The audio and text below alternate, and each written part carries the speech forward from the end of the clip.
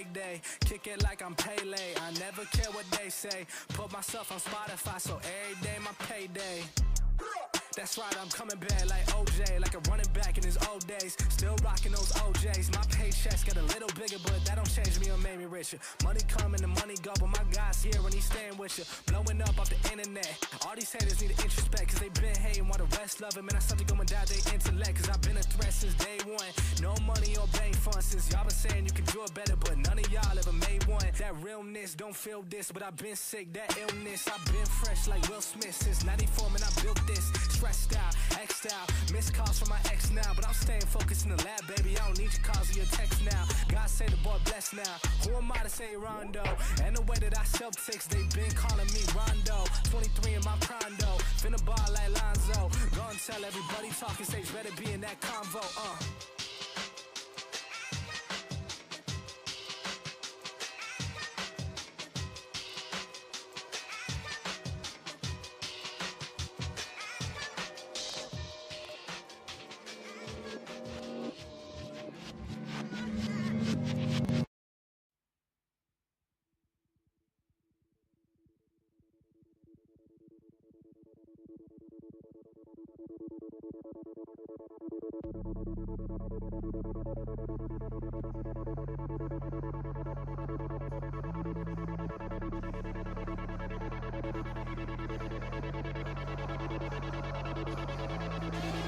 Jesus, my God, my King, forever. My God, my Lord, I'm yours forever.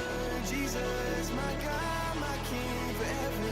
My God, my Lord, I'm yours forever.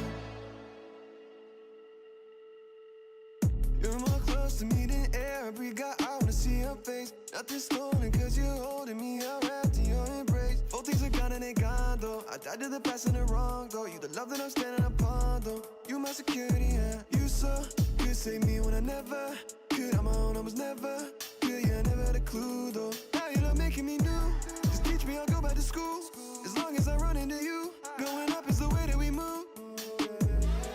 Jesus, my God, my King, forever. My God, my Lord, I'm yours forever. Jesus, my God, my King, forever. My God, my Lord, I'm yours forever. I got a cross on my neck, look, crescent these demons like Westbrook. Why would I run for a check, I'm just gonna kick out the best next. This ain't my pen, ain't no checkbook. I'm just gonna stick to the textbook. Save my life and now I see something new. Don't let me run from you. You gave me everything. I know your love is true. Yeah, you're my resting place. I cannot leave you warm embrace. Heal my broken faith. You show me that there's a way. Jesus, my God, my King, forever. My God, my Lord, I'm yours forever. Jesus, my God, my King, forever. My God, my Lord, I'm yours forever. Jesus, my God, my King, forever. My God, my Lord, I'm yours forever. Jesus, my God, my King, forever. My God, my Lord, I'm yours forever.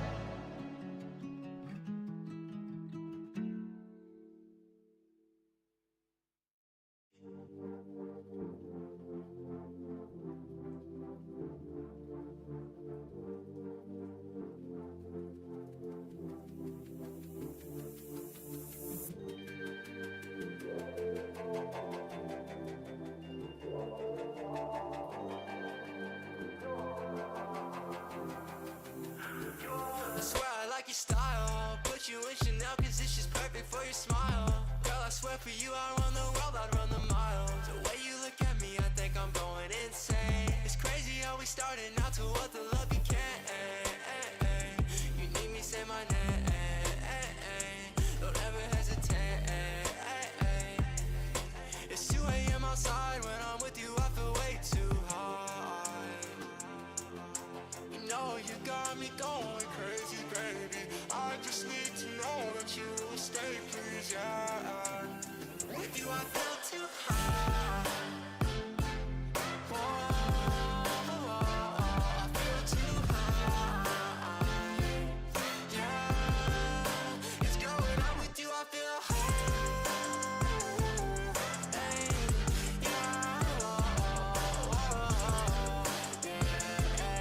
Yeah, got me going crazy. Stone cold up, but my blood keeps crazy. Ay, if you run, then I'm chasing. Girl, you number one, I know that you know you're amazing. Okay, I swear you got me high and I ain't talking about no drugs. So all I need is you, I swear your love is like my plug. Hey, baby, I might come and steal your heart, I'll make a crime scene. Designer on your tight jeans, some diamonds for your timepiece, yeah, yeah. You know you got me going crazy, baby. I just need to know that you will stay, please, yeah. It's 2 a.m. outside, when I'm with you I feel way too high. I feel way too high. When I'm with you, it's 2 a.m. outside. With you I feel too high.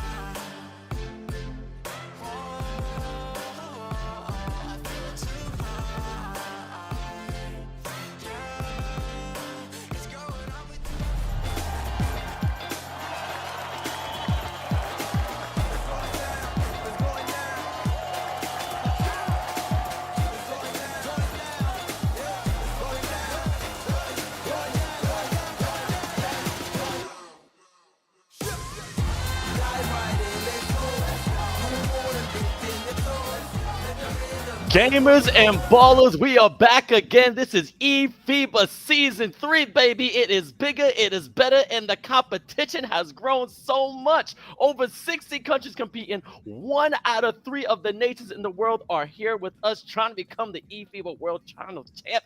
I'm so excited, but I cannot start the stream without bringing my brother from down under. This is 3 years in the making. Right now, we have a lineage of our own. Trumpet Monkey Chris Simpson, how you feeling, brother? Oh, Vince, excited and delighted to be back for season number 3, mate. 3, can you believe it? And of course, if you add them all up, this is now the 5th event we've done together. We've done onlines, 2 IRL, and actually 3 IRL if we count the Olympic Esport Week as well. Mate, eFIBA Season 3, you just mentioned it. I mean, 60 plus nations, it's touching the entire globe. It's getting bigger each and every time.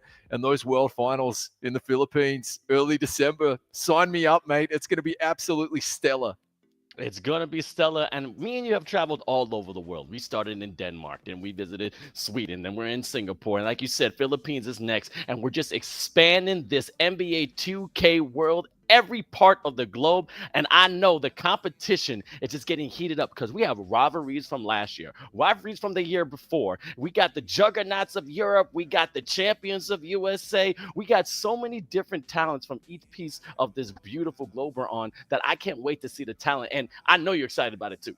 Yeah, big time, mate. I mean, rivalries were forged back there, but even through the qualifiers, like, new rivalries emerging, new contenders emerging as well. A lot of respect. We noticed that, at the World Finals last year, like, these opponents do have respect for one another. Tensions run high, though, particularly in the online. I think face-to-face, they're rather civil. But online, yeah, new rivalries forming, and I can't wait to see what happens over the next few weeks here, because I think there's going to be a few quokka shockers for sure, mate.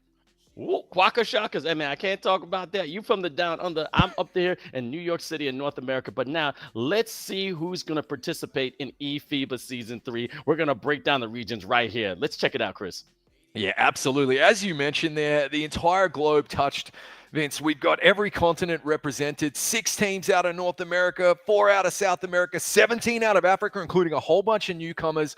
The behemoth that is Europe with 22 teams, 3 in the Middle East, who we're going to be focusing on today, 8 out of Asia, 2 out of Oceania. And, just a reminder, 7 regions, 62 countries, broken into regions for really, a level playing field to bring the latency down, the server connections, make that as fair and competitive as possible for all of those competing nations.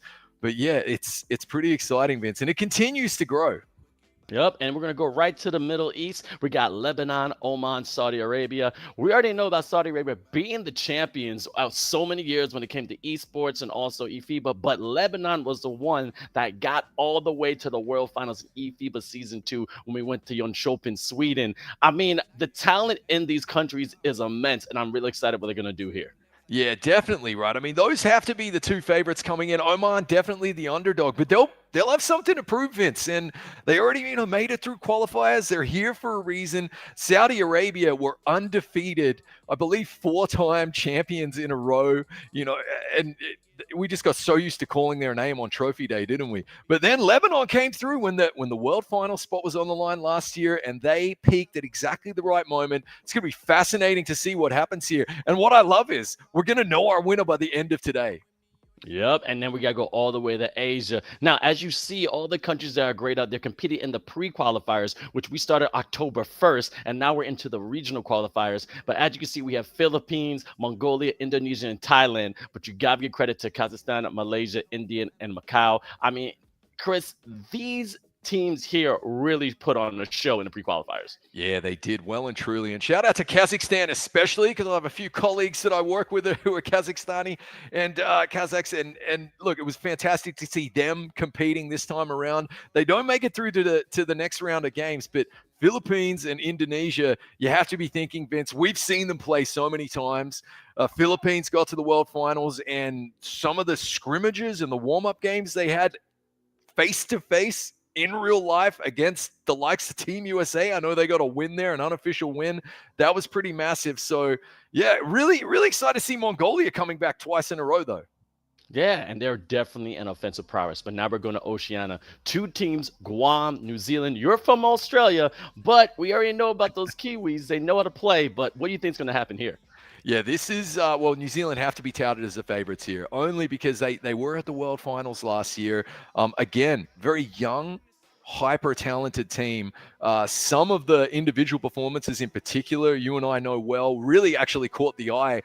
Team USA did not give away a lot of compliments last year, right? They were scarce on the compliments, but they had a lot of positive things to say about New Zealand. Guam, though, they'll be looking to throw the form book out the window and come and cause an upset there in Oceania. But 2 really, really solid teams. New Zealand looking on fire at the moment. Yep, and a good alley-oop, because now we're going to talk about North America, where I'm from. Cayman Islands, Dominican Republic, Mexico, Puerto Rico, Guatemala. Again, we're in the pre-qualifiers. They got knocked out. And then you have the reigning eFIBA world champs of Season 2, USA. Now, Chris, this is going to be massive. And those are your words, because you understand the competition in North America. Yeah, big time, mate. Really interesting to see Puerto Rico knocked out during qualifiers. I mean, they have had some fantastic form previously, that's for sure. I'm expecting big things out of USA, Dominican Republic, the Cayman Islands, and Mexico. I would love to see them step up and become challengers here, especially Mexico, mate. I mean, it would be fantastic to see the Mexicans really, really give everyone a run for their money here, because that is just a massive country with huge esport potential, right? And a really kind of emerging, I would say, grassroots level of esport athlete out there. So hopefully they can really push hard and push deep into this tournament. But USA, you said it, mate, the favorites. Yep. And now the core 4 from South America: Argentina, Brazil, Uruguay, and Venezuela. We know this competition, this rivalry, these countries right below the equator have a lot of animosity toward each other, and they definitely want to rip each other apart, but they have so much talent there, and we saw it firsthand. Yeah, we did, mate. And look, metal sharpens metal. You're absolutely right. They want to go at each other like a couple of bobcats in the jungle out there in South America. But Brazil throwing in as favorites here, but we've seen Brazil and Argentina just trade blows like a heavyweight title bout in the past. So that's going to be fascinating to see what happens. Of course, do not count Uruguay and Venezuela out as well. They're really, for me, they're streaky teams. So they can get hot at the right time and cause an upset. That's going to be fascinating. But of course, we know Nick. We know, the captain and the coach for Brazil. He'll be looking for a repeat. Good job. But now we have the biggest competitors right here when you go to the region of Europe. I'm going to do on the left side because there's so many countries. We had Albania, Belgium, Croatia, Cyprus, Finland, France, Germany, Great Britain, Switzerland, Luxembourg, and Spain. But as you see the grade out, they're going to be out. So shout out to Albania, Cyprus, and Luxembourg. But the right is all you, brother. Oh, yeah. Greece, Hungary, Israel, Italy, Kosovo, Lithuania, my neighbors, Turkey, Poland, Sweden, Portugal, and Serbia. Of course, Greece, Kosovo, Lithuania already packed their bags. They're headed home. For me, the big surprise there was Cyprus, who seemed to just be getting stronger year on year. Vince, and really investing in their youth and their entire esport and eFIBA infrastructure. And Greece, those were 2 early exits, which just shows you how hot this competition is. 22 teams go into Europe, and of course, only 2 are going to be coming out. Yep, and I got to give it to Croatia. Croatia had a battle with Turkey, but we'll talk about that competition in just a couple of weeks. But now we got to go to Africa. They had so many new countries competing. I was so excited with Angola, Burkina Faso, Egypt, Gabon, Madagascar, Liberia, Nigeria, Senegal, Morocco, and that right side was tough too. Yeah, look, Benin, Togo, Algeria, Kenya, Guinea, Tunisia, Cameroon, and Ivory Coast. For me, Tunisia not making it through. We've seen that they were actually like pretty talented. Togo as well have been talented in the past. That for me, those 2 were kind of shocking. I got to tell you, Gabon's even shown up in the past, but it has to be said, Egypt absolutely just, a head above the rest here in terms of the favorite. Morocco right on their heels though as well. Going on form, really hard to pick between those 2. We've seen Morocco World Finals, so that's going to be interesting.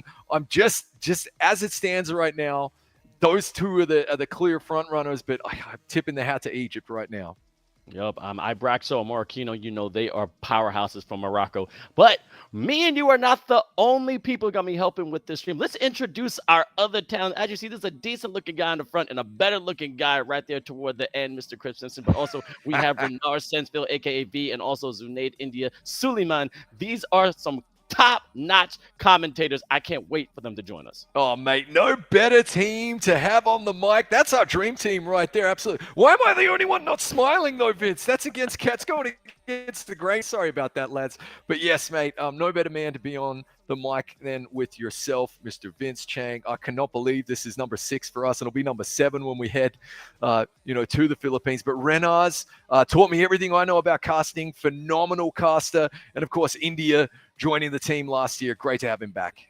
It looked like you're about to be drafted. I'm not going to lie. Chris Simpson coming out, Saudi Arabia. But here are the breakdowns, because this is what they're fighting for in the regional qualifiers, a slot to go to the World Finals. In the left, we're going to have 1 winner from Asia, North America, South America, and Africa. But the right side is on you, Chris. Yeah, look, Europe is going to have 2 teams, guys. We're going to have the top 2 teams coming out of Europe and heading to those World Finals in the Philippines. And, of course, Middle East, we're going to be crowning the qualified team today, and then Oceania, only 8 slots as it stands, Vince, which is very, very tight. I know there's been a lot of talk with 62 total teams to expand it even further, but I kind of dig it, mate. I'm kind of loving the fact that, to book your ticket, you got to be the best of the best, the creme de la creme.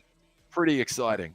Yep, best of the best, but also we have to talk about it's going to be in the Philippines, and also there's that $50,000 prize pool that's going to be broken up a little bit differently this year, because last year we had skill boosters, but now I have no idea how much that winner is going to take home, but it could be life-changing money.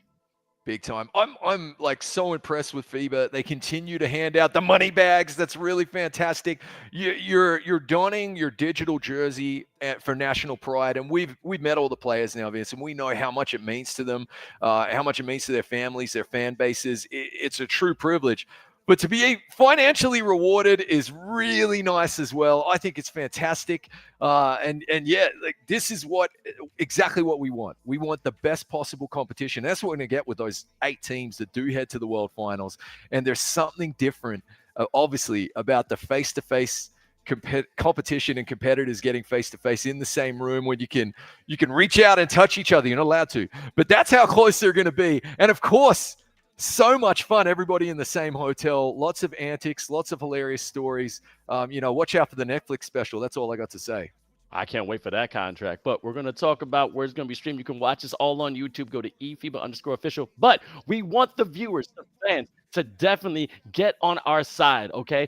This is a gaming platform. This is a gaming competition because we got YouTube, but also Twitch. I know I got fans out there too. If you see any type of thing that you found crazy, that was exciting, post it on your social media. Make sure you put at eFIBA_official and put that hashtag eFIBA_S3. That is eFIBA Season 3. We want your input. We want to know what you liking, what you disliking. But I do know we have so much support from all over the globe, and that patriotism for your country is strong. So keep it going. And Chris, I can't predict who's going to take it home because it's been crazy in the pre-qualifiers. Exactly, and that's what I want from the fans. See, look, they know their teams better than we do as well, Vince. Even though we do pre-prod, we interview the players, we get all of our research. Shout out to the team as well, behind the scenes helping us.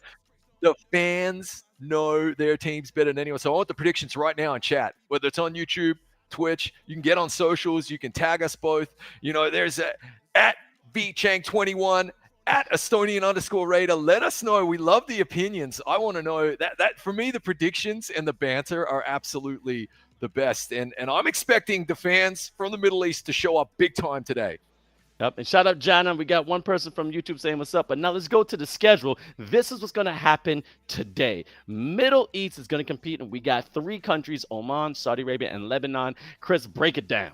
Yeah, and so best of 2 to begin with. Game number 1, round 1, we've got Oman versus Saudi Arabia. Then we'll have round number 2, Lebanon versus Saudi Arabia. Round number 3, Lebanon versus Oman. So everybody plays everybody. However, the grand final, Vince, is going to be best of 3. Only one can exit the Middle East and book the first ticket to the Philippines World Final. So the pressure's on, mate. It's not that many games, you know, best of 2 and then the finals. Pretty exciting stuff right here. And of course, Oman versus Saudi Arabia. That for me straight away is a tone setter as we have a look at the lineups here.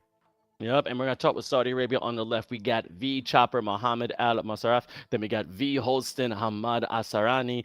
El Nazar bin Sharawin. I apologize for not these wrong, but these are amazing players. React Sam, Sammy Otham, and also Li_F5R Ahmad Al-Shab. But now take out Oman. Mate, you did beautifully. Probably way better than the Australians going to do, Vince. But here we go. Team Oman. We've got Nibru Abjay, who is Nabras Bushaham, Fahad _BU27, Fahad Bushaham. Then we have Ultim SS2, Anwar Gashan. Then probably the guy who's going to be taking most of the shots out there, Shotgun Muhammad Kwasabub. And then D7, Dio7, Al-Aham Bait Tasur. That is Team Oman. I think we did pretty well right there, Vince, considering those are some very tough names to pronounce, and I hope we did them well. You definitely did them justice. And, I want to shout out to Oman's coach. They gave me a nice little DM, Nidal, I hope you're watching. But this is going to be a great competition in the Middle East. I'm excited to see what they were doing in the offseason. And also, shout out to Oman. This is the first time they're going to be participating in eFIBA. So we have no idea how they're going to play. We don't know their tactics. Are they a defensive team? Are they an offensive team? The communication is going to be key. We don't know if they're going to have a crazy setup like the Philippines did in the sense of when the Filipino team are all in the same room, or they're going to be in their house just chilling. But I'm excited to see, can they take out the reigning, 3 or 4-time kings of the Middle East, Saudi Arabia, Chris? Yeah, as I said, it's going to be the tone setter, isn't it? And game number 1, we don't have to wait much longer here, Vince, because it is about to tip off. This is what we've been waiting for all these months, Vince. It's the first stream. Can't wait, mate. All right, gamers and ballers, we are live now when it comes to eFIBA Season 3. The first game is about to go underway. Oman, Saudi Arabia. It is best of 2. And real quick with the rules, it is on the ending of who has the most points. So technically, you can lose the first game. But if you score more points in the second game, you can still come out on top in the series. As you see, the captains are ready to go. The tip-off is up. And here we go. Right now, Oman is in the white. Saudi Arabia is in the white and green. And let's see how they're going to do, Chris. Yeah, big time. And you mentioned it. We were curious as we see Shotgun drive in, but good defense right there from Saudi Arabia, making it a contested shot and a missed dunk to start things. Both teams have all of their players in the same room with the coach, locked in, as we see a nice dribble to the baseline and a two-handed safe dunk. No blocking that one. All right, first blood by Saudi Arabia. Again, they're in the white and green, Oman in the red and white. And I catch Shotgun giving it a little survey of the land. This point guard knows exactly how to play the game. Let's see what kind of build he has. He's got some decent passing. Put it in the corner. Nice back to the top of the key. Trying to post up the big man. He's going one-on-one with the lock. I like the confidence. All right, giving up to the nice power forward, but unable to hit it. Nice offensive rebound. Oh, they're keeping it here. Yeah, really great offensive board right there. So Shotgun looks as though he's going to be the main ball handler and distributor right there for Oman. And as they kind of rework this, they only have 10 to shoot here. As we get a reach in and a steal, quick transition, looking for a bucket at the other end. They hustle back on defense. It isn't enough. And just like that, the Saudis now have a 4-0 lead as we see full court pressure early on here from Saudi Arabia, Vince. All right, they are not backing down at all. All right, this is a rumble right there in the sands. But let's see if they're going to go left and right here. Again, trying to run a play. And don't forget, these players are working out. As you see, they are locked in. Shotgun going into the left side. Open lane. Stop, pop, but unable to finish. And another quick transition so you can see as soon as the shot goes up, they find the open man on the wing, strokes it green, and our first three-pointer of the show, Vince. A 7-point lead right now for Saudi Arabia, and Oman really need to calm things down, and they need a bucket like a drink of water in the desert right now, Vince. Sometimes you just got to see that ball go through the rim so you can get some more confidence. But as you see, Saudi Arabia with the nice, beautiful transition corner three-ball corner pocket, knocking it down, 10-zip. Oman has to change something and get some points on that board. Yeah, already their coach will be making the chirping in their ear to make the adjustment, especially on those quick transition buckets. The moment a shot goes up from Oman, you have Saudi Arabia crashing the boards as they're on the board now. They got the first bucket there, crashing the boards, and then immediately a Saudi Arabia player is shooting down the court for a quick bucket. As we get a baseline dunk right there. What a cut, Vince. First real slammer jammer of eFIBA Season 3 on his head and put him to bed. All right, we're going to see a lot of them this year, but a great cut to the basket again, and revenge is best served cold. They're going back and forth. I think they're starting to heat up over there. Yeah, that was good stuff right there. I mean, contested pass. Got it through that tight window. Pulling up for the three, though. Wide open. A good defensive board. Trying to get transition buckets of their own, but you can see how well drilled this Saudi Arabia team is, Vince, as we rattle home was about a 20-footer right there, nearly a three-pointer. You can see the Saudis really well drilled. They're getting back defensively, getting open in their spots. Another miss, but a good offensive board here from Holston, kicking it back out. One more three rattles home, and another offensive board. He's a glass eater out there, Vince. Definitely a glass eater. This man is crashing the boards if it's job. But I see the destruction, but again, a real open lane, but then a rejection going out of bounds. All right, Oman picking up the defense, and it's only a 6-point game. Let's see if they can change on this possession. Yeah, trying to get the turnover here. They've only got 3 to shoot, 2 to shoot. It's a foul on the three-pointer, and it's an and 1 from behind the arc, Vince. If we're playing 2K bingo, we've got our first 4-point play right there, mate. All right, they are ready, and that's where you have to be careful. All right, NBA 2K25, and that's what we're playing on right now. Is so realistic. I was trying to play it myself, and it's unbelievable of how much talent you need to really excel at this game. Stroking the green isn't easy at all. I kept going for mid-ranges and layups and still was missing, but these players are ready to go. A nice pump fake going up, and an and 1, baby. Flex on them real quick. That's how you take it home. Yeah, that's exactly what Oman needed as well. Really well played, was patient, waited for his shot. Shotgun misses the free throw, though. Oh, no, big little man missed free throws. We see a beautiful reverse dunk at the other end there. There's that quick transition play we were talking about. The Saudis have really perfected that. It's something that Oman need to shut down. Coming back and trying to answer now, as it is all Saudi Arabia in this one. 3, beautiful stroke. At least that cuts it down to 7. Oman fighting back. Yes, they are, and that's what you need. You need to work around that ball. But beautiful cut to the rim. Slipping, dipping, and not tripping. That's how you score when you have to see that open man going down in that paint and put in that two-hand little slammer. I'm loving how this game is progressing. They're picking up the pace, but Saudi Arabia is definitely trying to staple their win of the first game of eFIBA Season 3.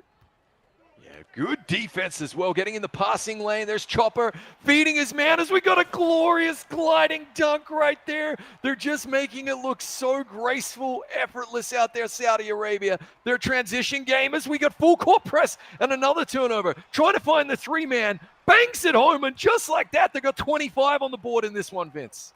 That's how you put it into second gear. And I'm telling they probably got more around here, but they know exactly what to do. Hey, they're getting a little bit too handsy, though. Keep your hands to yourself. And now they're going to the line because already Oman is in the bonus. It's been a very physical game. And this is where you can keep the lead as little as possible. All right. You're trying to crawl back, and foul shots are going to be key. Keep going to the rim, get to the line, and hopefully you get a 3-point play. Yeah, absolutely. They are just within touching distance, aren't they, Vince? But they're got to man up a little bit better than that. Can't leave their top dog open to drop in another three. The Saudis just pulling away here.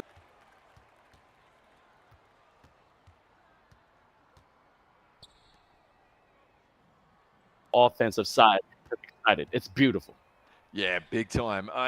Obviously, not necessarily the start that Oman will have wanted, but coachable moment, right? Teachable moment. Everything that they're getting beaten by is an adjustment they can make. The Saudis coming out, though, they're just so well drilled. You can see why they've been 4-time champs as we get another good defensive board right there. Really impressive. They've set the tone, and yeah, they look like they're in peak form at the moment, Vince. Just what we were hoping for when they came in.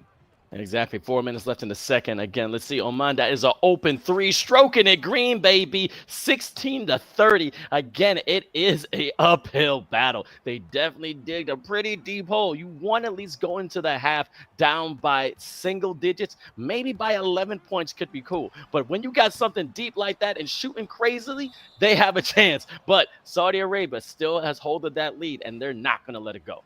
Yeah, big time. I think it's just exactly what you said. They'll be looking to claw it back to just a single-digit lead. A lot of games, just like in real life basketball, right, Vince, are won and lost in the third quarter. So that's going to be critical to see, who bounces back the best after halftime as we see more hands in the passing lane. Great defense there from the Saudis, working it to the corner, but better transition defense from Oman here, Vince, which is really good to see. And they themselves getting a steal as they get in the passing lane, trying to work it back down. Shotgun's going to kick it over. Contested shot. It's in. No foul called there, Vince, but that's pretty impressive right there from Oman. Extremely impressive, going down to 11 points now. Like I said, they're not giving up, but able to find that corner three. But then again, Saudi Arabia is not giving up. They're definitely punching blow for blow. This is going to be a battle, I think. Yeah, big time, mate. And you can see they're keeping that full court pressure on as well. Yeah, it's just like anything you can do, I can do better, right? And they come back and answer. Good ball rotation. Got to have that. Got to hit that, though. The wide open threes at this level. If you want to be competitive, you got to knock them down. Not quite sure what happened there. I missed the ref call, but it is Oman's ball. It's out of bounds. And the great thing about NBA 2K25, they added some new patches. And the one thing is that when you start running out of bounds, you don't just go like out of bounds in a video game that you can't step out of bounds. Once you get to that line, they will call it. So you have to be very cautious of your spacing because it's more real than ever. As you see, the point guard on the top getting right there on that elbow, mid-range, unable to get it. Good defensive board for Saudi Arabia. Let's go into transition. Yeah, and look, they've already made that adjustment, but you got to man up. Ooh, lucky they missed that one right there, Oman. You got to man up, but their transition defense did improve, that's for sure. One thing I noticed, though, not really a lot of offensive board crashing. Great steal getting in the passing lane there by Chopper from Oman, Vince, which is really interesting because they have a couple of very talented big men. You'd like to see them attack the glass offensively as well. Yeah, definitely work from inside, but man, Saudi Arabia has been raining threes like they were doing a dance. But I can't understand why Oman is not trying to take it a little bit back in the sense of, let's get some mid-ranges, okay? They're trying to go blow for flow for the threes, but when you shoot by the three, live by the three, you may die by the three. So let's see them actually come together. As you see, almost a contested three there. Nice little pump fake going to the rim. Beautiful pump fake. Two of them went up like circus acts, crossing each other, and then knocking down that little floaty. That was a glorious move. Synchronized swimming out there in the key. Phenomenal stuff. But, just so quick to answer. There's that full court pressure, looking to distribute the ball. Shotgun has it. They were looking for a trap there, Vince, but he's manages to break it. But just gets a hand in the passing lane. Whose ball is this going to be now? It's going to be Oman. still with the possession. 17 to shoot. 55 seconds left in the first half. It's been a quick first half, Vince. Real quick first half, and they're not giving up at all. 21-38. Saudi Arabia is up right now. Oman in the corner. Does it stroke it green? Yes, it does. A beautiful green bean. 38-24. I mean, they're going to start creeping, but they're definitely in a deficit going into the half, and they have a lot of work to do, but then a great little scoop with extra sprinkles, knocking it down, bringing 40-24. Yeah, exactly. And did just not letting them get any breathing room at all whatsoever, or not taking their foot off the gas at all, Saudi Arabia. Just psychologically pretty damning for Oman that every single time they seem to work a bucket, it's boom, straight back, and the Saudis have a massive answer with another gorgeous three-pointer beyond the arc. They're making it look easy, which it isn't, right, Vince? Like you said, to stroke a green at this level of competition, the defenses being as good as they are, they're making the ridiculously difficult look insanely easy. But also, when it comes to your build, you got to make sure that you have it done. But, oh, that would have been a beautiful poster. But some dunkery on the other side. As you see, Saudi Arabia getting on the takeover. Let's see if he's going to be a marksman, rim guardian, see the future, blockade. So many different takeover abilities are going to NBA 2K25. But, man, oh, man, Chris, this was a nice one. We're starting to see the talent of Saudi Arabia. As you see, we're going to the replays, constant, going to the rim. But then Saudi Arabia was actually starting on the inside, then moving it out. But beautiful mid-ranges, great threes behind the arc. But Oman has to step it up. And what do you think they're talking about in their camp? Yeah, look, the word I think they're talking about definitely the transition buckets, is we don't have to wait long to find out if they actually, make those adjustments, the transition buckets, and maybe manning up a little better defensively. But you can see the Saudis are getting a lot of second chances, Vince, by attacking the glass offensively. We're not seeing that at all from Oman as they drop in another three right there. And now they really are pulling away. That is a 24-point lead. I mentioned the importance of the third quarter. You and I have seen it time and time again at eFIBA level, that really you've got to come out firing on all cylinders with good adjustments in the third. Let's see what Oman can do. See a glorious crossover and layup right there. That was silky smooth, Vince. Crossing and Boston. Shout out to the people I see on Twitch. Nepa problem. We're going to give love to Nigeria, all right? We love our people from Africa. We're going to give some love with them. But right now, we got the Middle East, another stroke in the green from Saudi Arabia. And also, we got Bilamala 225. Let's see who you're rooting for. I know we got some people in there. Let me see the flags. Oman is trying to crawl back, but it's going to be a deficit because we also talked about it's about points. You're trying to get the most points at the end of this two-game series. So they definitely want to put that last nail in the coffin so they have a definitive win as, again, they knock another three down. So, yeah, we spoke about this in pre-production, right? And it is going to be interesting to see the point differential, how that affects the second game in a lot of these series, as we see a missed three right there from Oman. A good transition once again. They are hustling back a little better, though, Oman. It's going to be really interesting to see as we see a 1-2 rattle home the three.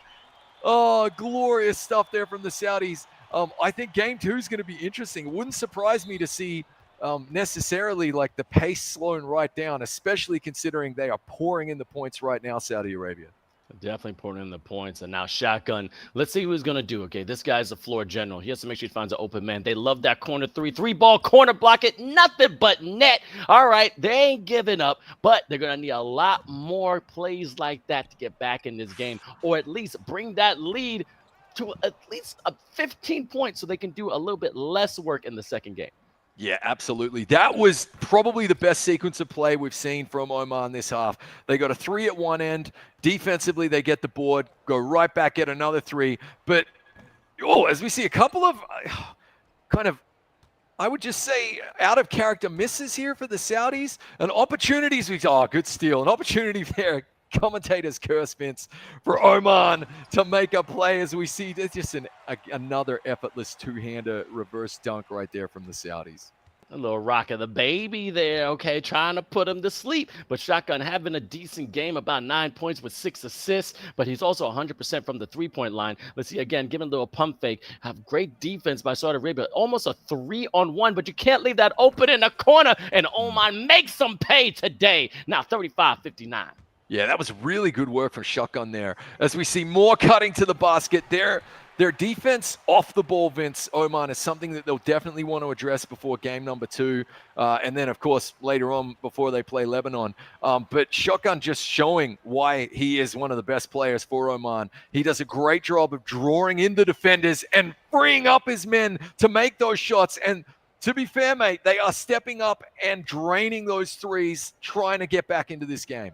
Yep, and also just a quick shout to people who are watching the first time you come into eFIBA Season 3. You see the cameras left and right. Those are the captains of the team, and a beautiful dunk carnage on that head, baby. I love to see that agility and love to see the athleticism. But I want to say it is 5-on-5. Each of these players has their own avatar in the sense of everyone is controlling their own guy. So they want to make sure that they're working together. So it's not just one player playing 5. So this is 5-on-5. Everyone got their own desktop, their own chair, their own PS5, and they're trying to come out on top in eFIBA Season 3.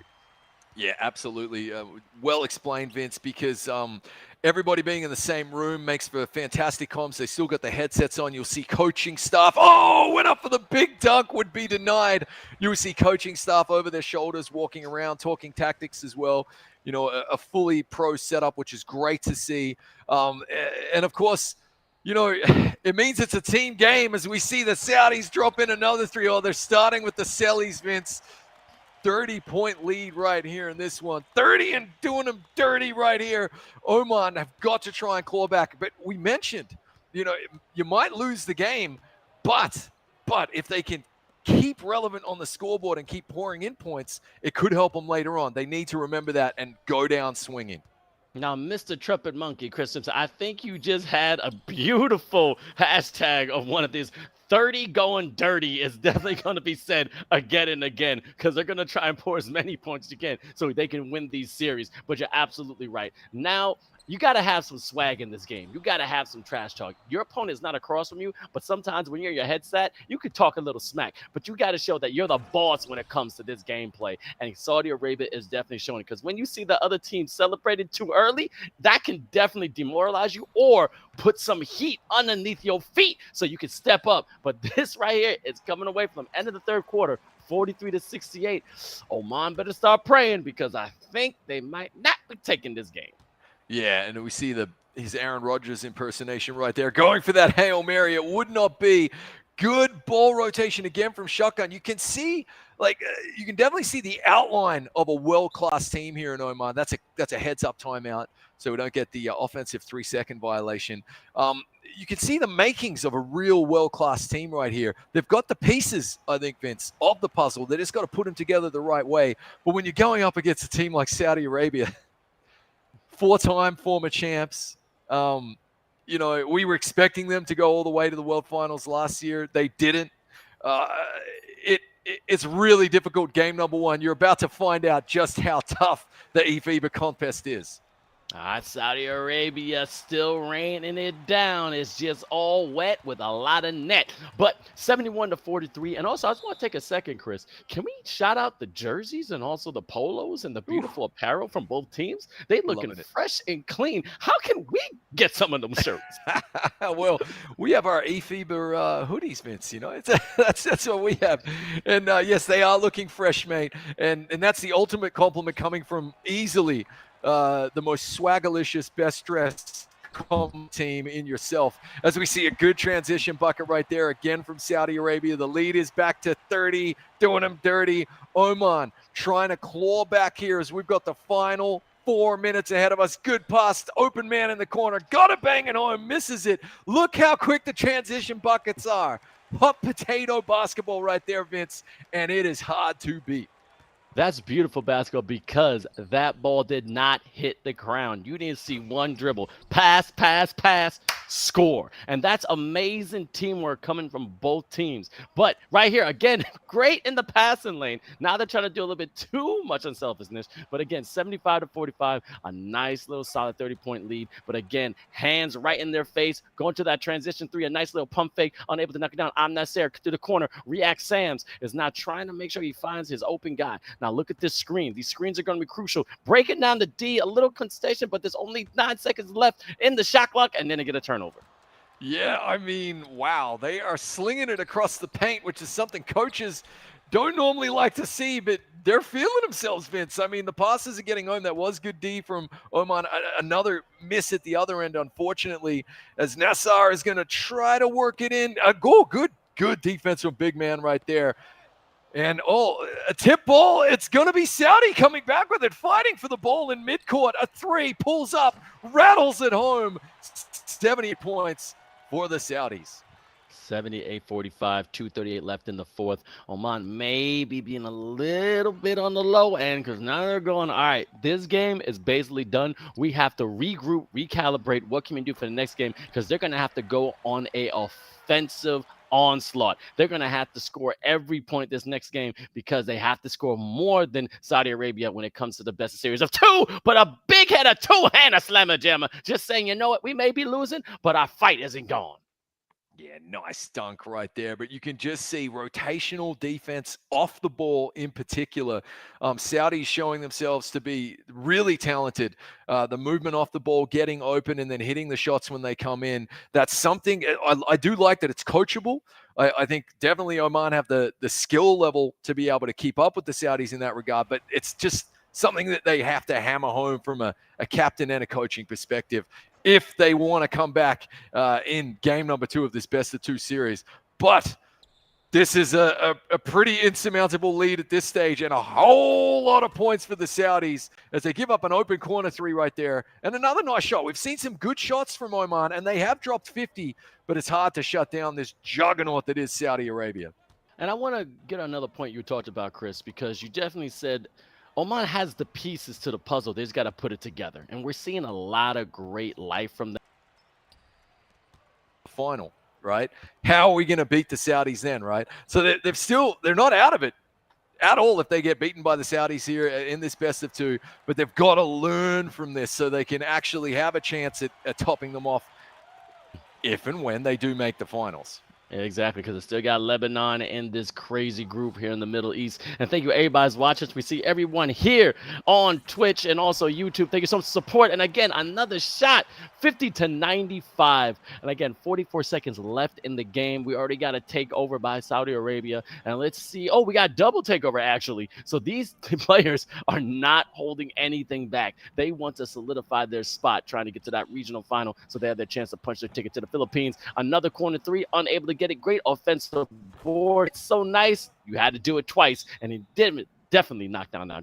Really nice. And now Saudi Arabia are going to be trying to hit triple figures here. But we saw something the other day I really like, Vince. We saw offensive rebounding from Oman, and he kicked it. The big man kicked it straight back out and said, there you go. Like you said, have a double scoop, mate. Take that three again. I think that's something that they need to improve upon. And if they do, they can actually give the Saudis a run for their money. So shut down the transition, better marking your man off the ball, and some offensive boards. Those would be my 3 big takeaways, the feedback for Oman. But you can see Saudi Arabia, Vince, the shooters getting to their spots. It's just automatic. They are automatic right now as we see a nice dunk at the other end. It's seriously impressive. And they're taking these timeouts to let everybody know at home. So they shift the ball up the court. They have a quicker route to the rim right now, trying to break this Hundro right here, trying to put up triple digits and do their best with 18 seconds left to go. He's wide open. Then he took a dribble and made it a tougher shot. Oman trying to deny Saudi Arabia, and Saudi Arabia even aggressively fouling to send him to the line, Vince. They want this 100. Look, it's playing basketball. It's the end of the game. Up by down, or up by what? Up by this, down by what? They still want to play because at the end of the day, this is still basketball. And they're not going to let up. And 10 seconds left in the game, calling the timeout, talking it over. And also, having the ability to score 100 points in NBA 2K is no easy task. And for them to do it, I'm highly impressed. But again, what can you expect from the reigning champs from the Middle East? They are trying to make a statement. We talk about rivalries and bad blood. I'm here to tell you right now, when you rub salt in the wound like this, Vince, it can leave a bad taste in your mouth. They go full court pressure again. Then they're trying to drop in one more three. It won't go in. The Saudis do hit triple figures though, Vince. They come out 100-57 victors there in game number 1. Oman will not be happy with that. I want to know what the fans think as well. Already high-octane performance from Saudi Arabia, but giving them a bit of a boot on the ground, as they say in Australia. Look, definitely high octane game. But the thing about that is, wow. Okay, so that was the first game of eFIBA Season 3. We see the talent. It is out there. Middle East is looking nice because, don't forget, we still got a whole other country that's in this region, all right? Lebanon is no one to sniff about, okay? They went to the eFIBA finals when it came to Season 2. We saw them live in Sweden, so they definitely have talent. But now we're going to go to Game 2 when it comes to Oman. They definitely have to take a second and realize, what did we do wrong? What can we do better? As you can see, they're all in the same room. The coaches are there too. But that could be, somewhat of a gut punch, but it's basketball, it's gaming. You got to take your losses and try to make it a win. What do you think they're talking about, Chris? Yeah, we talk about this all the time, don't we? We talk about that reset button, especially when it's back-to-back games like this, and you have to kind of have the memory of a goldfish and just wipe the slate clean, come back, but remember what beat you. That's the most important thing. Not that you lost, but how you're going to win the next game. Yeah, for me, I think they're thinking about the transition buckets, the defense off the ball, and also offensive boards. Just giving yourself another chance out of 3, like we saw just down the stretch there. Like a couple of things to hang your hat on right there. The Saudis, so hard to defend off the ball because it's not just the same shooter going to their spot every single time. They are rotating. It's a rotational system. So occasionally you're seeing 45-degree shots. Occasionally you're seeing, nearly 90, nearly top of the key. The shooters taking their turns, and I'd say the comms are happening incredibly fluidly. The captain is calling it out. All right, corner shot, let's go. They probably have their code words for that, and then that player knows, find my spot, get ready to stroke a green. And it's incredibly difficult to defend. So they're kind of ultimately, if you're Oman, you're trying to defend an empty space. and get there before the Saudis do. But they're calling it like that. They're calling it so quickly. It's a really tough task, but if they can do it, it'll give themselves a chance right here. But a 43-point deficit in game 1, Vince? Wow. Yup, definitely wow. But I want to talk about Saudi Arabia. It's a little high. It's a little high, but we'll see if they can get it higher. But that transition offense was also key. So many times we saw that basketball not hit the ground. Pass to an easy dish and a great finish. But that's going to be the key when they play against high caliber teams. Don't forget, you're playing against the world. That is 62 countries participating. As you can see right here, this is happening today. The Middle East schedule is sick. Now, we got the first game done, and we still got Lebanon going to be facing Saudi Arabia, and then Lebanon's also going to be facing Oman. But this is how this is going to play out, in my opinion, all right? Oman does a rally. Now, do I think they may take the second game? I think so. But the thing is, Saudi Arabia is not going to go out without putting up a fight. But they're trying to send a message to the world that we want to become the champs. But then you know what Lebanon's doing? They're studying every little thing. Because don't forget, this is live on Twitch and YouTube. They're seeing what they're doing. They're trying to, exploit their mistakes and, trying to find a little chink in their armor. But what I love about it is that everyone has a chance and it's not over yet. Yeah, you're absolutely right, Vince. And honestly, yeah, the draw here and who plays first plays massively into today. You touched upon something there. Lebanon have the advantage now of being able to make a game plan adjustment. We mentioned at the top of the stream that the Saudis will be coming out with a tone setter. Well, they set the tone. They basically said, this is our blueprint, and we just dropped a hundo on your head. Come at me, bro. And now Oman need to try and answer that as we recheck the lineups right here. But Lebanon will be sitting there thinking, okay, what can we do to beat Oman? And then how can we stop the Saudis? Running through the lineup, it's my turn once again on the left here, Vince. So we've got Fahad, BU27. We have Ultim, SS2, Shotgun, who we saw really fantastic distribution skills from him there, Vince, as well as good shooting. D7, Do7, and of course, Nibroa. Really, really interesting team. Like we mentioned there, they have the pieces of the puzzle. It's about putting them together. What about the Saudis, Vince? Now, Saudi Arabia, we got V hosting Elam Nasser. V Chopper, which was raining from the corner. React Sam, definitely a good shooter. And LI underscore FIR. Sabaka head to my friends and everyone there that is watching on Twitch from Saudi Arabia. I'm seeing a lot of Arabic in the chat. I know Shukran. Thank you, thank you, thank you. Please, we want to see more support for your team. Also, this was completely accident. I just wanted to wear the green vest. I'm not supporting anybody in the it just worked out that way. But beautiful support is happening. But as you can see, though, we saw the talent. I was really impressed with Choppa. He could definitely knock down that three. And also React Sam. He's able also, if he can knock it down, he pump fakes and tries to pass it to the open man. A lot of selfishness when it comes to the Saudi Arabia team. But as you said before, let's see if Oman can somewhat come back on a miraculous way. But they still got another set of games today. Well, they've got three areas that they can focus on, and you saw both teams with coaches and the captains in one room, awesome national team setups, and typically we see teams like that communicate the best and also have the best adjustments in between games and at halftime, which is really, really good. But yeah, no, Vince, listen, there is no favoritism when it comes to Vince's high fashion sense, ladies and gentlemen. Rest assured, this is just the best dressed man in eFIBA. I can confidently say that now, having met all teams and all players, and knowing my own terrible fashion sense right there. I mean, but to be clear, I wore my vintage Magic Johnson MVP jumper, which you and I love, because this is a magical stream. And we knew it was going to be magic. And it was our first stream nearly in a year. It was so good to be back, Vince.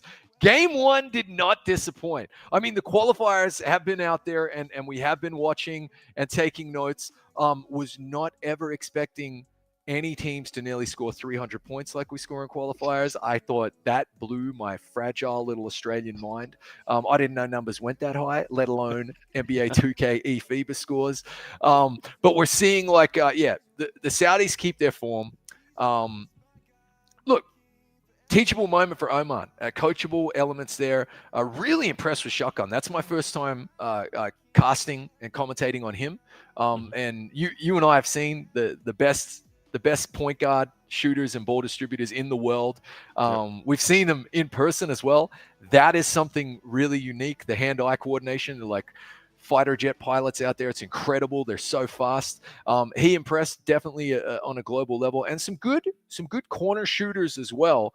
The Saudis, though, such a well-oiled machine. You can just see that they've been training incredibly hard and communicating, well coached, and obviously very talented, very skilled players as well. Yeah, and also really quick shout out to iBest. So if you see me looking around, because I do have all the streams up, they're saying it's best of two. It is going to be best of two. Again, with the rules, it is best of two, but who has the highest amount of points at the end. So you can lose the first game, win the second game, but if you score more, then you advance. But also, we're going to talk about Saudi Arabia, because last year we got some repeat players. Two players I see that are back. It's I'm Nasser and also React Sam. Now, React Sam never really scores a lot of points, but he's definitely that role player. He can give you some rebounds. He can give you a double digit once in a while. But I'm not there. This guy dropped 40 points last year. Okay. And also kept it going in the 2-digit realm. I mean, his assists are great, but sometimes his percentage on the field is still high caliber. You got to shut him down. He's going to be the captain, but also the scorer. So that's what you have to do if you want to take him out. You're absolutely right. It's always awesome. And honestly, that might be, bringing in fresh players is really great for a program. Having a couple of vets there, like the glue of that team, we've seen that happen with a lot of the national teams over the evolution of eFIBA as well.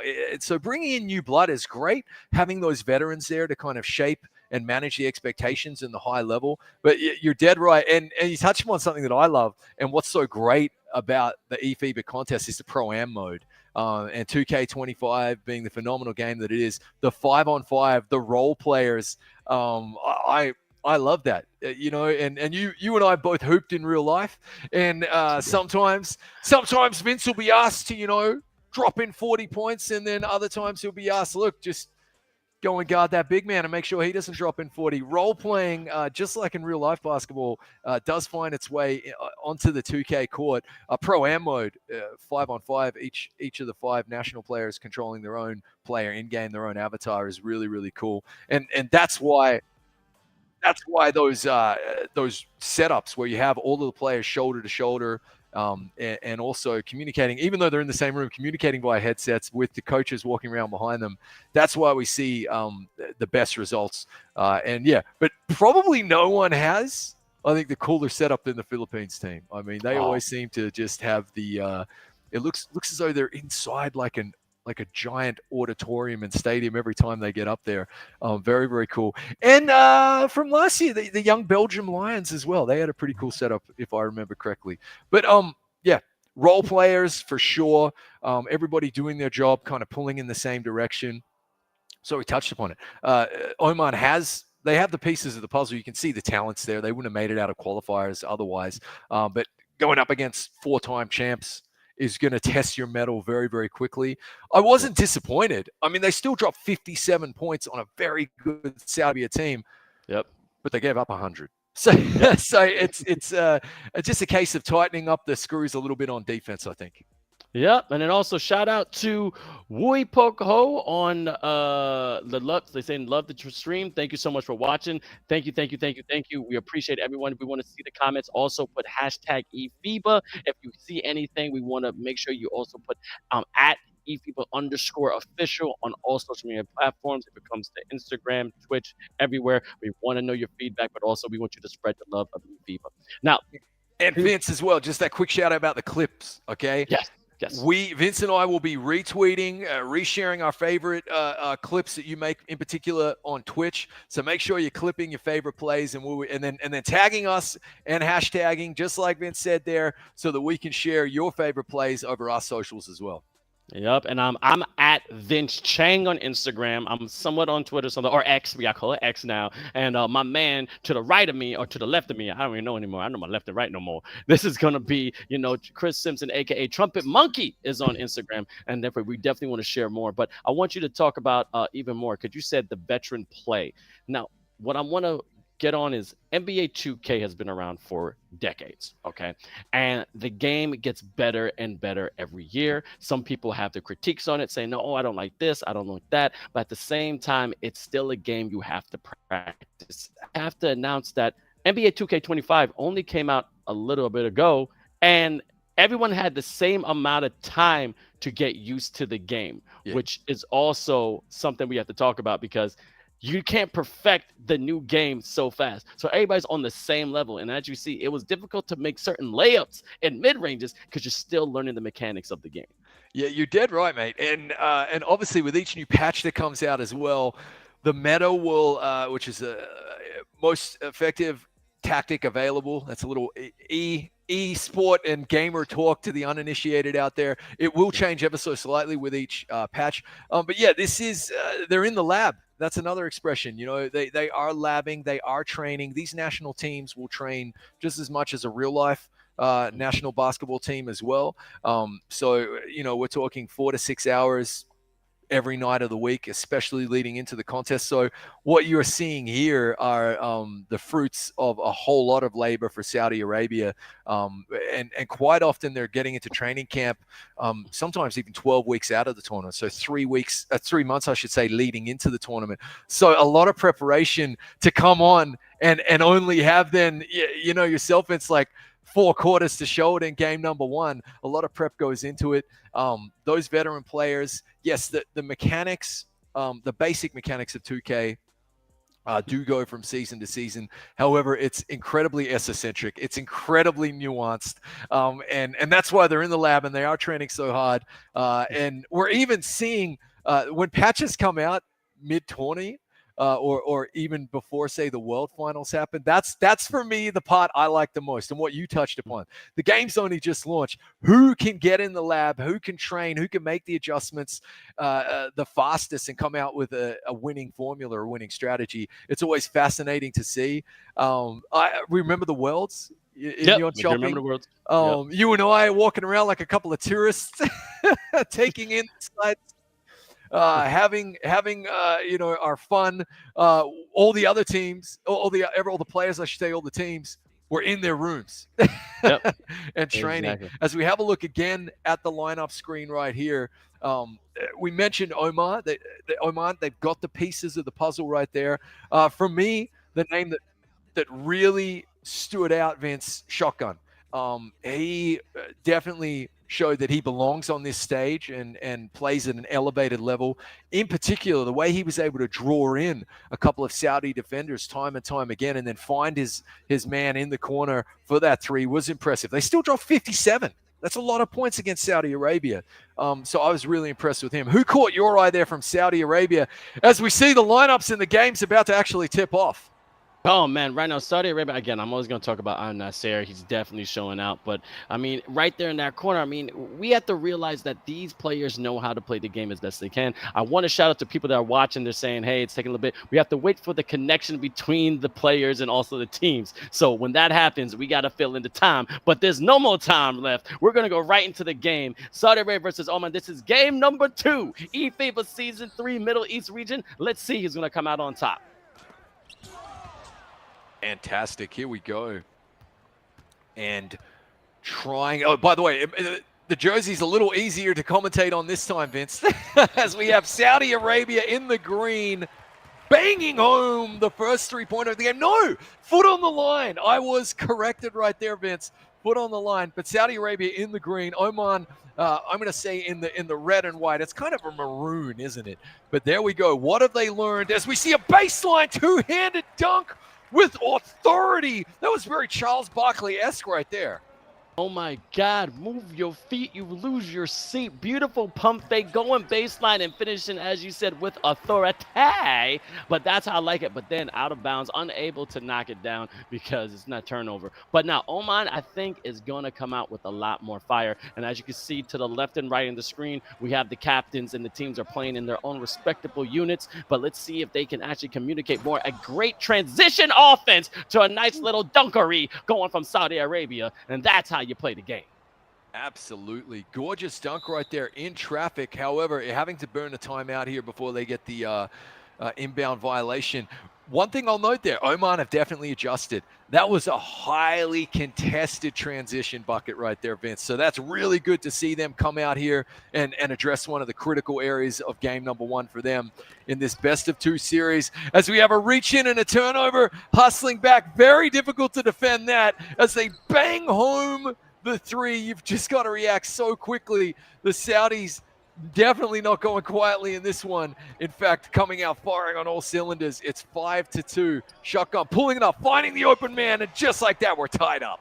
Now that's what I want to see. I want to see that revenge. I want to see if you got that dog, if you got that bite. All right? Keep coming. All right? But here's the thing. I'm going to shout out to people watching. Know what's up, what's going on there on Twitch. Everyone, please put hashtag eFIBA and follow at eFIBA_official on all social media platforms. Saudi Arabia goes again with another 3 green bean. 3-point game, a lot closer than game 1 because there was almost a 0-11 run when it came to Saudi Arabia. I think they got up by 13-0, and finally Oman was able to score something, but now they're doing pretty well. Yeah, big time. As we see another good transition. I thought the rim was going to collapse right there, Vince. What a massive dunk. Just a nearly a backboard shattering dunk right there. Oman still definitely within reach right here, trying to get a bucket of their own. Good defense, finds the open man at the top of the key, missing that 3. And honestly, that's the difference. You got to be making the 3s at this level as you see them rotate a little better and make that a contested shot. So you're seeing better defense off the ball and good rebounding right here from Oman. A couple of unlikely misses from the Saudis, but they're within touching distance once again here, Oman. I want to shout out that beautiful box out by Oman. The big fella underneath, definitely clearing his man out of the paint. And then great body control going up, using that right stick, that shot to make sure it knocks down. So now it's 10-7, 3-point lead, but then a beautiful baseline slammer jammer once again from Saudi Arabia. They're coming out with fire. Oh, that was art right there, hanging in the Louvre. Lovely to see. But yeah, within touching distance. So they made the adjustments, which is what's going to give you a chance in this game, Oman. Really good defense from the Saudis. Better adjustment off the ball defensively from Oman. Trying to find that open man. However, good defensive discipline here, and that's going to be out of bounds. Great D from the Saudis. Great D, and then we got people rooting on their players. Shout out to IABOVT saying that FIR is the best. Let's see if he can take it home. But then after it goes wrong, unable to hit it. A little bit of the curse when you give so many compliments. But you were talking about shotgun. Let's see if he can capitalize on this transition. Unable to get it, but good timeout. That's a big brain play by Oman. Yeah, you love to see the big brain plays like that. Every possession counts, especially at this level. So as the 1 percentiles, as the old school coaches call them, still within touching distance here. So already kind of a notable difference between game 1 and 2. The coaching adjustments are on point so far for Oman, but obviously still 5-point lead for the Saudis, but they're just that good, Vince. They are that good, but let's see. Oman unable to get. Now it's a 3-man break going up. Bam, baby. Showtime is right there in the Middle East. Saudi Arabia up by 7, but Oman still creeping in with a minute left in the first. And that rim is going to need a vacation after this game right there, because it's getting worked over. Good jumping pass out there, finding the man on the baseline, and a gorgeous 3 there from Oman. Really impressive ball distribution and a nice shot. That was poetry in motion. Giving up a good shot to a better shot. Great to pass across the court to find that open man in the corner. Like you keep saying, the coaching staff is in him, but a nice little, the point guard puts the man to bed, slamming down the lane, giving some energy. 6 points up for Saudi Arabia, but they're definitely showing out. Really, really impressive stuff right there. You love to see it. And I'm liking the competitiveness in this game already, though. It is a 6-point lead, but it feels as though Oman are a lot closer. Had the open man on the wing there, needed to pull the trigger. Contested shot, rattles out, and you can see Oman at least pushing for that offensive board, and the Saudis just rushing a little bit too much. Now they have to take the second and rethink what they're doing. Okay, what are you trying to do? You're trying just to win, or you're trying to dominate? But Oman is not going down easily. Shotgun going down the lane. No one there, but gave up a beautiful lay. Sometimes you can't be too unselfish. Score the points so you can get back in this game. But I see what he was thinking, but that was great defense from Saudi Arabia. Yeah, really nice. Still only this 6-point game. So as we enter into the second quarter here, Vince, it's a lower scoring affair. It's been nitty and gritty, though, hasn't it? As we see a gorgeous dunk and one. He's going to go to the free throw line in traffic with a couple of players from Oman hanging off his wrist. Chopper nails it down, and big man make free throw. That's a little flex right there, all right? That's that build. That's that lock build. No understand. Getting the contact, going down the lane, and scoring for his team. But now shotgun, giving a nice little cross pass. D7, unable to hold it. Beautiful hand in the pass. Fantastic save, but goes back to Oman. Top of the key. Shotgun had the left lane, but didn't take it. Good ball movement, but unsure what they're trying to do now because, they're going to reset. They got 3 seconds left in the shot clock. Unable to knock it down. Offensive board by Oman, and then a foul, keeping the possession. Really nicely done here. So Saudi Arabia at risk of pulling away in this one. If you're Oman, you just want to keep the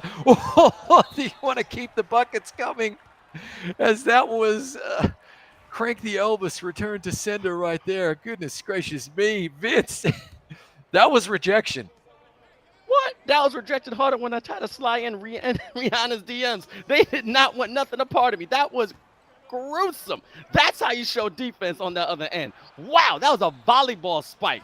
Beautiful, and a nice dunk by Saudi Arabia. I almost knocked down my whole backdrop. I was so excited from that. And there we are, the transition bucket. So the other thing that Oman are finding out, like at this level against former champs like Saudi Arabia, is that you just have to be switched on 100% of the time from the opening tip-off until the final whistle. They will punish you. You fall asleep on one transition bucket, and they'll take it.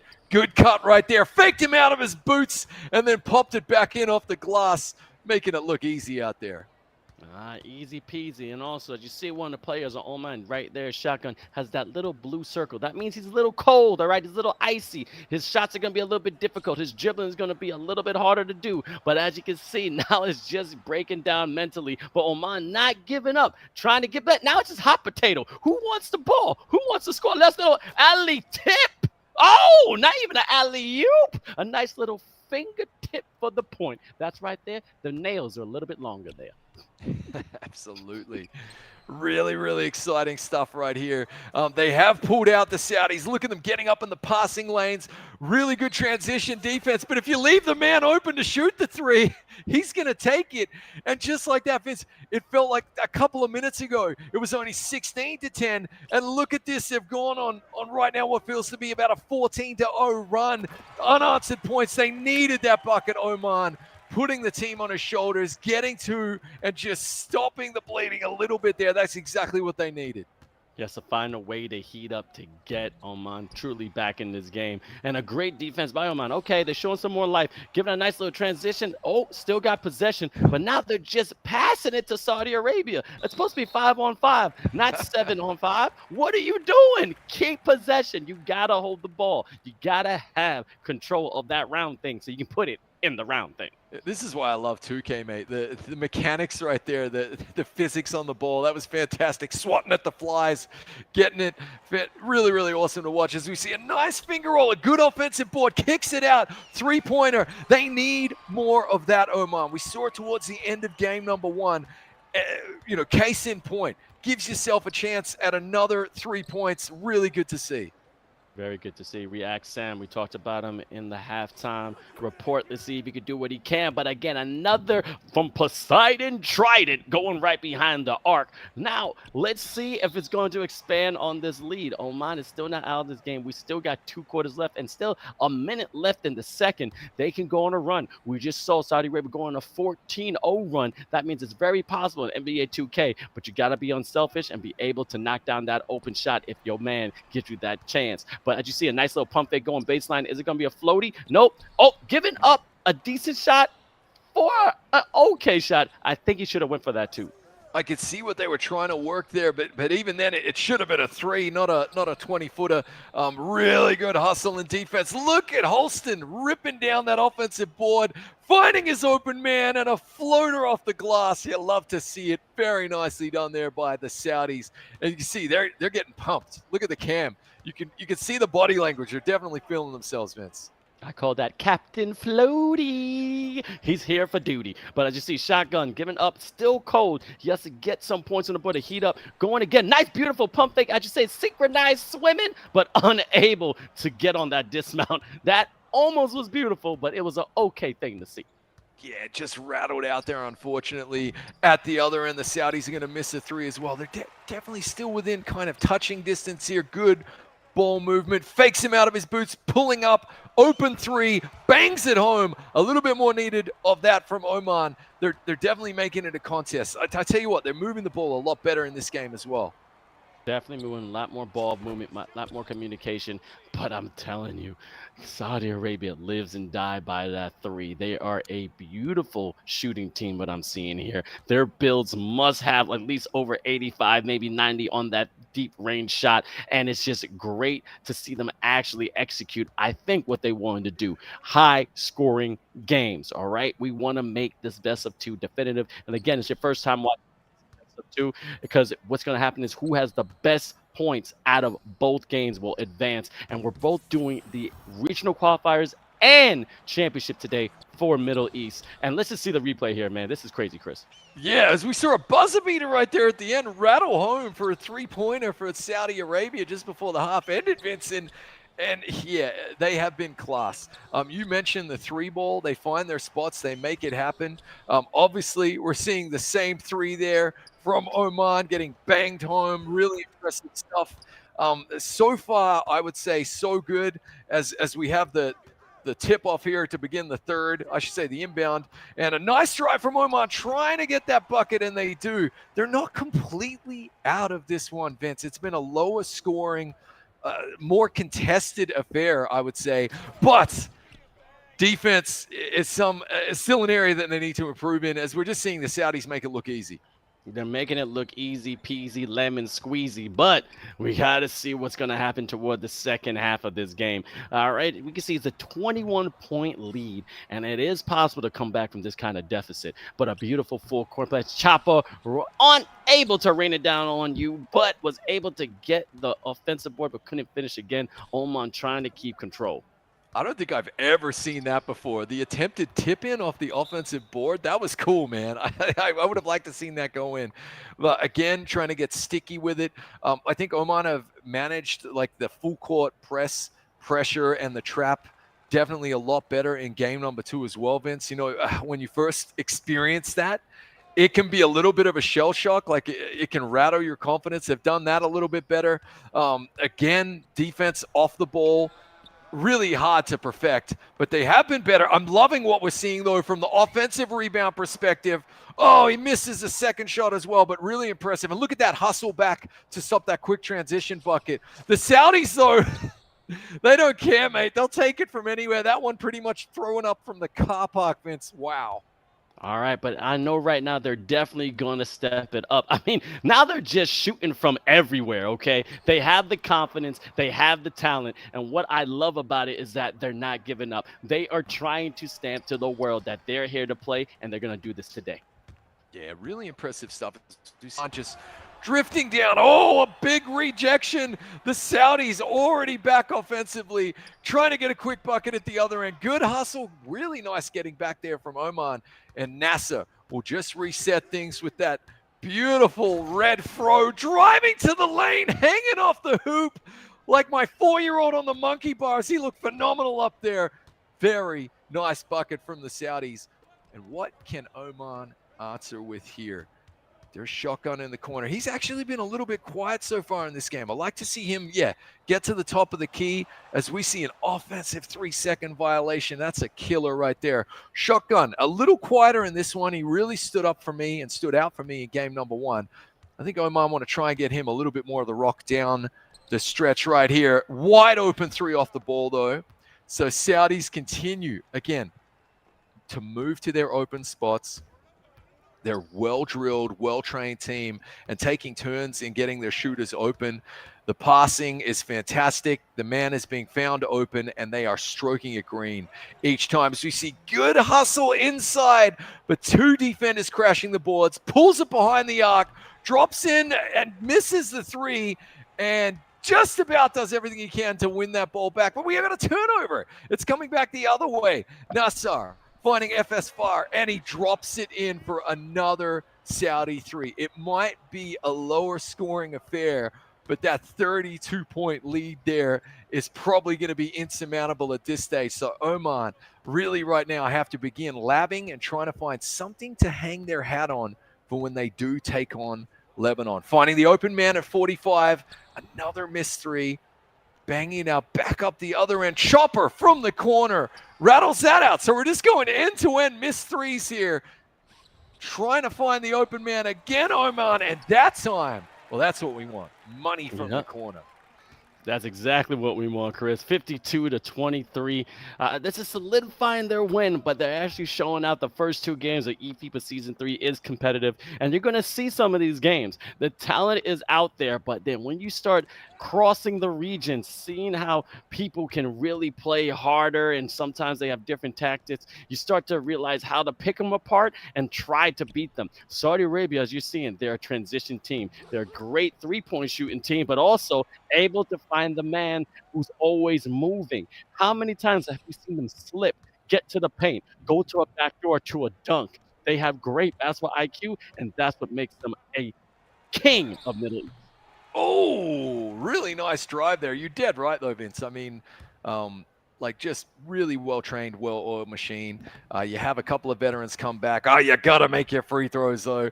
That one rattles out for Fahad right there and gets the user-friendly roll for the second one. Hard to beat, mate. Hard to compete with them. So, yeah, based on what we're seeing here, probably the best chance to make the finals is going to be Oman just coming back, recognizing how they got beaten here. And the good news is they can rectify it. They can fix those and then really give Lebanon a run for their money, as we just see on a dime, Vince. ball handler skills, fadeaway three-pointer, stroking it green. It's really impressive. And a massive rejection at the other end. Oh, they're going to call the foul. The Zebras got involved. Zebras are definitely getting involved, and shout out to our Meadow Zebras. Okay, they got feelings too. Okay, sometimes we get mad at them when they make a wrong call. They're just part of the metaverse. They're trying to do their best wearing that beautiful black and white. The Zebras, we love you. Okay, so try to call the game as fair as possible. But I'm not saying taking it down, an open lane, giving up the shot, giving up the B Holston. Put it in the holster, but unable to knock it down. Reaction offensive board, F5R. You got some fans out there, baby. Let's see if you put on a show. Oh, I thought you were going to put something on somebody's head. Instead, you gave it to the Dead-Eye Redemption behind the arc, knocking down the 3, 62-26. This game is definitely pulling away from Oman. Yeah, it is, as they find an open three of their own. Gorgeous shot right there. Just under 4 seconds left here in the third quarter, Vince. And look, we said series number 1, game number 1, were going to be tone setters for Saudi Arabia. They will be trying to drop 38 points this quarter if they can and break 100 again. I think they want to make a statement. They want to book that ticket to the Philippines. So look, Team Lebanon are going to have something to say about that. Really nice three again there. But Oman, yeah, definitely a lot they can take away from this. It's not easy when you open proceedings against the 4-time champs, right? I mean, that's a tough task, a tall ask as well. So they've done pretty well here and definitely shown me enough to show that they belong.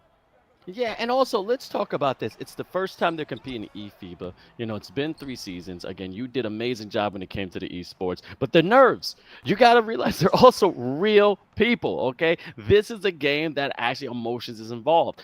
You got the world watching you, okay? We got so many fans from all over the Middle East pouring in their comments, their love, but you still have to perform. And they are trying their best. Saudi Arabia has that experience, showing out there from the corner 3. Oman is learning at a slower pace, but they're novices when it comes to this kind of competition. But I'm glad they can participate, and let's see what they can do in the future, especially when the next game's coming against Lebanon. Yeah, definitely, mate. As we see, a gorgeous three there. It just kind of really pulled away from them there in the second quarter, didn't it? I mean, if you recall, Vince, it was 16-10 for a couple of minutes. And then blink and you miss it, and boom, the Saudis are up in the 30s, and Oman are only on 12 points. So that's what can happen at this level. Like in these high caliber teams, they can just pour in the points, as we see probably the most beautiful dunk of the day. The flying Saudi down the baseline there, climbing that ladder, mate, and hammering it home. You love to see it.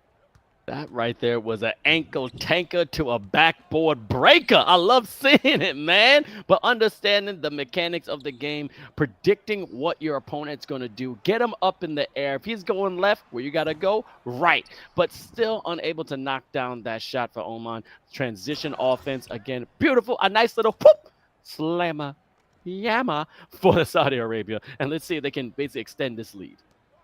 I loved how quick that was as well. That was like me at the cookie jar, yeah? Just trying to get it out of there. Gorgeous transition dunk at the other end. Okay, all right. The Saudis are putting on a show for us here in the fourth quarter, Vince. This is just posterizing dunk after posterizing dunk. Oh, missing the three. He'll be kicking himself right there. I really get the feeling they're trying to hit triple digits yet again. Nice ball distribution. A little bit of their own medicine right there as Oman got that quick transition 3 bucket. Oh, nearly the perfect steal, but we're going to get the foul called. Smart foul, slow down the offense. Let's stop the bleeding just a little bit. But Saudi Arabia definitely is putting on a show. They're showing that they're meant to be here. But again, I'm not serious. Now just playing with his food. Yeah. That was just terrible. That was like when James Harden did that one step, stop, and then going up again. Don't do that to somebody. That man has a family. He has kids. He probably has a dog too. They're watching. Come on, brother. You called it, mate. But I mean, wow. Very, very hoity-toity move right there. Big old dunk at the other end. Oh, he pulled back the trigger and bam, threw it down. That was awesome. And what can Oman do? Going to be their last few reps here against a world-class opponent before they come back a little bit later to take on Lebanon. Of course, the Saudis, though, Vince, looking ahead to the next game, They're warmed up, mate. They're warmed up. Lebanon have been watching this game. It's going to be Lebanon versus Saudi Arabia in the next game. Just doing mental reps, as we say. But the Saudis well and truly warmed up. I wonder, can they just keep it switched on for another 2 games as well? Because that's a tall ask. Sometimes it's nice to have that break. Indeed. And we also talk about your bandwidth, okay? Not only when it comes to connectivity, but also your mental stress. And this is also a physical, tiring game. Yes, they may be sitting down playing this, but it takes a toll on the body being there for so long with you not stretching, but also your mental capacity has to be on high octane level, still making these decisions. It's still having that connections between your brain and your fingertips, and you got those sticks in front of you. If you do the wrong thing, you're going to have a turnover like that. So as you just said, there's no big break in between. You're now going against one of the top teams in the Middle East right after this. So this could have been like a worn-up, tune-up game, but the way they playing, you may think they're trying to win the finals. 84-37, they're giving no room for doubt, and I love seeing it. Yeah, you're absolutely spot on. Bandwidth-wise, it will be interesting, though. It will be interesting because Lebanon obviously made it to the World Finals last year, as we see another nice 3 from Oman in the corner. So they're definitely going to give them a run for their money, right? That's a seasoned opponent who beat them out to get to the World Finals last year. It'll be a bit of a revenge match for sure for Saudi Arabia, right? And I'm with you. I get the feeling like they'll feel a bit warmed up. That this series, I should say, didn't necessarily challenge them. As we see with the backboard, that looks like a pass I throw, Vince. Didn't necessarily challenge them terribly much, and obviously they've poured on the points and they've looked really good. So I'm feeling more of the warm up vibe as opposed to the worn out vibe. But it will be really interesting because Lebanon probably just rearing and ready to go, right? Sitting there, they can't wait. They're chomping at the bits. They want to take out Lebanon as Saudi Arabia as fast as possible because Lebanon is definitely trying to study what they're going to do to solidify their nice. Oh, almost an alley-oop in the mid-game. Now that's a flex. That right there is showing some strength, but also giving you some clout saying, hey, man, I got that swag. I got that drip, and we're taking it all the way. I'm trying to get that trip to the Philippines. Well, you and I, we always refer to our 2K bingo, right? We're hoping to see one of everything at every single tournament. I was absolutely chuffed, mate, that we got our first 4-point play of the tournament in the first game, the first broadcast game that we were casting. That was awesome. We haven't had an alley-oop yet. I fully expect we'll have one before the night's out. But yeah, impressive stuff from the Saudis. Enjoying themselves as well. We can only see the captain and one team member, but in the background, you're seeing a little bit of positive body language, not a whole lot of tension, which is what you want. Playing to your limits and your capabilities, but not tense. No, not tense. Trying to keep it loose. Again, you have another game coming up with, again, of 4 quarters first game, and then another second game because best of second. But the one thing I do know is that Saudi Arabia is looking pretty good. They're looking pretty delectable, and also they looking ready. The one thing about eFIBA Season 3 was be ready, and they came prepared. And now we're going to see if they're going to become the champs of Middle East. Yeah, big time. Very impressive performance anyway. We saw their game plan against Oman was get to the space, and the shooters took a whole lot of skill to nail those shots and to get to that open space. Then the ball distribution was there, quick transition buckets, full court press. You're not going to be able to do that against every opponent, but you got to try it. And quite often at this level, we see teams chance their arm at that full court press, seek, and they get some quick turnover points. And honestly, it's on the opponent to break it and to punish them at the other end. That's the only way you break a full court press, is by scoring points really quickly. Impressive stuff. Well-oiled machine. You could say not very surprising, 4-time champs, but definitely the tone setter we were hoping for. And the Saudis will be feeling good. They'll be feeling warmed up and looking ahead to this game against Lebanon. Definitely. I want to see people in the chat. Let me see the flags. Let me see the support. But it's not over. We still got a bunch more games today. Again, we're going to knock out the regional qualifiers. Then we're going to go into the championship, and we're going to see who's going to take it home. But as you see, check out the schedule here. First game, first round in the books. Oman versus Saudi Arabia. 100-57 in the first game. 85-45 in the second. A total of 185 points. That's a decisive win. But Chris, let's give it up to Oman. This is the first time they're competing on this kind of level. And you know what? Let's see if they can work on their game and do some work to Lebanon. Yeah, absolutely. I mean, you're dead right. And when the lights come on, you know, the superstars show up, don't they? And that's what we saw from Saudi Arabia there. I'm still very impressed with Shotgun. Would have liked to have seen a little bit more of him in the second game there. Impressed with their shooters though, and also impressed with their adjustments. That's what's the most critical element when it comes to these tournaments. Having the memory of a goldfish, like I said, going from the big L, just adjusting, and then listening to your coaches, trusting the process, and going out there and trying to be better. And it's hard to play the full 4 quarters at that level. It's hard to stay switched on, like you mentioned, bandwidth during that game. But for the first, nearly the entire first half, they were right there with them. But a team like the Saudis, they're going to put their foot on the gas and pull away from you. And just like that, drop in 20 points, which is exactly what we saw. And it's interesting because the first game they're playing, it was like 0-11, 0-14. Saudi Arabia goes on that run. Second game, Oman does some amazing adjustments, keeps it a close game basically into the second quarter. But then, hey, Saudi Arabia put that foot on the gas. They showed how they are the lions of Middle East. And once they get their teeth stuck into you, they're not going to let go. And then they just maul them left and right. But as you said, you're going to lose some, you're going to win some. Lick your wounds, find out what you need to improve on. Let's see what you do to Lebanon. But sometimes certain teams play better angry, and we know that Oman's a little bit perturbed of losing like this, so they may take it on Lebanon and show the world a mini upset, which I'm excited to see. Yeah, I love that, and you are spot on. I think the two teams that play angry the best that we've met have been the Philippines and Indonesia. I definitely honestly, it feels like the angrier ice gets, the better the Philippines play, right? Like, I mean, the team, he's the heart and soul of that team. So that's one of those ones. I'd love it if we saw another team like that. I'd love it if we saw an angry team come on and just play out of their skin. For me, the most impressive thing is that the Saudis kept 2 veterans, then brought in 3 new players, kept their system, and then trained so well. What we saw there, it's hard to do. Like moving to space and then also rotating as shooters. It's not just the same shooter every single time, which means comms are coming through saying, okay, we're going corner. Whatever their call is, they may call it. Every team has their own kind of call signs, but we're going corner, get ready, I'm open, throw it, and it's complete trust. It's like a complete trust fall. You are throwing that pass, knowing full well that your boy's going to catch it and drop it in. Really impressive stuff.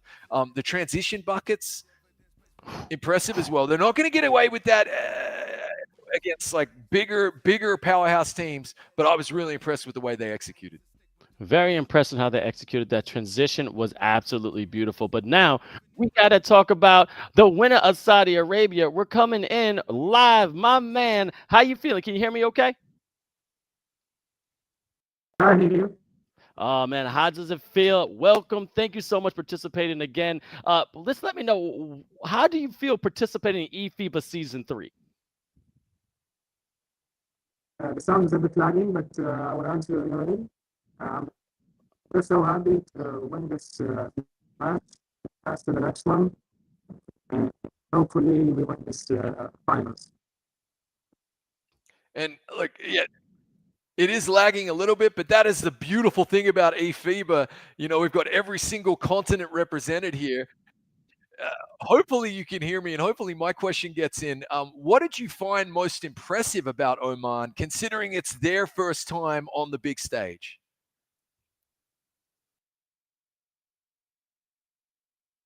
You all hear me? Yeah. We hear you. They have a good center. He shoots firm, and also the shooting guard shoots very well, and they have an offensive tactics that we're trying to defend, and we defend it very well. And it's to them. I hear you, and I understand you understand your opponents. But that's great. Thank you so much, Nazar. Appreciate you for participating. We can't wait to see you in the next game because you got a big opponent next against Lebanon. Good luck, and we'll see you soon.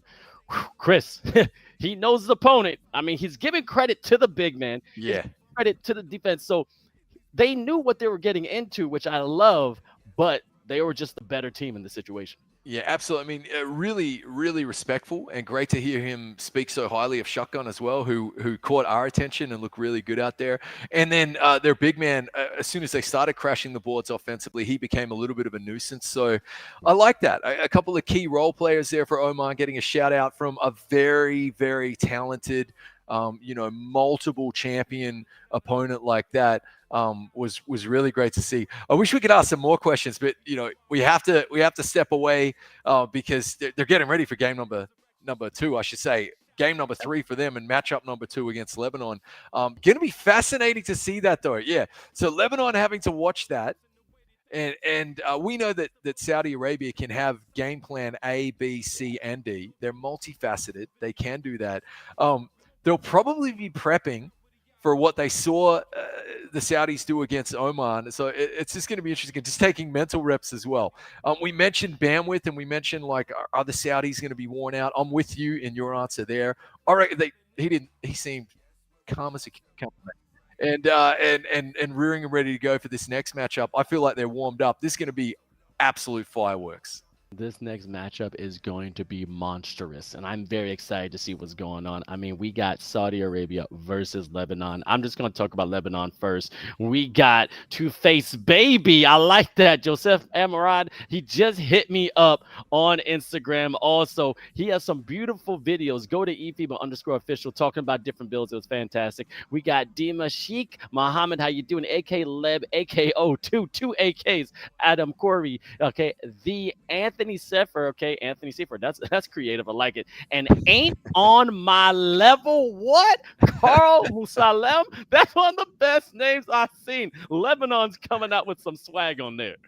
And like, to everyone at home, we do get pre-production and we do get the player names, but we don't always get the player handles. That's absolutely brilliant. And then obviously Saudi Arabia going back-to-back to open things here. So this is going to be their 3rd consecutive game, and then they'll play a 4th as well before they get a breather. It's V Chopper, V Holston, 𝐂𝐄𝐄𝐂, Just Axo, and of course Nasser, who is a veteran of that team. Really, really impressive stuff. A great lineup.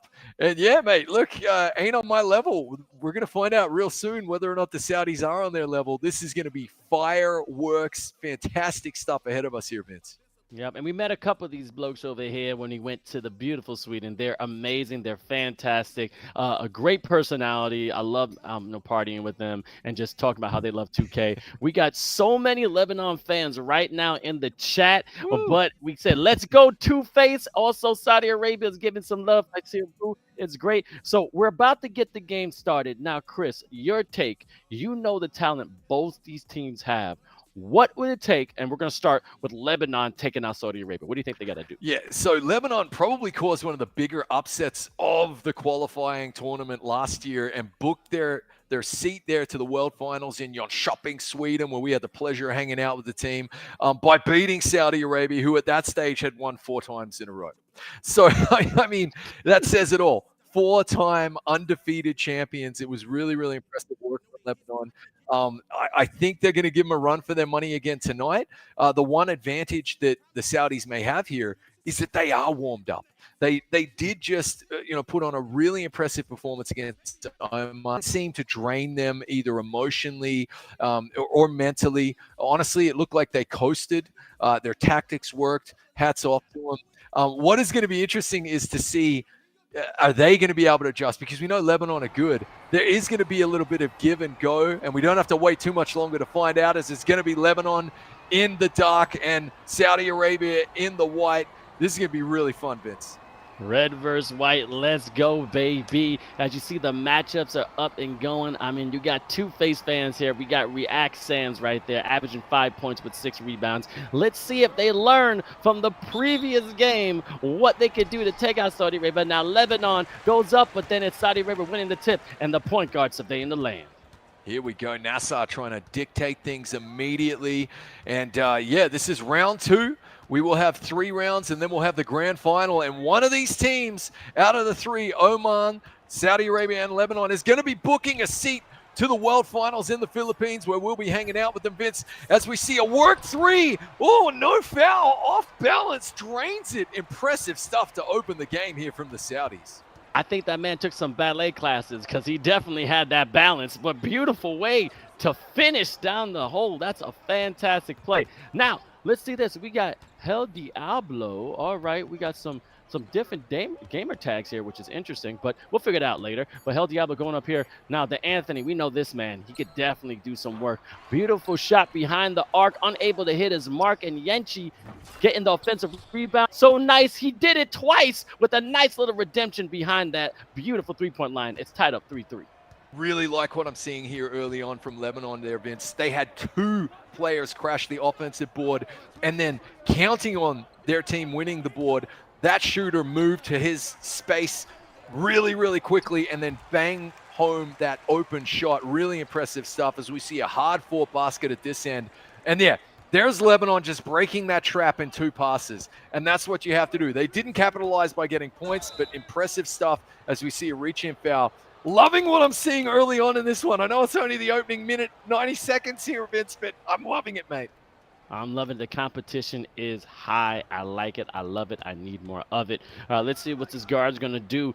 Diablo going up to a cross pass. TV Dismas 2K unable to get it, but offensive board from 𝐂𝐇𝐄𝐂. Really pay attention to this big man. We've seen him play before. He knows how to work the paint and keep the possession on his team's side. He's definitely going to make sure he's going to put a body on somebody and stick around and be a rim protector, but also an offensive onslaught to get those second chance plays. Going up on the top of the key, looking to the right side, clearing it out, get into a little double team. Somebody may be open. He's still working around. Beautiful ball movement. Now coming right back. Let's see the ball handle. Nice little floaty. And now it's 5-5.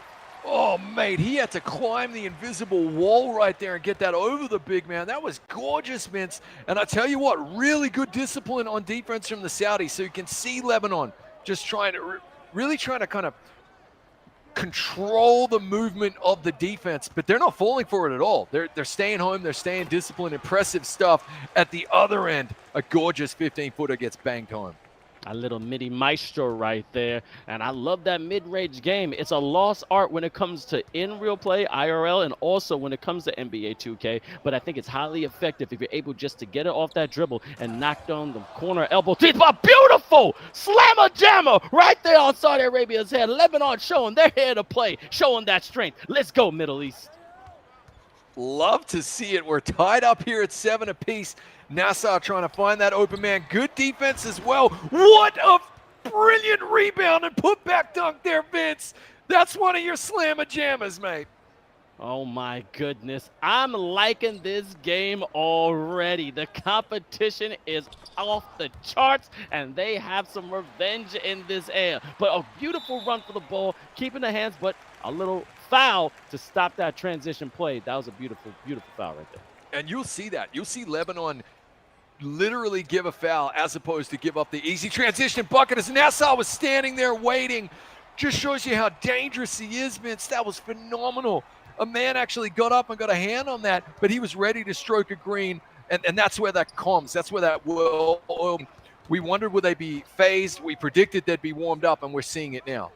All right, Elise and also iPrayers giving a lot of support to everybody, which is fantastic. We're saying that Diablo is the GOAT, but hey, showing some love toward Anthony as well. I'm loving support left and right. Now, Nasser, let's see what we could do. He is a point guard. He's trying to make sure he rallies his team as the floor general, trying to get a good pass, going up but unable to keep possession, and it's all hot potato, and now we're going down. Let's see what Lebanon's going to do. Yeah, good hustle right there to get back defensively from Saudi Arabia as well as we got another reach-in foul. They don't mind, man. They do not mind giving up these fouls at all, Vince. They are trying to reach in, make game-changing plays defensively. You love to see it, just like we saw there off the inbounds. A little too crowded, and here come the Saudis again. Only a 3-point game, but it's Saudi's possession, unable to knock down that three. Now, this right here is going to be transition offense, but he's resetting the entire landscape. He's trying to find out where he can get a nice opening, going down baseline, going up with a little floaty, unable to finish, getting his own rebound. Okay, Diablo, being more like a Hellcat, but then his team could knock down that three, and that would have tied it. Yeah, and again, just another quick transition foul right there.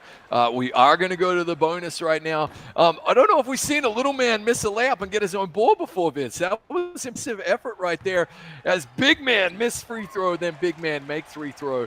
Here we go. They're going to continue with this full court pressure, but it's literally just man for man right there. So one thing we're seeing is a very different pace game here, Vince. We're not seeing a lot of the quick transition because both of these teams are disciplined against that. And I got to tell you, I'm here for it. I like it.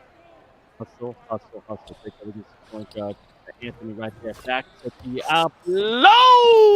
Knock it down behind that arc, but had to be a two. I think his foot was on the line. No, it was a 3-point, so he's good. 12-13. He's good.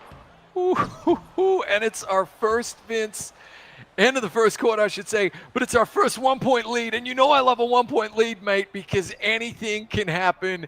Here we go. Lebanon with the inbounds, trying to take the lead. Diablo pulling up the rock, finding 𝐂𝐄𝐄𝐂 at the top. Doesn't want that three, though. Big man doesn't want any part of that three. Look at the defense from the Saudis. You probably got to pick it up and actually drive down the lane. Shot clock down at 3. Pulls back, can't get it to drop. And look at the quick transition from the Saudis. 3 from the corner and a miss at their end. Almost a 3-board corner pocket, but I do love those transition threes because you're running down and can't get an offensive board. You're trying to get the defense off their balance. That's right there. That's what Diablo's trying to do with almost an ankle breaker behind the back. The Anthony, nice little spin move, hand off to the point guard. The lane kind of opened up, but a beautiful defense from Saudi Arabia. Definitely keeping it congested, but a nice little long three. That is a long two, almost a 3-point shot. And you got to be careful because he was just a little inch behind. That would have went down, but now finally, Lebanon has the lead over Saudi Arabia. They take that 1-point lead, Vince, and we saw our first pick and roll of the tournament so far. Anyway, I should say of our streams. That was really impressive. We haven't seen a lot of big man, little man work their magic right there as the big man cuts to the bucket. So we're seeing a new dynamic, a new tactic already in this one, Vince. We spoke about the Saudis having, plan A is gorgeous jump shot right there. Having a plan A, B, C, and D. And already they've tried transition. They've tried quick buckets. They've tried to find the open shooters. Lebanon a little bit more disciplined. Then they've tried the press. And now we're starting to see Lebanon and Saudi work that big man, little man magic. I love this, man. In real time, it's a fluid game plan situation. It's awesome to see. It's awesome to see. Let's see a nice, beautiful, and Holston with the dunkery. Putting that down the hole. I like it. He has a fan that's right here on Twitch, 𝐂𝐄𝐄𝐂, saying Holston is one of the best players. I like that support, but man, oh man, that big fella was trying to rip down that rim. That's what we want to see from them locks and also big fellas. Come here, come to the left, going up. 𝐂𝐄𝐄𝐂 trying to find out Diablo, point guard, surveying the land again. Nice little pass. The big fella taking a 3. Oh, knocks it down. He does have it, Vince. We wondered why he passed on that 3 earlier. We didn't think he had it in the repertoire, but he just banged home that 3 from 45 degrees as we get a pickpocket at one end. It's like old school London, isn't it, mate? Beautiful pickpocket right there in Lebanon's defense. Sticky like white on rice. Diablo trying to turn this around, make something happen. Well, he picked up the dribble. Back to Diablo.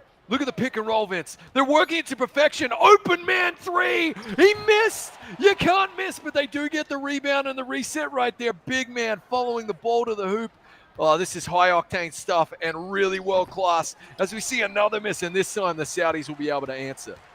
It is exciting indeed. Now, we already know how fortified Saudi Arabia is, but can London Bridge be falling down? We don't know, but it's a 2-point lead for Lebanon, and this is, again, the first time we're seeing, again, only 2 games happened today, but Saudi Arabia trailing, and it's been quite some time. Minute 46 left in the second. I think Lebanon definitely did their homework, and they're trying to take out this 4-time champ to see if they can advance to the regional championship. The other thing is we see a first attempt at, nearly at the alley-oop. They work it out for the 3.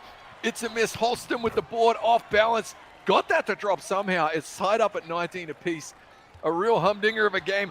And there is that, quick inbound. I'm trying to see who got the timeout off here, because it normally cuts to the team that got the timeout. Did Lebanon get that ball back? We're going to check it out right now. What did the Zebras say? No, it's Saudi Arabia's ball. There you go, Vince. The first time we've seen a turnover from the full court pressure in this game.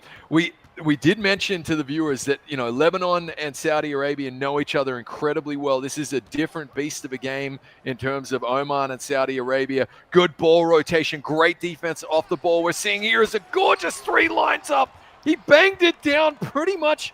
He was sitting inside the referee's pocket right there, Vince. What a shot. That is a dagger, 22-19, but still a close game. 56 seconds left in the second. We're going into the half with amazing competition. Now, Yenchi, please hawk him. Oh, my God. We know he can definitely knock it down behind the heart, and a nice foul to stop that beautiful drive. And we'll see if Lebanon can take advantage of it and maybe tie up the game. Good call right there. But the other thing I want to point out is you're noticing from the Lebanese captain, this team are not in the same room. And that's why I always really love the swagger from Team Lebanon, because they're such good communicators, even though they're not in the same room. I love that as we see a gorgeous shot right there. It is a 1-point game, Vince, so the Saudis have an opportunity to pull ahead. But it has to be said, that's why Lebanon are so impressive, as we got the doing. It bounces out of there. That's what happens when I try to dunk in real life, Vince. And my ankles hurt. At least you get up to the rim. But the bungees from the point guard, fearless, going down the rim, expecting the contact and trying to put someone on a poster, you got to appreciate the competitiveness. But TTB knocks it down. 2-point lead from Lebanon. As you see, the Lebanese showing that swag, saying, yeah, we're here to play, baby. We're trying to show we're going back to those finals. 𝐂𝐇𝐄𝐂 had the 3 symbol held up. Really, really impressive. Final seconds here. Saudi Arabia trying to knock home the 3. That is going to be the first half, and Lebanon will be thinking, job half done here with a 2-point lead. Vince, this game has not disappointed. It's the Twilight Zone, baby. They're trying to predict the future, but you see, these replays are absolutely a work of art. As you see, another beautiful slam right there. But you got to give Saudi Arabia comes back with that alley-oop tip. It was beautiful, but we're back to the game. Chris, this is going down to the wire, and I'm at the edge of my seat. Yeah, absolutely. I'm here for it, mate. This is phenomenal stuff. That, by the way, that putback dunk might have been the best we've seen, even out of the qualifiers. Phenomenal stuff. And we saw nearly 300 points in one game, so that should tell you the high caliber, great stifling defense from Saudi Arabia there, as they wanted a turnover. They needed a turnover, trying to either draw even or take the lead in this one. Look at Lebanon, though, now going full court press. We haven't seen that from them yet, Vince. So them switching up and adjusting their technique, which is really interesting because to come out with that in the second half, big man going to drive and dunk it. And you can see captain saying, hey, we're good, just to break down in comms. And you can see Saudi Arabia trying to get that full court pressure, fail on this occasion. But I love Lebanon coming out with the full court press. I do. We see that a lot from Team USA. I know we're going to talk about the North America region in a couple of weeks, but they do that a lot. They want to make sure that full court pressure doesn't go anywhere. But again, it goes to the rim and gets the foul. And don't forget, these players can foul out, and also you can grade out. So you got to be careful. You got to be aware of how well you're playing, because it still is NBA 2K, and you don't want to leave your team hanging dry. Yeah, a really fantastic harassing defense here from Saudi Arabia on the inbounds.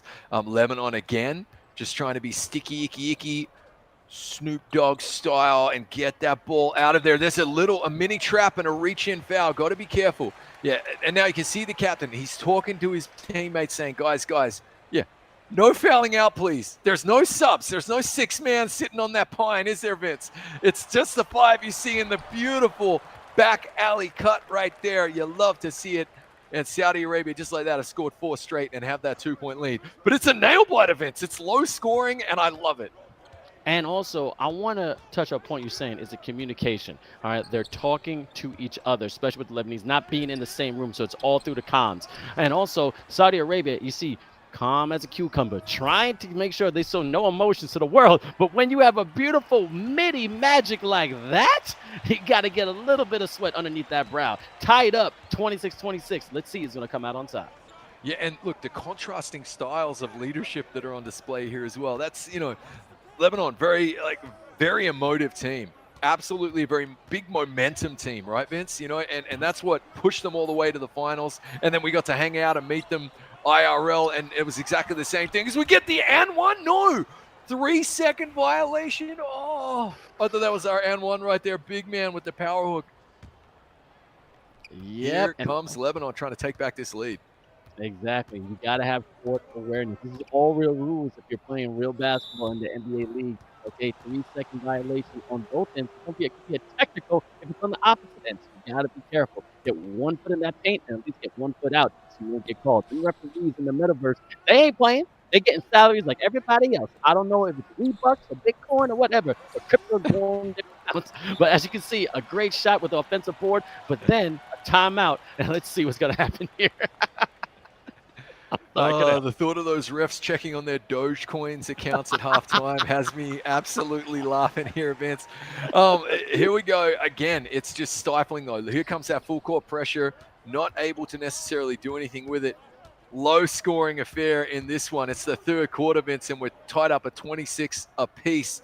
This is where home and away points in a best of two are really going to come into it. Loving what I'm seeing, though.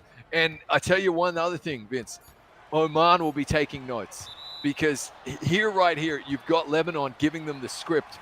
So if they want to basically knock off the Saudis at some point, this is how you do it.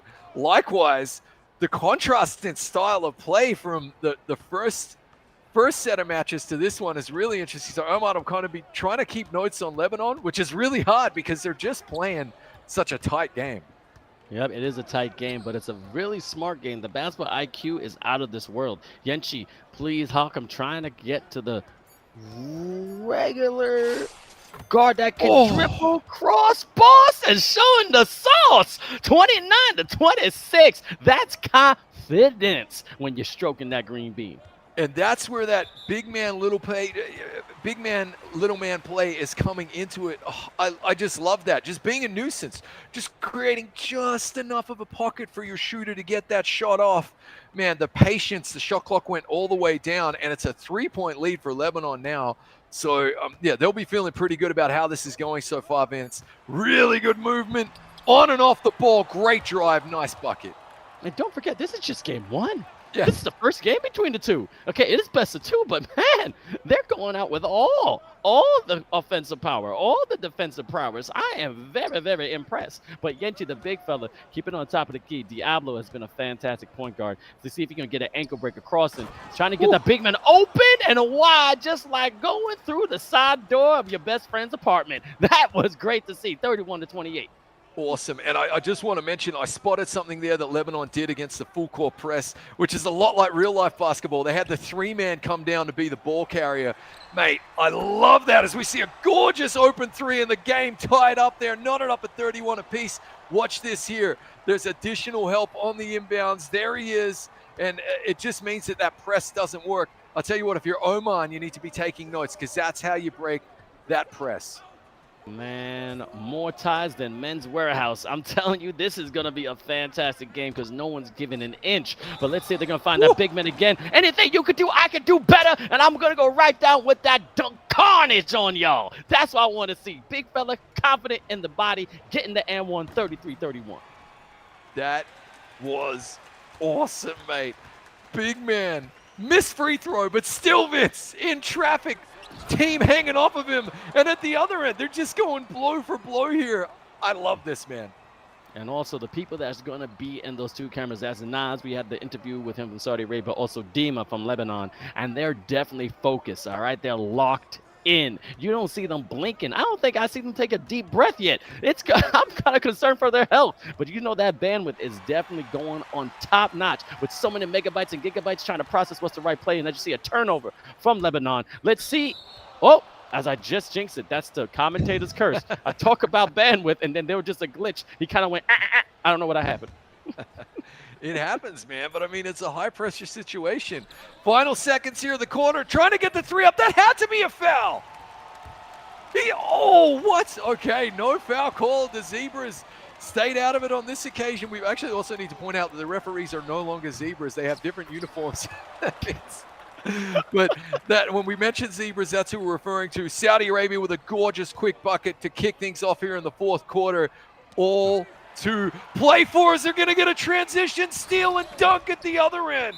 Lebanon need to pump the brakes. This is a good timeout. I like this move right here. You give up 4 quick points, and you say, lads, focus, come on, get it together. They just slow things down a little bit. They also force Saudi Arabia to start at the other end with their avatars, which means no full court press, and now they need to answer. Diablo has 14 points, and I'm telling you, this is going to be a battle to the wire, baby. And also, if you're watching for the first time, this is 5-on-5, which each player has their own controller, okay? Every avatar has their own separate player. Yes, we just have 2 people in the left and right, as we got Dima and Naz from Saudi Arabia and Lebanon. But what you got to realize is that every build is customized to their own preferred player, how they're going to help their team become the champion of eFIBA Season 3. So it's not just 1-on-1, it's 5-on-5, and they're working together. And let's see if Saudi Arabia can hold this lead, because Lebanon is going nowhere. Oh, gorgeous bucket. 6 unanswered points here for the Saudis. And yeah, they were warmed up coming in, Vince, and now we're seeing them play the full 4 quarters. You can take nothing away from Lebanon in the first 3 quarters, but in this one, they have switched off so far. Don't like that off-balance, low-percentage shot either. And the Saudis hustling up the other end. A good reach-in foul just to slow things down. They really got to wake up here, Vince, because if the Saudis pull away just a little bit more in such a low-scoring game, that might be all they need. Well, they're taking advantage. But remember, it's best of 2 and the highest points between the 2 games. So this low-scoring game can help or hurt that winning team, because all the other team has to think about is score more than what they lost. So you got to keep that in the play, all right? All teams have agreed to this style of play. And man, baby, today he was flying and almost ripped down that rim. That's how you dunk here in NBA 2K.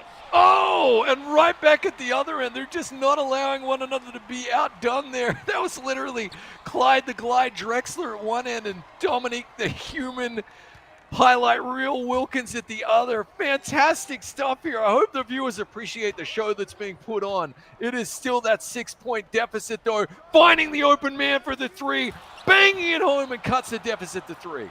That's the captain you see right there. That's the man you see his face. That's the emotion you are extracting from this gameplay. 38-41. Shout out to Hood Poet and also Cyber Players giving Dima so much love on the streams. But again, Saudi Arabia shows they are a shooting team. They have nothing on safety. 38-44. 2 minutes left in the fourth. Chris, I'm sweating for both teams right now. Mate, it is so tight. Keeping that 6-point deficit is really important. Hard to do when Lebanon got the sharpshooters out there like that. Really nice 3 again. They're working their open shots. Look, we have just seen so much good discipline defensively that they're just, the shots are few and far between, and the teams are taking them. Great diving hustle right there, and a heads-up timeout. Really nice stuff there from the Saudis. But again, hands in the passing lane. Lebanon trying to get sticky, trying to get that ball back and re-tie this game up. It's going down to the wire, Vince. The way he dove like that was basically that 90 full Dennis Rodman, okay? You make sure you sacrifice your body. You're putting everything on your line for your team to win. But as you said, right now, it's going to go down to the wire. Now, that was a long 2, okay? Be careful of that. Look at them tiptoes on the line. Only a 5-point lead, a minute 58, which is plenty of time for Lebanon to come back. The Worm gets a shout out. I mean, we're making our way through royalty of the NBA, some of the best players in the world, as we commentate on some of the best players in the world right here.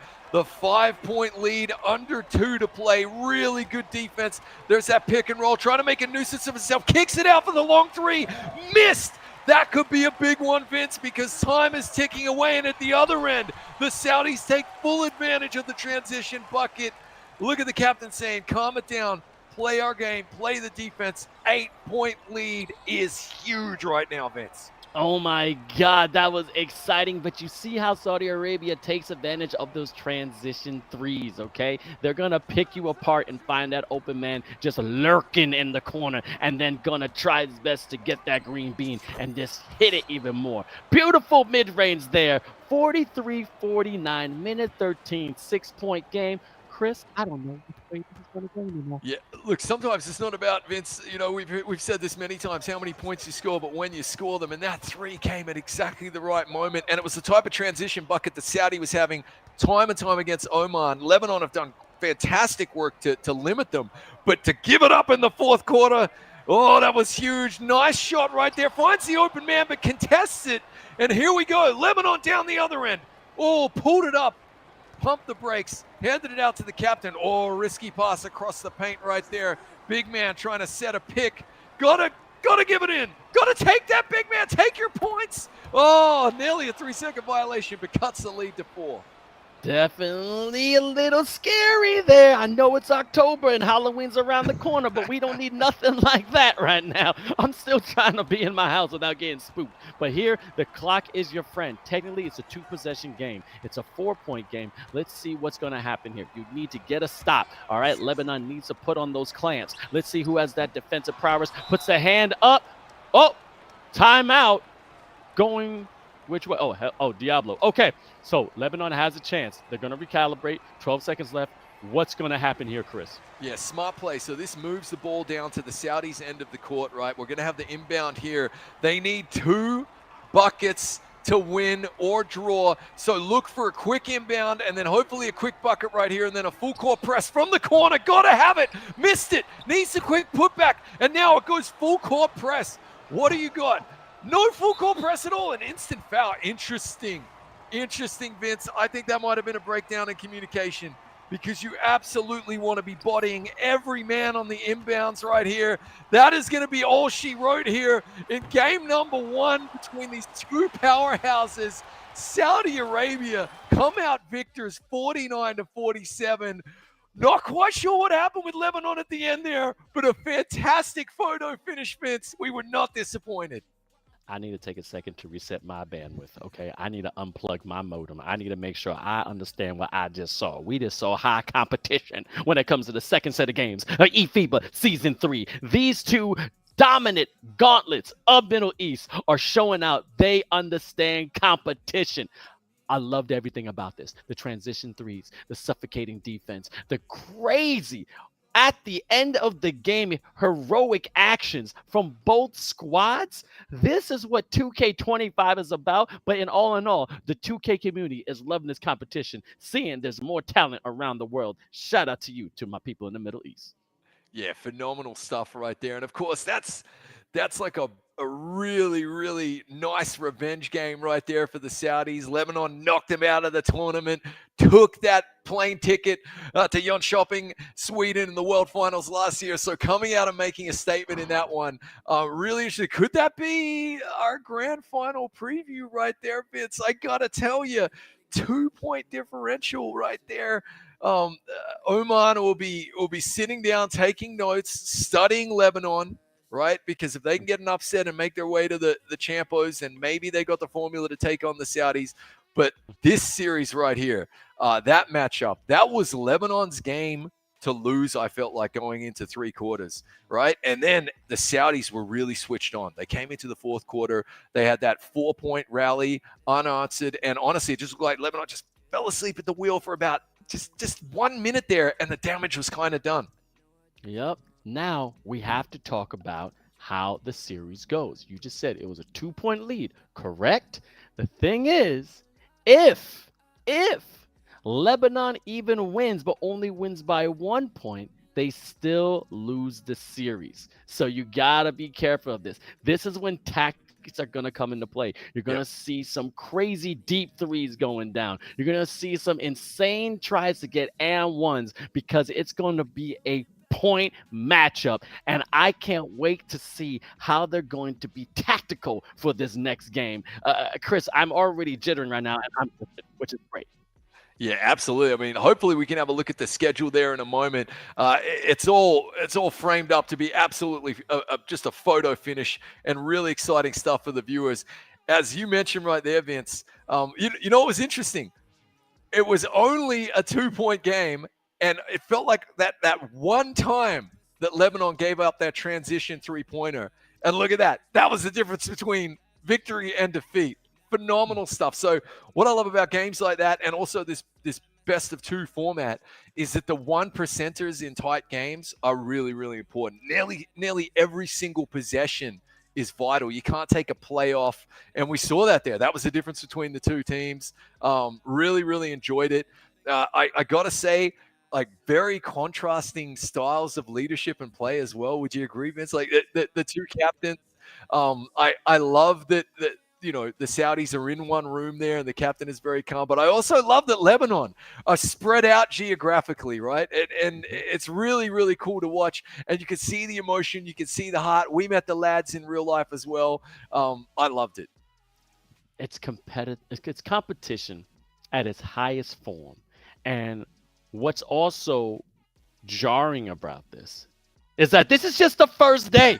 This is the first day of eFIBA Season 3, okay? And we're already have fantastic Rumble in the Jungle. It's basically straight stompish in the sands. It's one of those situations that you cannot get your eyes off it. Shout out to everybody that's on Twitch, that's on YouTube. Remember, follow eFIBA_official. Also put hashtag eFIBA. If you're liking anything you're seeing, post us at VChang or at VinceChang21, at Estonian Raider, also at Trumpet Monkey.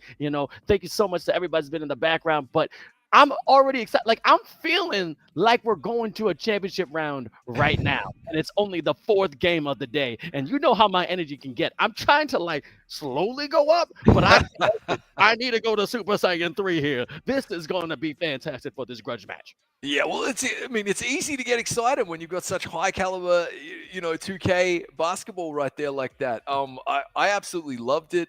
I love that we saw the full repertoire of technique and of tactic as well. We saw both teams try the full court press. We saw both teams moving to space for their shooters. Yep. Both teams working the big man and the pick and roll. I absolutely loved it.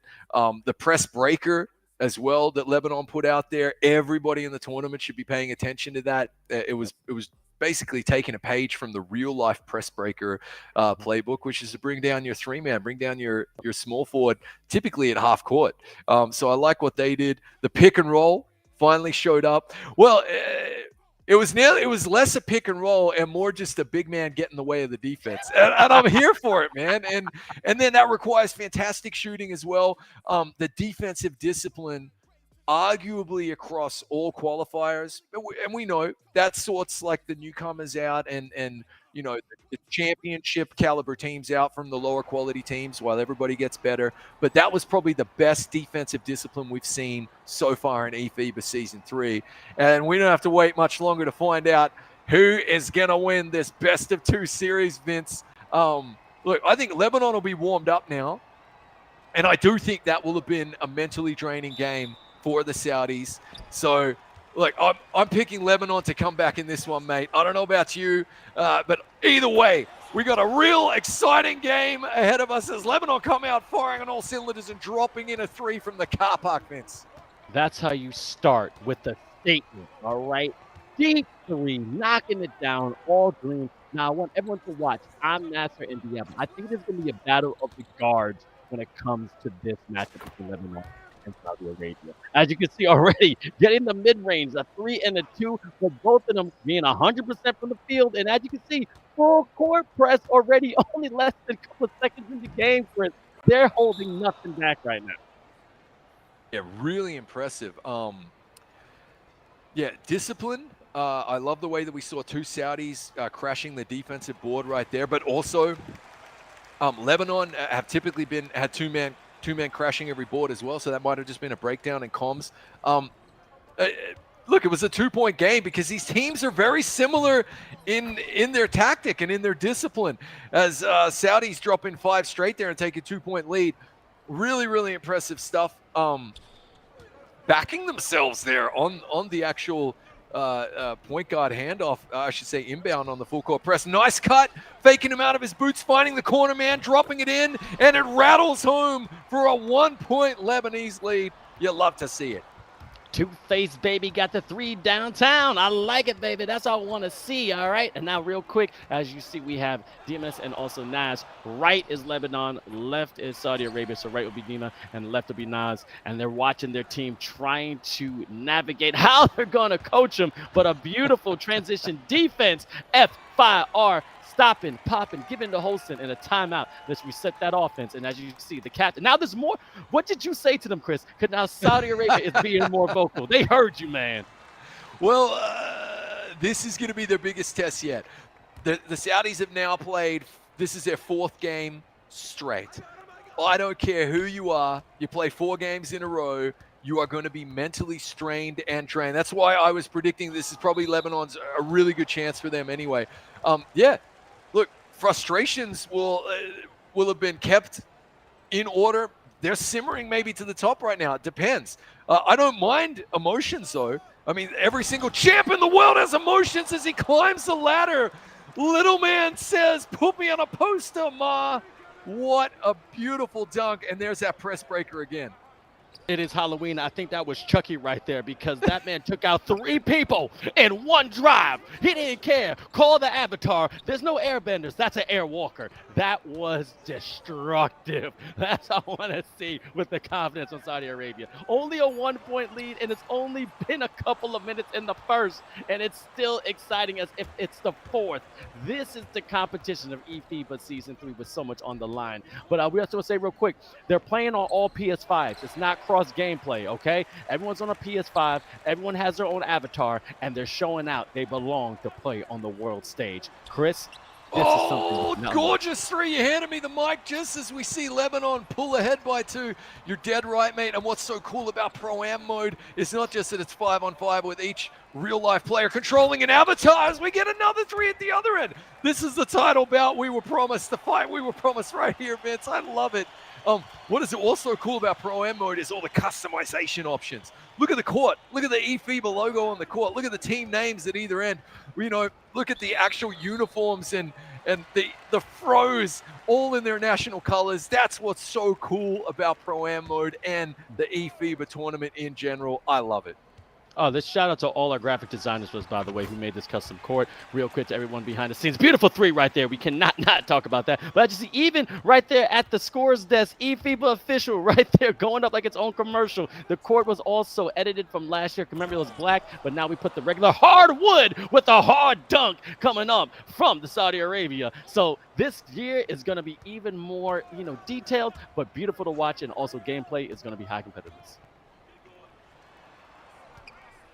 Really good ball rotation here.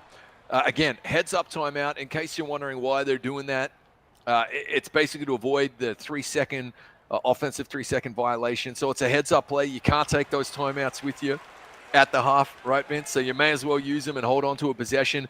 We mentioned it's obvious, I know, in a 1-point game, every single possession is crucial when there's opponents like this on the court who know each other so well. It is a grudge match. It is an open 3, and it will be missed. And this is an opportunity for the Saudis to take their lead a little further, and you're going to see that as opposed to give up an easy transition bucket, right, Vince?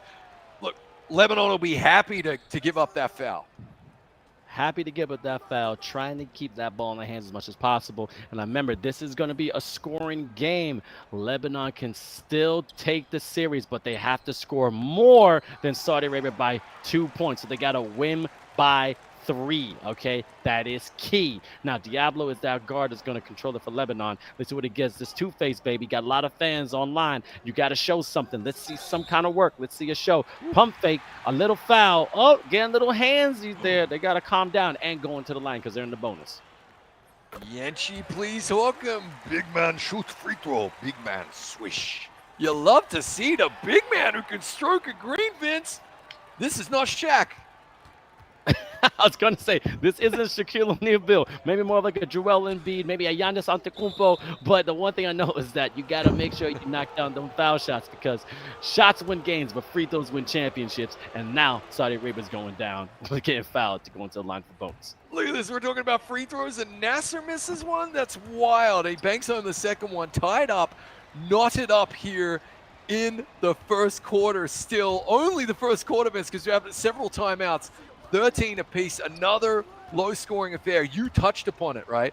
Lebanon actually need to win, guys. They need to win by 3 or more if they want to win the series. And, of course, you know, the Saudis can – oh, beautiful step-back shot right there. Another 2. It's only going to count for 2. It was a long-range 2. You know, the Saudis can lose by 2 and still win, Vince. I'm going to call him Twinkle Toes. That's Fred Flintstone, okay? He's going bowling, all right? That was beautiful footwork, but again, a gut-wrenching when you can't get that 3. Great hand in the passing lane. Still able to keep possession, knocking it down, and then knocks it down before the quarter ends. Saudi Arabia showing some Sultan prowess. That's how you become the kings of Middle East. Wow. Sultan prowess. I love it that we just heard those 2 words together on stream, mate. That's what it's all about. Excited and delighted to be here as we get a nice cut. Oh, what's it going to be? Goaltending. Hey, we're playing 2K bingo. We got our first goaltend, Vince. All right. That's how you know you're trying your best to make sure you defend that rim. But again, we still got the rules. You gotta let it go down before you're going to get called for the automatic 2 points. 3-point game. Lebanon is only trailing by just 1 shot behind the arc, but they're not going nowhere. 4:30 left in the second, and they have the ability. Great defense from Saudi Arabia. Look how suffocating it is. Making sure you have hand in the passing lane. He's shooting with the hands of face and a nice little wraparound, tying up the game. Right there, that's the announcer's atonement. We got even more of a Indeed match. it is, my friend. Hey, we spoke about big man not necessarily being big man pick and roll as we get a nice dunk at the end there from the Saudis, but big man just being a nuisance, getting in the way, finding a bit of space for the shooter, and that was brilliant. Oh, Yenchi flirting with the backcourt violation. That would have been good for the bingo. Alas, he avoids it. And remember, Yenchi can also shoot the 3, so if they step off him a little too much, that's Diablo. Oh, decided to pass on the open shot right there. Gotta hit that now, though. Big man with a great board. They can reset it to the top of the key. Pump fake. Brings it back down. Yenchi trying to be a little bit of a nuisance. Nearly a charge foul right there. Nearly an offensive foul, Vince. They don't call it. Off balance 3. And another board for Yenchi. This time a reach-in foul, and he might be going to the line. No, my apologies. We're not there yet. We talked about his rim protecting skills, but also his offensive second chance skills. His job is to grab boards and give people behind the arc, as in Dimas right there, putting up the 3-point, understanding his position on this team to score when he has that chance. 21-20, 3 minutes left in the second. Let's see if Saudi Arabia can expand it, but a beautiful defensive board and go into some beautiful transition offense. So 3 things have been dominating our post-production conversation. The first is, which lake can we jump into in the Philippines? Moving very, very quickly on. Okay, Vince, this matchup. We were looking forward to this matchup. But the third topic that we kept talking about was, how are we going to see a change in behavior and gameplay, the home and away teams in this best-of-2 series, in the low-scoring games especially?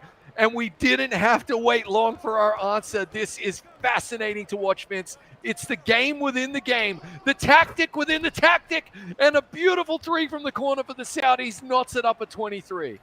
23-23. I'm biting my nails right now. I don't need a nail clipper. But the Anthony giving it to Yenchi, making sure he has some dribbling handles. You don't want to get picked. You don't need that pocket taken, so all Saudi Arabia can have a chance to get the lead. Hell Diablo, again, behind the back. Great ball handling, trying to get an ankle breaker. Left, right. Ooh, left him. Oh, my God.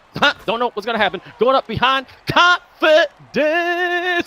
Hitting it behind the arc, behind that beautiful mark. That's what I want to see, baby. That was absolutely phenomenal. They make the incredibly difficult, near impossible, seem ridiculously easy to stroke it green, ladies and gentlemen at home. on such a play as we saw previously. And even that dunk right there is so difficult. The skills to pay the bills, well and truly, we're just being treated to world-class 2K right here from the corner.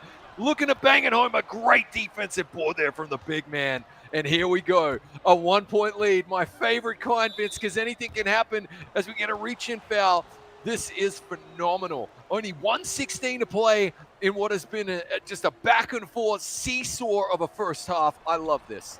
Alley-oop, Vince! He climbed up, striking off the bingo list. Oh, my.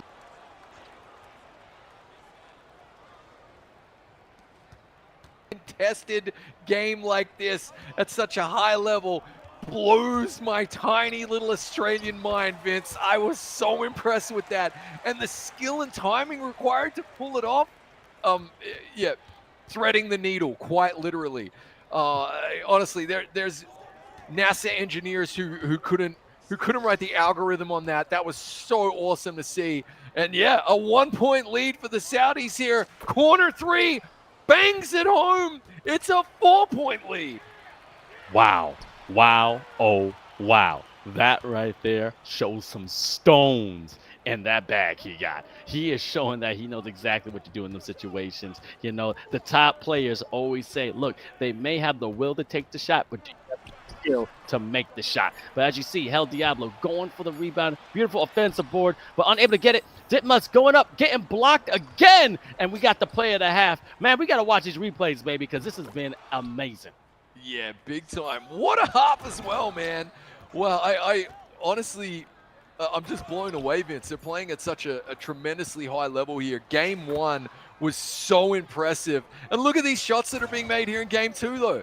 Look at the skills that are on display. This is exactly what you want. This is eFIBA at its best. I'm loving it, mate. And just a prelude, a taster, an appetizer for what you can expect at the World Finals in the Philippines in December, as we get the big man hustling to get that board and the putback. They kick it back out. This is exactly what I love about eFIBA. What a game. Big man again, Holston, and a reach-in foul this time. That is a reach and foul. Great offensive crash and keeping the possession. But also, Chris, can we talk about, I didn't realize it was just 2 quarters. It felt like they've been playing for hours. I actually was enjoying every minute of it. I didn't want it to end, but we still got 2 more quarters left. Yeah. And I just think the competition is great. Yenchi with the board. Let's see if Lebanon can capitalize on this play. Gorgeous 3 right there from Lebanon. And they did capitalize, Vince. They draw it back within 1. And you're dead right. And it was because of all the timeouts. Honestly, just slowing things down. It's been really interesting. We've had a lot of fouls. We've had a lot of timeouts. And it's a cagey affair. Yeah, you're right. Normally these games go very, very quickly, but because of the pace, but this time with those factors, it slowed it down a little bit. But it's not disappointing at all. I love it that we got another 2 quarters right here. And this is a best of 2. Just to remind the folks at home, and we'll mention it more down the stretch. Basically, Lebanon needs to win by 3 to take this particular series right here. So the Saudis won by 2 in game number 1. And right now that means they're basically +6 if you were to look at the scoreboard. So everything to play for. Lebanon need to get a move on. Nice little cross left and right. All of a sudden, what's going on to the left side of the court on Nasser? Again, it's going to be battle of the point guards. You can't leave your assignment, but way to recover. Beautiful defense going on from Lebanon. But on Nasser, saying another alley-oop. Oh, a foul. That would have been detrimental out there. That would have been gorgeous, but unable to get that play off. Again, kind of like going for that highlight reel play, though, right? Impressive stuff. They're feeling themselves well and truly. Big man making himself a nuisance. Dima, ball rotation looking good. Disciplined defense, though. There's that roll. You got to have that, and the big man going to pop it in there. At least it cuts the lead to 2. Yep, a nice little double pump going up, using the body, and that's very hard to do, using the shot stick and understanding your player, you know, getting those builds to see what you can do when you go to that rim, because that driving layup isn't easy, but getting off a pass can also do this, because you can heighten your ability to make that 3, 38-33. Saudi Arabia definitely trying to pull away, but this is still such a close game, Chris. It is anyone can go on top. Yeah, that off-balance three is so hard to make, and he just makes it look so easy. Rimming in and out right there. I mean, it just goes to show, like, the skills on display here are absolutely phenomenal. Here comes Nassar again, one of the veterans of the Saudi team. You know, he's been there for 4 previous championship runs. Here comes just leading by example, basically, when his team needs him the most. Fakes him out, pops it back up, and what a board from Holston. Kicks it back out, wanted the 3, missing that one right there. Really good offensive boards. But yeah, Lebanon needed that stop. Way to crash, all right? Point guard using that speed with the ball, trying to get past this forward, trying to get, and a reach-in foul. You got to be careful when you're trying to steal that ball. NBA 2K will call it. Them refs understand. You can't touch them, baby. You're going to get caught with that call, and then you may have a turnover. But let's see what they can do for the inbound play. All right, surveying the land. The Anthony behind the arc, unable to hit the mark, and now it's Saudi Arabia ball. Great timing on the boards as well. You notice both teams crashing the boards with 2 men. Really, just there's nothing in these teams at all, Vince. They have very similar tactics. Both so good, both so disciplined. Another heads-up timeout there. And that's why the game is dragging on a little bit, because we've seen this a lot. Every possession critical. They don't want to have an offensive 3-second violation or turn it over. Oh, as we see there, just a cheap turnover, and Lebanon are going to get this ball back. All right, Lebanon gets, don't forget, Lebanon has another game against Oman as well. And also, we're going to do the regional finals today also. So stay tuned. Don't go nowhere. Open 3 right there. 2 face, baby. He got 2 skills, 1 for the midi and 1 for the 3. That's how you knock it down. Oh, my God, that was beautiful. Great ball pass, jump pass, I should say, and ball distribution there. Really, really nice to see. And again, good defense here. A quick turnover. Lebanon will be trying to capitalize. Remember, they need to win by at least 3 points to win this series right here, Vince. Impressive stuff. What can they do? Diablo trying to work an open shot. Big man making a nuisance of himself. Hands it off. Hands it back to Diablo. Yenchi setting that screen. Good ball distribution, but even better defense from the Saudis. And Lebanon had to settle for a low percentage shot there. Great D from the Saudis. They didn't panic. Yeah, wasn't too happy with that shot. But as you said, when you got suffocating defense like that, what more can you do? Hands are everywhere. We don't know where the ball's going. No reaching foul, which is very hard to do. Getting right there, keeping your opponent in front of him, losing him. Someone's open. That corner 3 reacts. Sam unable to capitalize, and great defensive board by the big fella from Lebanon. Yeah, and he was outmanned there as well, 2-1. Still ripped down that rebound. Very Worm-esque, if I do say so myself. And trying to work some magic here. Oh, baseline cut. Look at the off-the-ball defense from the Saudis. That is impressive. Has to pull it up. Off-balance shot missed. Low percentage again. They are being so stingy on defense, the Saudis. It's impressive, as we are now going to go to the 4th quarter, Vince. 2 points in it, and Lebanon will get the rock. Now let's see where the momentum's going to go. Where's the pendulum going to swing? You got to be smart and have that basketball IQ on fuego, because El Diablo unable to get past, but gets a foul, which again, unsmart foul from Saudi Arabia. I think they could have kept the defense up without getting that call. But I think they're having a little bit of fear, because it is a 2-point game, and this one the pressure is. You got to make sure you don't lose the game, but also make sure that other team doesn't score more points than you, because they're going to go for a 3 here and unable to get it. Just rattles out, and now Saudi Arabia, look for them to work the clock. We spoke about these tactics. We spoke about the best of 2 as he squashes the ball against the glass there. That was a huge stop for Lebanon, and they have a chance to come back and take the lead as we get a sneaky reach in right there. The tactic and the clock is well and truly Saudi Arabia's friend right here, Vince.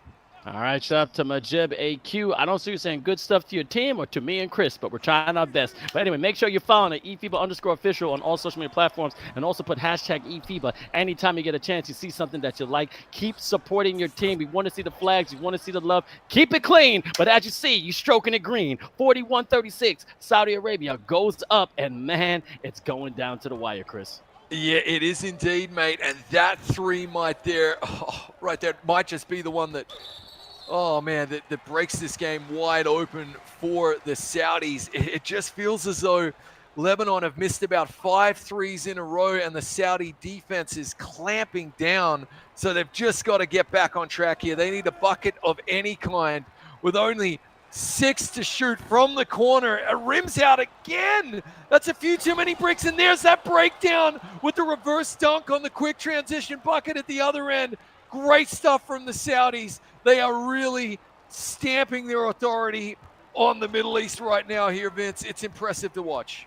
I think Usher would say, "Rock-a-bye, baby." That was a great dunk from transition offense. But the Anthony from Lebanon, because you know they can shoot behind the arc. Will Yenchi pull one out? You see? Oh! Commentator's curse. But it was open, so I give him credit. He needs to take them shot with only 3 minutes left. And that's the only way to get back in this game. But now they're just throwing salt in the wound, Chris. 10 lead. Saudi Arabia is coming out on this one on top so far, but there's still plenty of time left in the game. It just goes to show, and to their credit, you have to be switched on every single possession. And the Saudis have now, this is their 4th game in a row, Vince. I couldn't do it, mate. You know, I couldn't do it. It takes it out of us just watching and getting excited and commentating to be the e-athletes representing your nation out there, switched on for 4 games in a row, mistake-free. I'm so impressed with what I'm seeing right here. This 10-point lead is really phenomenal for the Saudis. And Lebanon, with 2:40 left, have got to get on their bike and get motoring, because this is just drifting out of their reach. But guess what? They still have another game after this. So it's safe to say, you know, the Saudi Arabia is going to be advancing to the Middle East Finals, but who's it going to be between, Oman or Lebanon?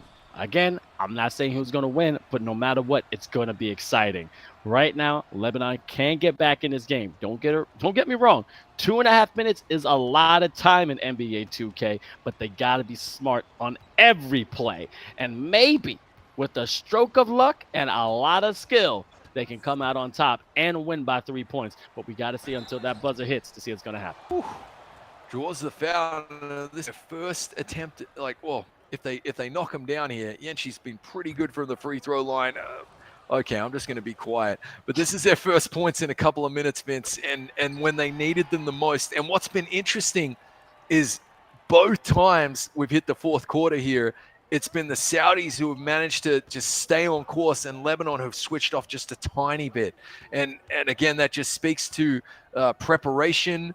That speaks to just mental fortitude, and Saudi Arabia have been incredibly impressive as they will milk this clock. They are in no rush. They do not have to shoot. Oh, as we see a gorgeous driving dunk there, the crossover 2-handed slam. You love to see it. Ooh, ooh, ooh, ooh, boo, boo. That hurt me. Oh, my God. That's how you take control of that baseline. And sometimes they say on defense, the baseline's in your fan, but it wasn't for the offense. It was for the offense this time because he used that to perfection. Now, the Anthony trying to do something. Oh, great pass, but couldn't get through. React Sam. Nice look to the chopper, but couldn't make the dunk. All right. I see it's going back and forth. More Saudi Arabia. Now the transit one more time. So nice. We had to see it twice. 51-37. I think it's safe to say the Saudis are going away with this one. Yeah, pulling away to a 14-point lead and another turnover right there. They can just milk this clock. The damage is done, Vince. Really impressive 4th quarter performance. Wait until we see the box score, and that'll paint the picture as to what happened in this one. Look, first game, the Saudis win by only 2. This game, they're now up by 16.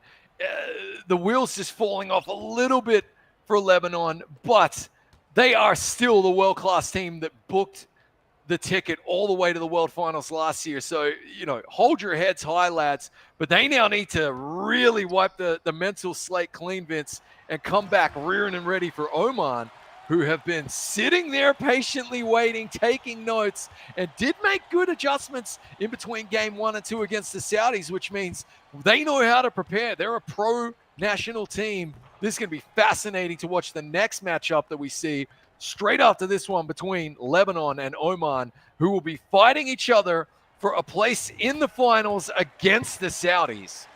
Yep, and don't forget the team out of 3 that wins today from the regionals will advance to the Philippines. They're working for that ticket. They're working for that chance to be crowned world finalists and also that $50,000 prize pool.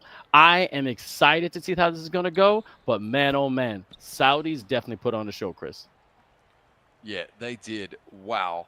Um, a three to close things out, another turnover, and another three to close things out. Are you kidding me? Look at them. Finally, the emotions being shown here. That is really an impressive finish right there. The fourth quarter and the series going to the Saudis, Vince. Phenomenal stuff. What a finish. That's a Herculean effort at the end there. Herculean. We were on Mount Olympus. We were enjoying the view of the gods, and we're just Titans. Because the one thing I do know is that the ground was shaking with the competition between these two teams. Starting off the bat, first game, so competitive, only a 2-point win. All right. Second game, it was a close game, but you said it beautifully. It was that three on that elbow that started to widen that gap for Saudi Arabia, and they basically put that foot on a lion's neck and did not let it go, and they took out Lebanon. But it's not over. We still got some series of gameplay left, and they most likely can see each other in the finals. But Oman can definitely do it. Yeah, absolutely. We'll take a look at the bracket here. Massively impressed, it has to be said, with the fourth quarter performance of Saudi Arabia in both of those games against Lebanon. So you can see the score differential does play into it. Oman, if we were to play the grand final right now, would be out. But the good news for Oman and all of their fans is they now get to go up against Lebanon.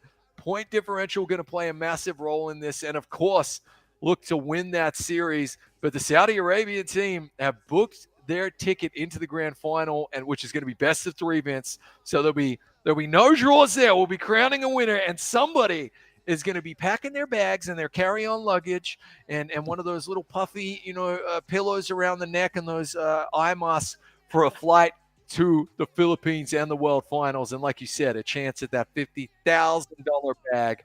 It's pretty impressive to see the Saudis so far. For my money, they are the team to beat.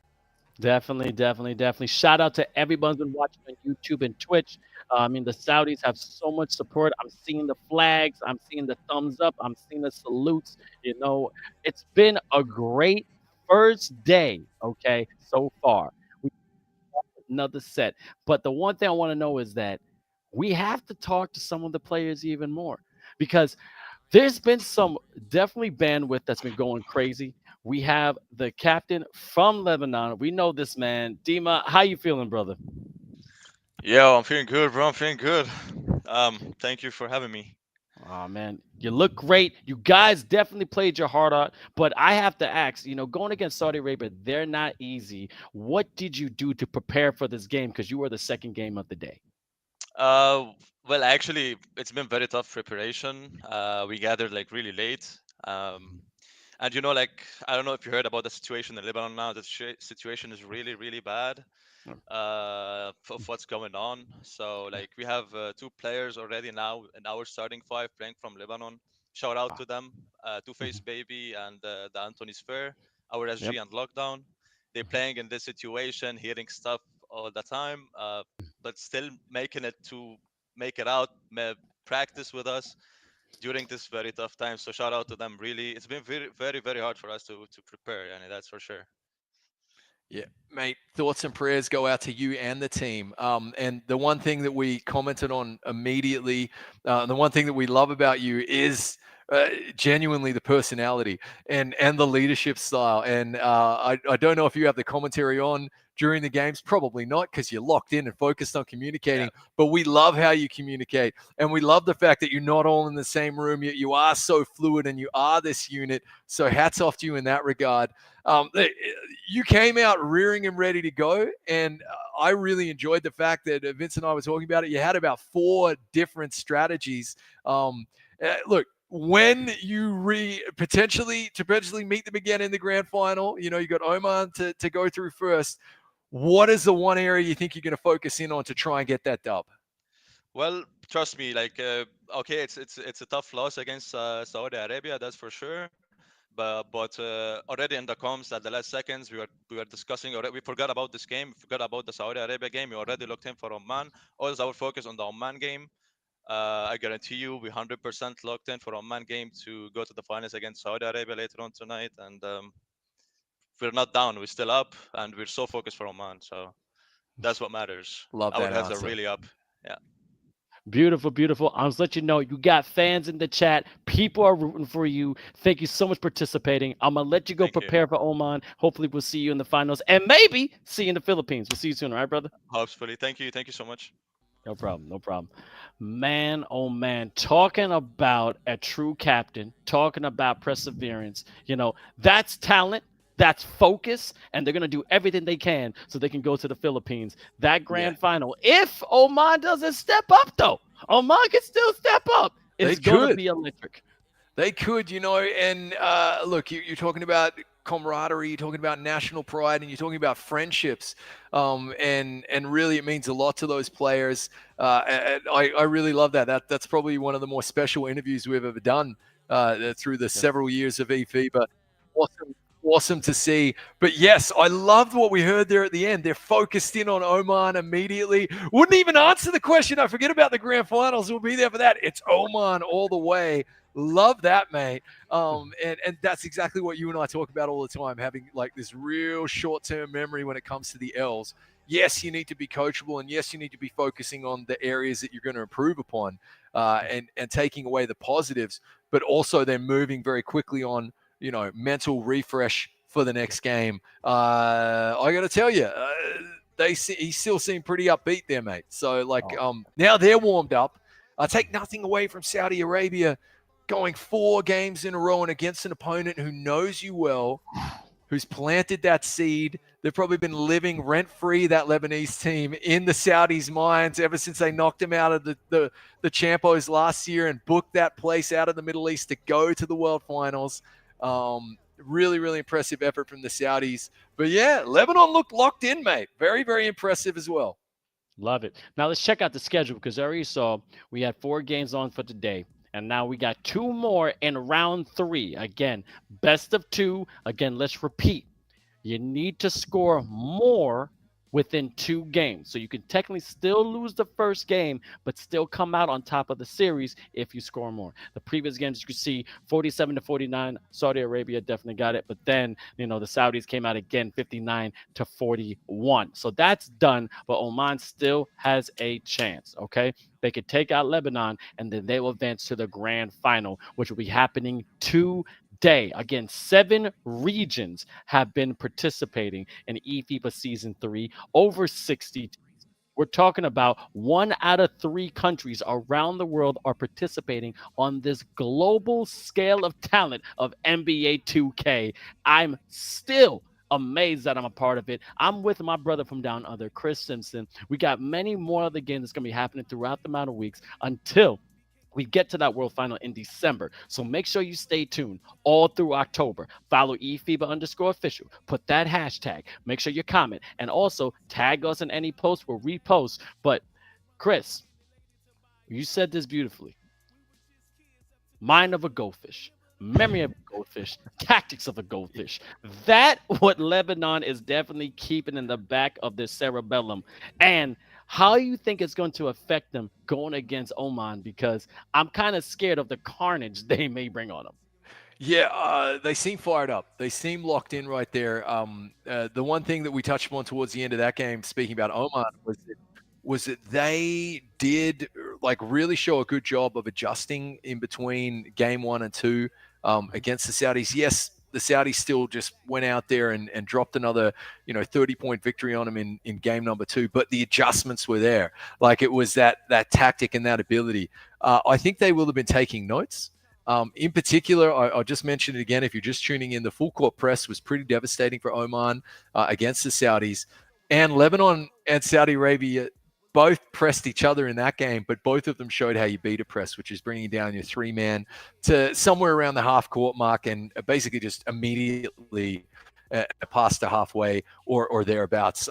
So Oman, I really hope they were watching that and taking notes, because that'll make their life a hell of a lot easier. Defending off the ball was probably the reason they lost both of those games against the Saudi Arabia team. And transition buckets. We saw both Lebanon and Saudi Arabia so stingy there. They'd rather just give up a hacking foul. That's what you and I call the coach's foul. With the coaches, nice foul, mate. Yeah. Then give up a quick bucket. And that's something that Oman can do as well. So it's within their grasp. It's going to be very, very interesting. But like you said, I wouldn't want to be Oman right now because Lebanon look absolutely rearing and ready to go, laser focused, Tom Brady style, on the next opponent. It's going to be very, very interesting, though.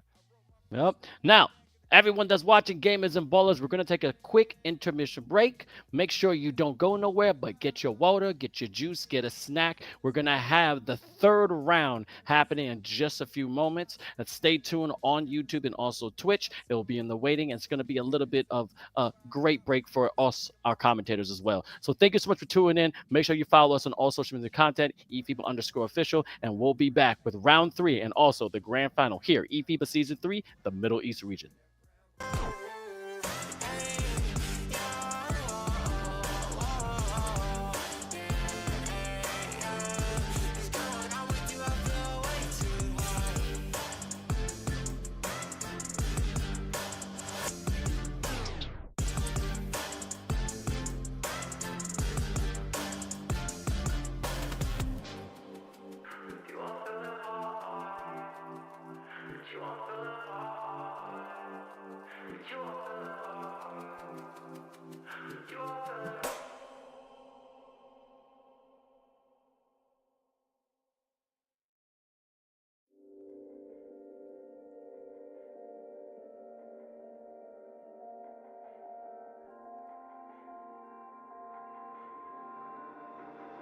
I don't need you up in my face right now. I don't need you up in my way right now. I don't need you up in my face right now. I don't need you up in my way right now.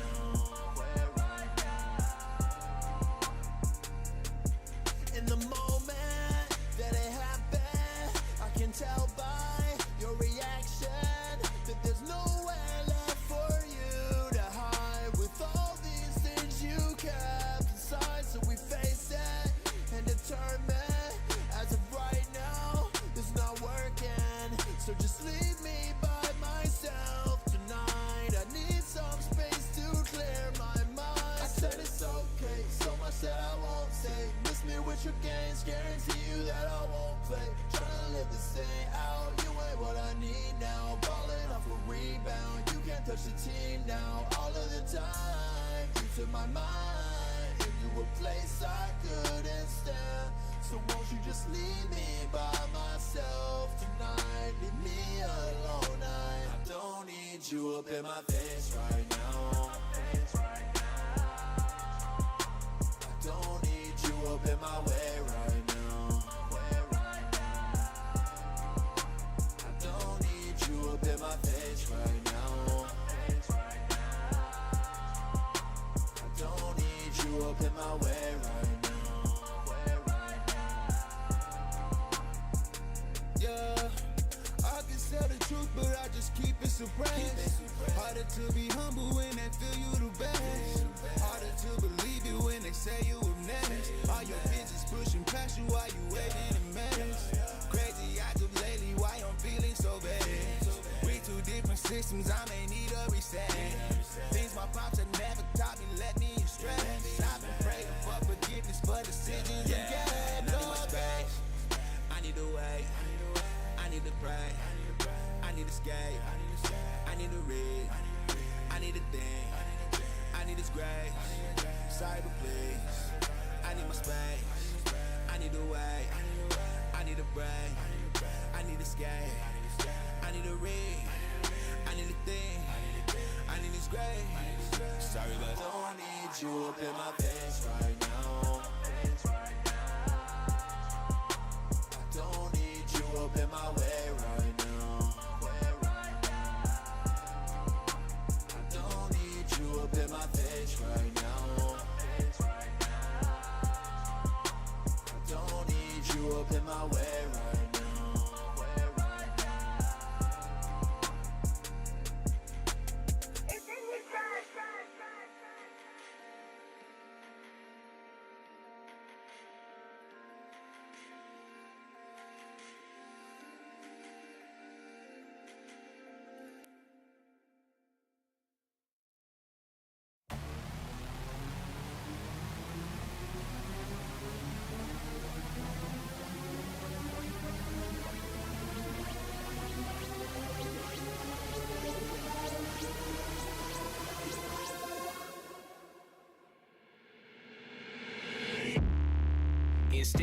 low, looking bad like a bat with an eye patch. All black through the woods with a backpack and a lit match. Spark one time, get the whole city looking like a dark shade of orange when I burn it down. What it is, what it do, whole clique getting live on the talk of the town. Lemon City had a mouth and it wouldn't shut up. On a hunt for a crown, when they get it, I'ma burn it, cause nobody in the game right now even deserve it. What I need a crown for anyway, I should have a halo the way that I made a penny turn to gold. And a penny for your thoughts, I bet a penny for your soul. You know you want the riches and the money and the fame, so take a bite of the fruit if you choose. Let the juice drip down, let it wait to a pie full of gold. In a house up on a lake, 10 holes on the grapes, new clothes, and a row full of J's and a lemon in the garage. Looking like a zoo in here, whole crew in here. What it do in here? Think I lost my mind. Loose screw in here, then I walk outside. And everybody looking at me while I got them all in my sights. Picking them off, taking them out, looking like daylight in the night. And I'm killing so many if they really wanna get involved. And everybody falling from the elevator, now I'm bright rice in this. It's like I'm rice and take a bite, it's nice. And I have a nice time with it. By the time that it finds the way to the right side of him, not even a Heimlich can save him. A selective finger to you imbeciles. Tell me what's been getting into you, envy will kill you. She said I'm a gentleman, I admit a lot of women set up on my ottoman. I don't give a damn like an auto with no time to kill. I've been feeling like the opposite of work, it's a work. And it never been a purposeful thing to me. I just do what I love and it works for me. So I'm freaking every check and put the money in the pushing. Ready to be gunning to the finish and the getting of it. But everybody know I'm working in the sea, I do it differently. So only time will give me everything that I deserve, my id.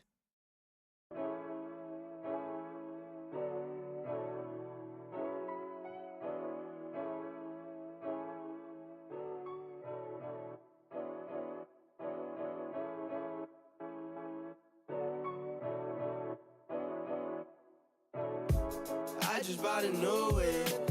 Spend a couple thousand just to cruise it. Shawty said she love me, but I swear she'll never prove it. I never tell her, but I put it in the music. Well, that's okay. All I wanna do is make the best of my whole day. Thank the Lord up above, get the cream on the side, make you laugh to no end. That's the stuff that I love, la da da da. We can be friends if you wanna. We could just talk if you wanna. We could hold hands if you wanna. Hey, tell me what you wanna do. We could just laugh if you wanna. Late nights under stars if you wanna. We could just kiss if you wanna. Hey, tell me what you wanna do. It's like the story of my life.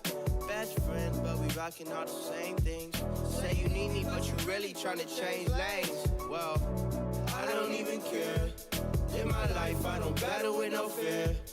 Fighting dragons, always been a real one. Hate you saying showing love, you a real chameleon. Get the facts freaking straight, always on repeat. Like, we could be friends if you wanna. We could just talk if you wanna. We could hold hands if you wanna. Hey, tell me what you wanna do.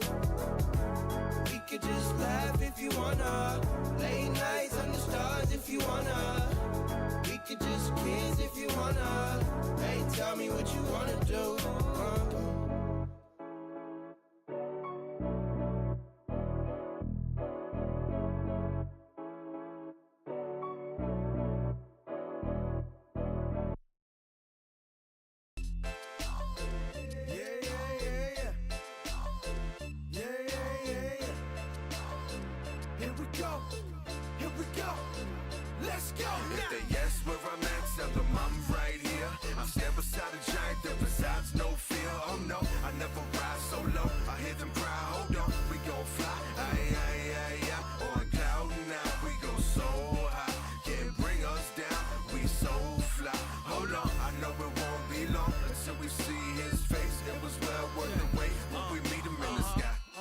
As the crevices on the ocean floor, but I can fly, see me walking through that open door.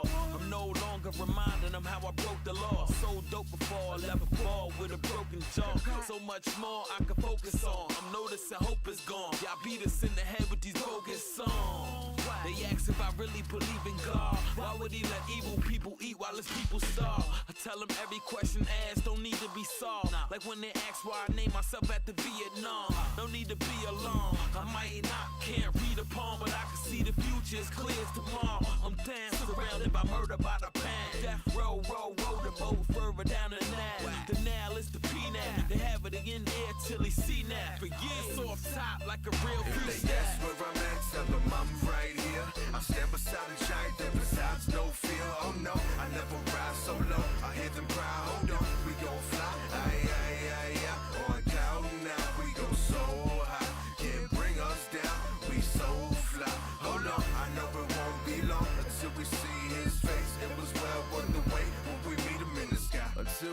sitting here on heaven's steps. If minutes is millenniums, there's only seconds left. They chasing a meal, eat a slug before they second breath. If they make it to the table, find there's only seconds left. What you expect to get or recollect from those who never represent heaven sent a teacher? If I'm speaking, it's a lesson and it's completed. Infinite evidence placed within a grace that is measureless, measured by what could never be measured with. They say we gotta see it, take a hike, never buy what they peddling. You can keep it, plenty liars and stick with the penmanship. Put me in the Coliseum with the red letters that pray I stay strong. Even if they bear arms on your boy, call me the Reverend, son of the Father, servant, staying true to his purpose. Pray to Yahweh alone and find rest in his worship. I look through the throne whenever I'm stressing, I'm worried.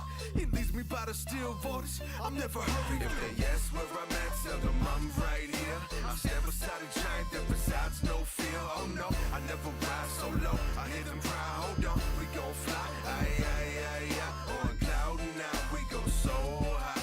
Can't bring us down, we so fly.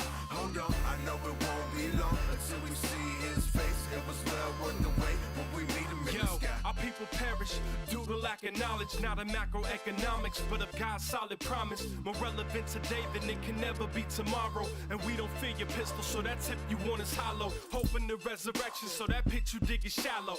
Reaching for it's easy, cause the best of leaders follow. Call me the harbinger, tool in the hand of the carpenter. Dead in stereotypes in the way that they like to market us. Fist up for my people that ain't pride, it's solidarity. Truth is a rarity, we don't deal with your relativity. We woke for certain, and we don't want your bread and circus. Power to y'all's people with implication and purpose. Bigger than pound symbols and phrases without spaces. Timelines updated with prophetic application. Grinding from the basement, but we always been fly. Reaching for that maturation, cloud 7-8. If they ask where I'm at, tell them I'm right here. I stand beside a giant that resides no fear. Oh no, I never rise so low. I hear them cry, hold on, we gon' fly. Aye, aye, aye, aye. On cloud now, we go so high. Can't bring us down, we so fly.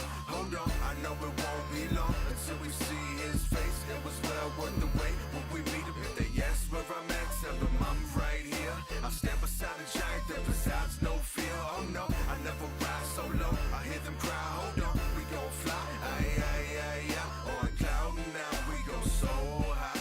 Can't bring us down, we so fly. Hold on, I know it won't be long until we see his face. It was well worth the wait when we meet him in the sky.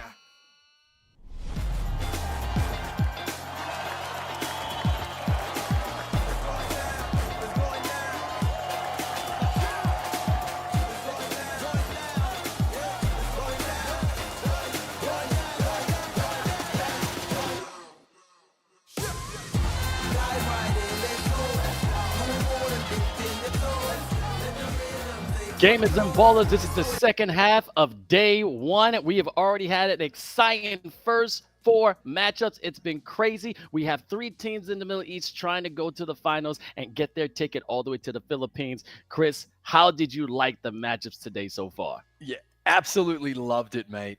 Saudi Arabia did not disappoint. They look truly phenomenal. They definitely look like the top dogs here in the Middle East. And I have to say, I enjoyed the fight from Lebanon right there. They were so good in that first game, but the Saudis in the fourth quarter in both games just showed that they are truly world class. So it's going to be tough for Lebanon to, pull a repeat of last year and another upset this year, because the Saudis came truly locked in. Yep, and I'm your host, Vince Chang. That's Crip Simpson. And now, if you know what eFIBA Season 3, it's bigger, and we got more teams. Over 60 teams. 1 out of 3 nations in the world are competing. We're already seeing the first region, but we also got 6 more. And break it down really quick for us, just for the people who are coming in for the first time, Chris. Yeah, mate, it's phenomenal. Look, a third of the globe participating, but every single continent represented right here. North America, South America, Africa, Europe, the Middle East, who we're focusing in on today's stream. 8 teams coming out of Asia, 2 out of Oceania. Obviously, a couple of powerhouses when it comes to Europe, with 22 different competing nations and 17 African teams continuing to just grow the sport. eFIBA has really evolved, Vince, from year to year. And I just love that we've got the different regions all broken up geographically like this, so that we can really give the best possible even playing field, zero latency games. All right, it's not the revolution, but the evolution has been televised. And we're going to go this really quick. Middle East, we know it's Lebanon, Oman, and Saudi Arabia. Right now, it's Saudi Arabia going to be advancing to the finals. It's going to be between Lebanon and Oman. We'll see who's going to take that. But Asia, let's give a little taste of what people are going to see, Chris. Yeah, big time. Now, the grayed out teams are those teams who didn't actually make it through qualifiers. They played already. They were on stream, but we weren't commentating on them. Here are the 4 teams that remain: are the Philippines, Mongolia, Indonesia, and Thailand. But a quick shout out to Kazakhstan, Malaysia, India, and Macau. However, Philippines and Indonesia, definitely the teams to beat there. But Mongolia, a lot of scoring prowess there, Vince, and we've been really impressed with what we've seen from them. Plus, now we have Thailand in the mix. I'm absolutely loving the Asia region right here.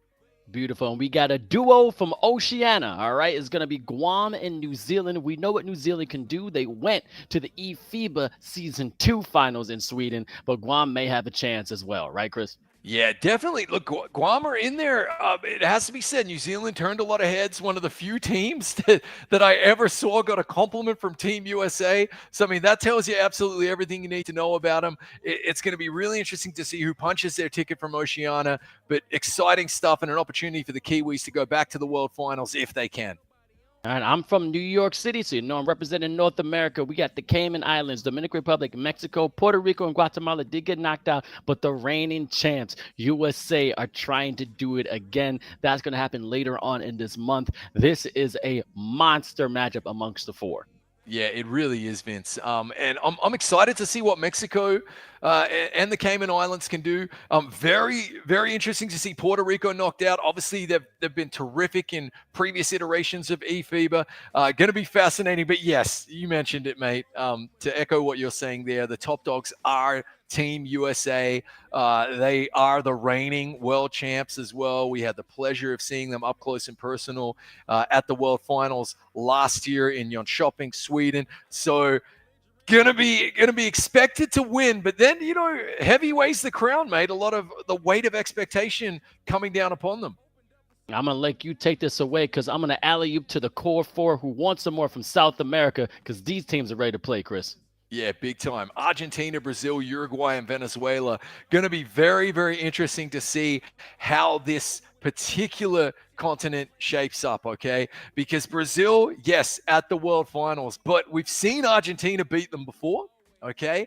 And metal sharpens metal. Uruguay and Venezuela, little less known about them, but you cannot discount them. And esports growing massively in South America and 2K. This is going to be an absolute powerhouse, I think anyway, of a conference. I can't wait to see it, mate.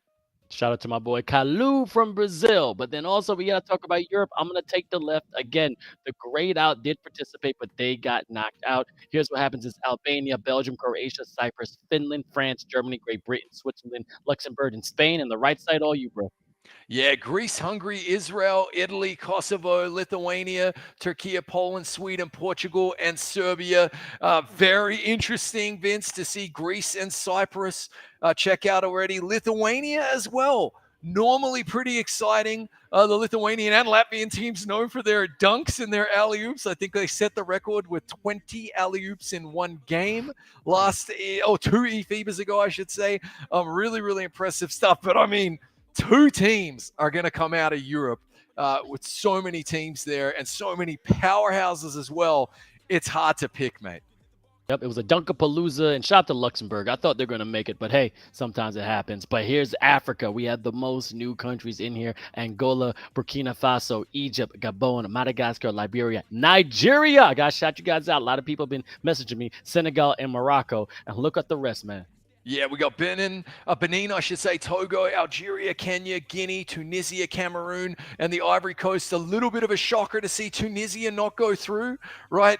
But yes, Egypt and Morocco probably tipped the favorites. I've seen Ivory Coast in a few eFIBAs now, and really, really impressive team. That is going to be fascinating to see what happens there, because typically it's Morocco and Egypt tussling for that #1 spot. I can't wait to see how it plays out.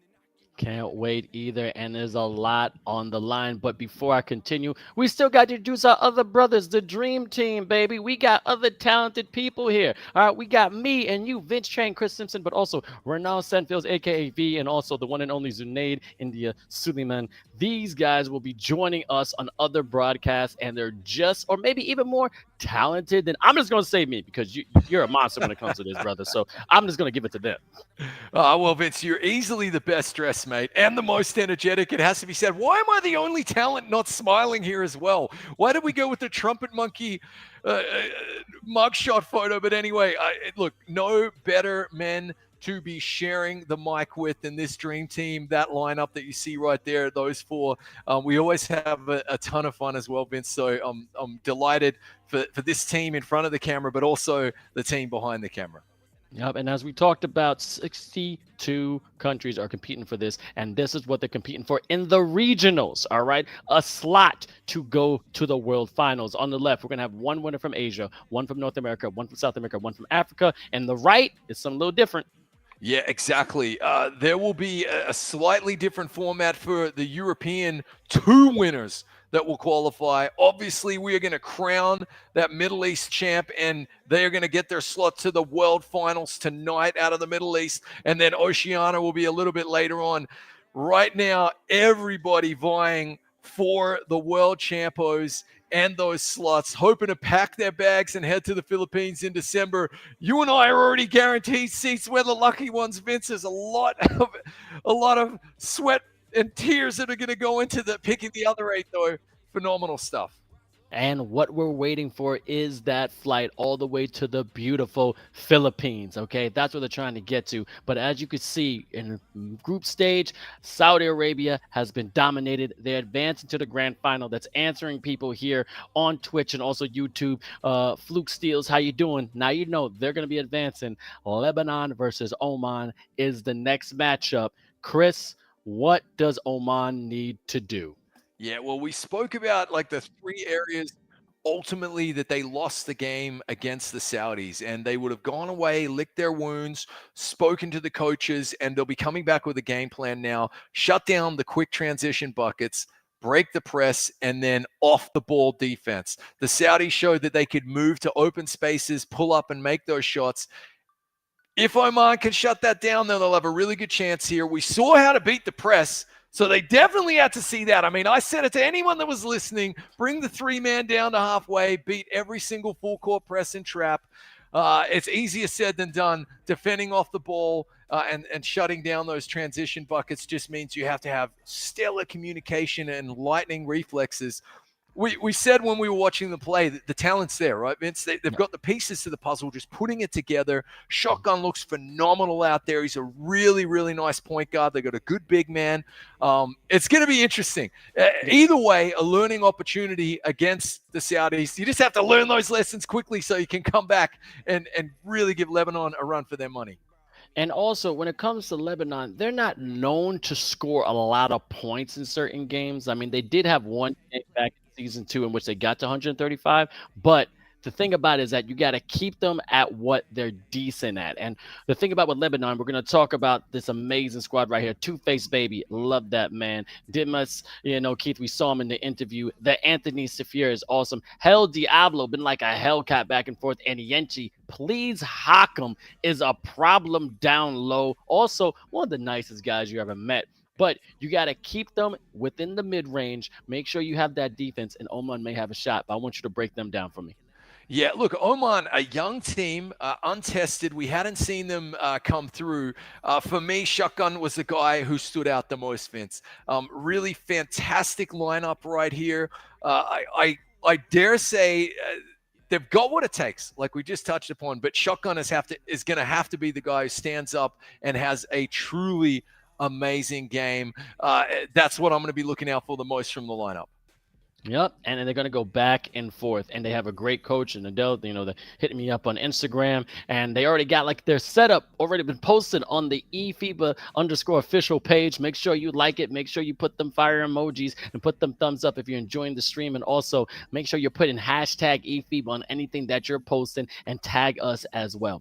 This is gonna be a good matchup. It's gonna be a good test to the Greenhorns coming out from Oman. First time coming here on this competitive level, but Lebanon is very experienced. And hey, sometimes if you want to learn how to swim, you just got to jump in the water. And sometimes you're thrown in the water. And there's a couple of sharks here, but you never know. Oman can punch that in the nose and come out okay. But we'll see how the competition is going to grow and get better.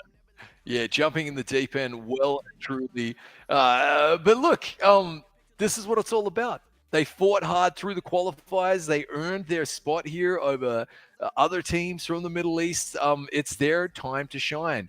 And it's all going to come down to this now. They've had the break, and we've had the intermission there as well. It wasn't just back-to-back games for Lebanon. They already said they're laser focused. They're paying a lot of respect and attention to this Oman team, Lebanon.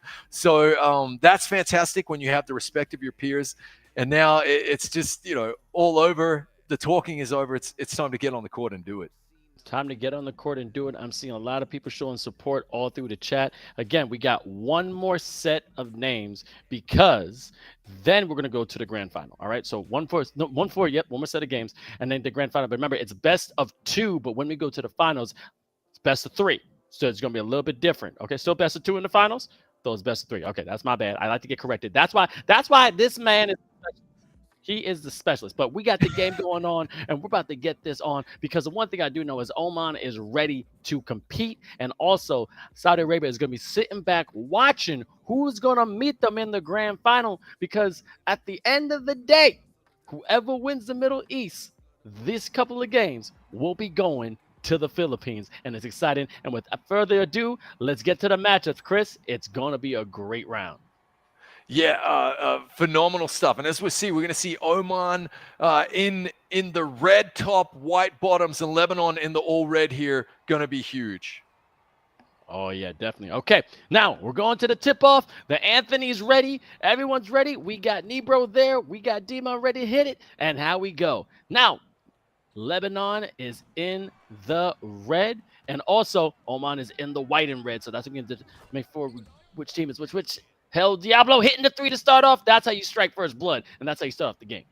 Yeah, absolutely. So, look, a big opportunity here for Oman to book their ticket to the final and take a massive scalp as he is denied. Oh, my goodness. That was prom night all over again. Rejected, Vince. And a quick transition gets shut down, though, by Oman, so they do have a chance to come back. All right, let's see it. 3-0. Okay, starting it off. Let's see if the point guard is definitely going to take control. Beat the floor. General open lane. And I said, whoop! Rejected. Goodbye. Rest in peace to Mutombo. No, not today. And they didn't make him play. Great defensive win. Yeah, absolutely. Look, he was a great, and he'll be dealing. Missed a nice cut here and a good one-handed dunk. Did well to throw it down with the left hand to steer away from the nearest defender. 5-zip to Lebanon. And it feels as though they're feeling themselves right here, Vince. We already talked about they got a little bit of grudge match, losing to Saudi Arabia. They have some fire underneath them. Oh, man, definitely has that fire too. Shotgun, we've been talking about him a lot. Let's see if he's going to step up. A great defense from them. Two-Face, baby. Defense and offense. Nice little jump pass. Two-Face again behind the arc, not hitting his mark. And defense by Oman. Going for the fast, intentional dunk on him, baby. That's what I talk about, a dunkaroo. Right, going down the lane, 5-2. Vince, and I just got to say, mate, sorry, I love what we're seeing here. The quick transition as well as 2 men crashing the boards for Oman. They have learned their mistakes from the Saudis. And look at that, Lebanon with 2 open threes cannot drain them. So the one area they still need to work on is not allowing the Lebanese players to get open off the ball and to get those open threes. But we're seeing 2 men crash the boards for Oman, and we're seeing quick transition buckets from the bottom. There you go. 3rd time's the charm, as they say in Ireland. Boom, boom, boom. boom, that's how you shoot behind the three. That's three-ball corner pocket. And that's been a really high-caliber shot when it comes to NBA 2K. A lot of teams take advantage of that because it's just a little bit closer to the rim, the way that arc is set. And also, they got to make sure that you stroke it green. It's very hard to set that timing, making sure you're not contested. All that goes into play when you're working these avatars, and want to emphasize, you see the two players in each camera to the left and right, Nebro and Dima, but it is 5-on-5. There are 5 separate players on each team with their own controller and console and their builds from NBA 2K25, and they're trying their best to excel to become champs of the Middle East regionals, so they have a chance to go all the way to the finals. Absolutely, as we see. Oh, nice dunk there. And I got to tell you, this is not the start that I expected, Vince. 11-2. I was expecting a much tighter affair, but you're just seeing a team that is really warmed up as we see finally a nice 3 work there by Oman. Really warmed up in Lebanon and just coming out firing on all cylinders. That intermission didn't slow them down at all. We're going to talk about that basketball IQ and a beautiful wide open 3. Don't lose your assignment. But yes, that bandwidth, that mental strain, understanding now your thumbs and your pointer fingers and your middle fingers are now warmed up. They're not crackety crickety. They're stretched. But going to the rim, a nice little reverse lay, 14-7, still a 7-point game. Oman is still into this. But yeah, being warmed up is a crucial thing because Oman's been resting for a little bit. So maybe they're a little bit cold. Yeah, potentially.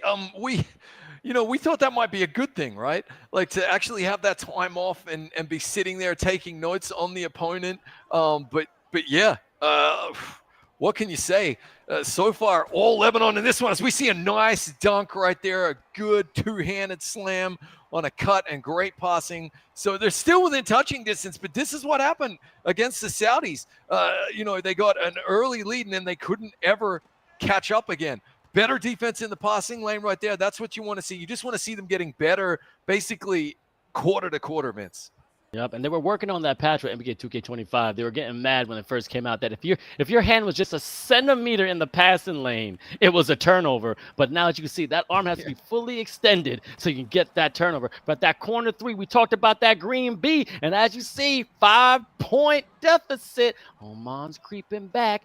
Coming out from the grave. Let's see if this ghoul can come out on top. Yeah, really impressive stuff so far. It has to be said, they've got a tall order here, Oman. As we see, that's their one chance, though. If Lebanon can't stroke a green on these open 3s, Vince, then the door will be wide open for them. So got to look out. Again, great movement off the ball. You see, they're learning from their opponents. This is really impressive because they have now just scored 7 unanswered points. That's what you call a run.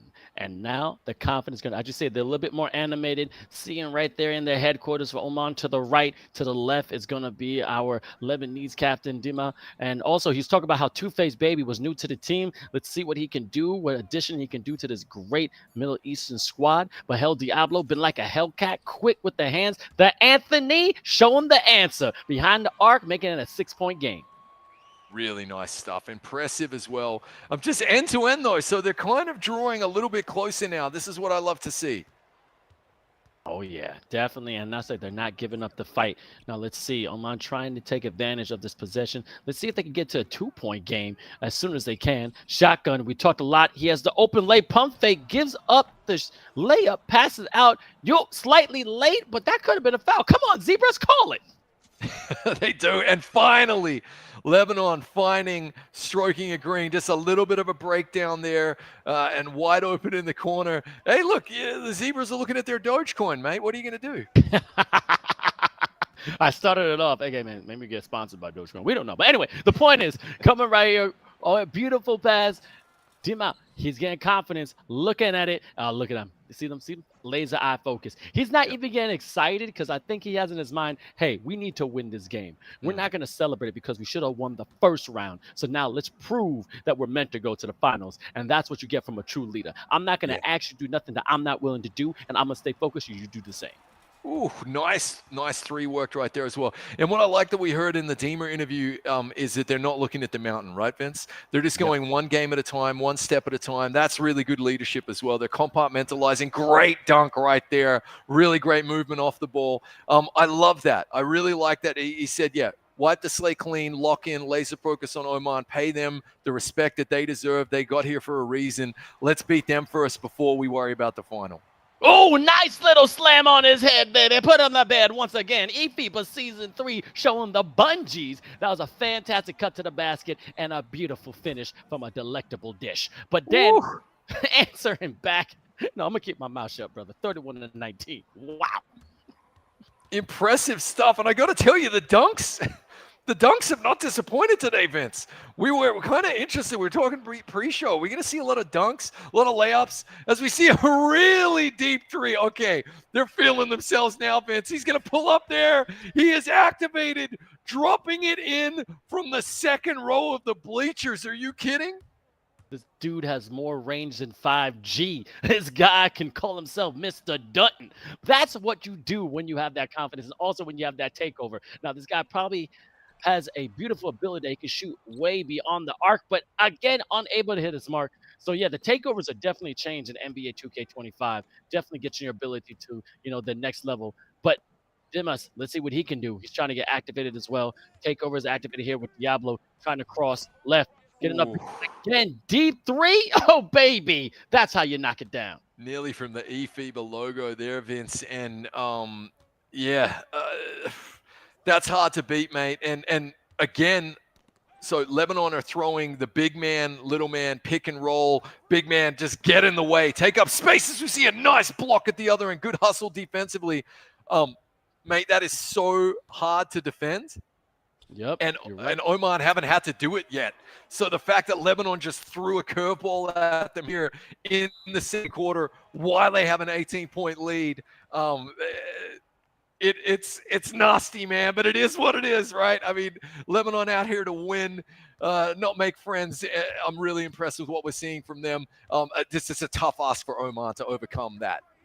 Oh, absolutely, but they're not giving up. And as you said before, given the respect they deserve, you don't play lightly to any player when it comes to this game. You give it their all. You want to be here, we're going to show you competition, we're going to show you aggression, but also we're going to show you professionalism. And that's what this is all about. But, man, they're just dropping the threes, but unable to drop it down the hole and just unable to convert. The Anthony showing a little bit of confidence, but couldn't show them how it's done.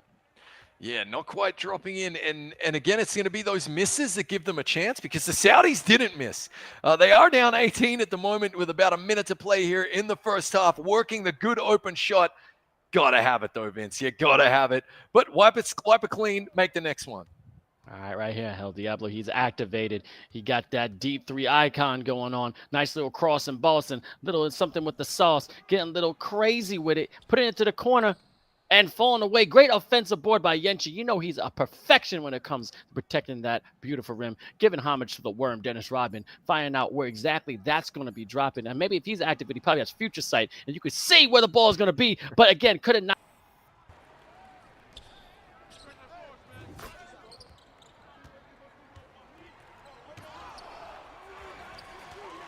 5 points, which again, very impressive for a very young team coming together, playing on this level. But as you see, connections coming back. Everything is going to online. So we're going to have those situations. That's played. Everybody's a game in here. Most people know exactly how 5G, 4G, 3G works, okay? But the game's still going on. And as you see, 5 minutes left in the third, and they're still going. Whew, and we still got another game after this, Chris. It's exciting. Yeah, and it looks like all we missed was another bucket for Lebanon. So the lead is an even 20 as he gets his pocket picked right there. And a beautiful open three. Can't get it, but the big man gets a board, finds the man outside, and drops that one home. Oh, here we go. So interestingly enough, third quarter has been probably the weakest quarter for Oman so far in the 2 games we've seen them play. For Lebanon, it's the fourth quarter. Can both of them overcome their demons and step up here? They need to make those open shots. A little unlucky right there. Just a little unlucky, but I would not be mad as a coach for that shot. You're wide open, but you just got to knock it down. Beautiful back cross right there, using the baseline as your friend, and definitely dishing to the open man, giving a beautiful dunk right there off the lane. That's just court vision at its finest. Yeah, big time. And 25-point deficit as we see a nice little finger roll under duress, popping it in the bucket right there. Very nice stuff. Here come Lebanon, though. They are just one-track minded at the moment as a big man gets open and throws it down with authority.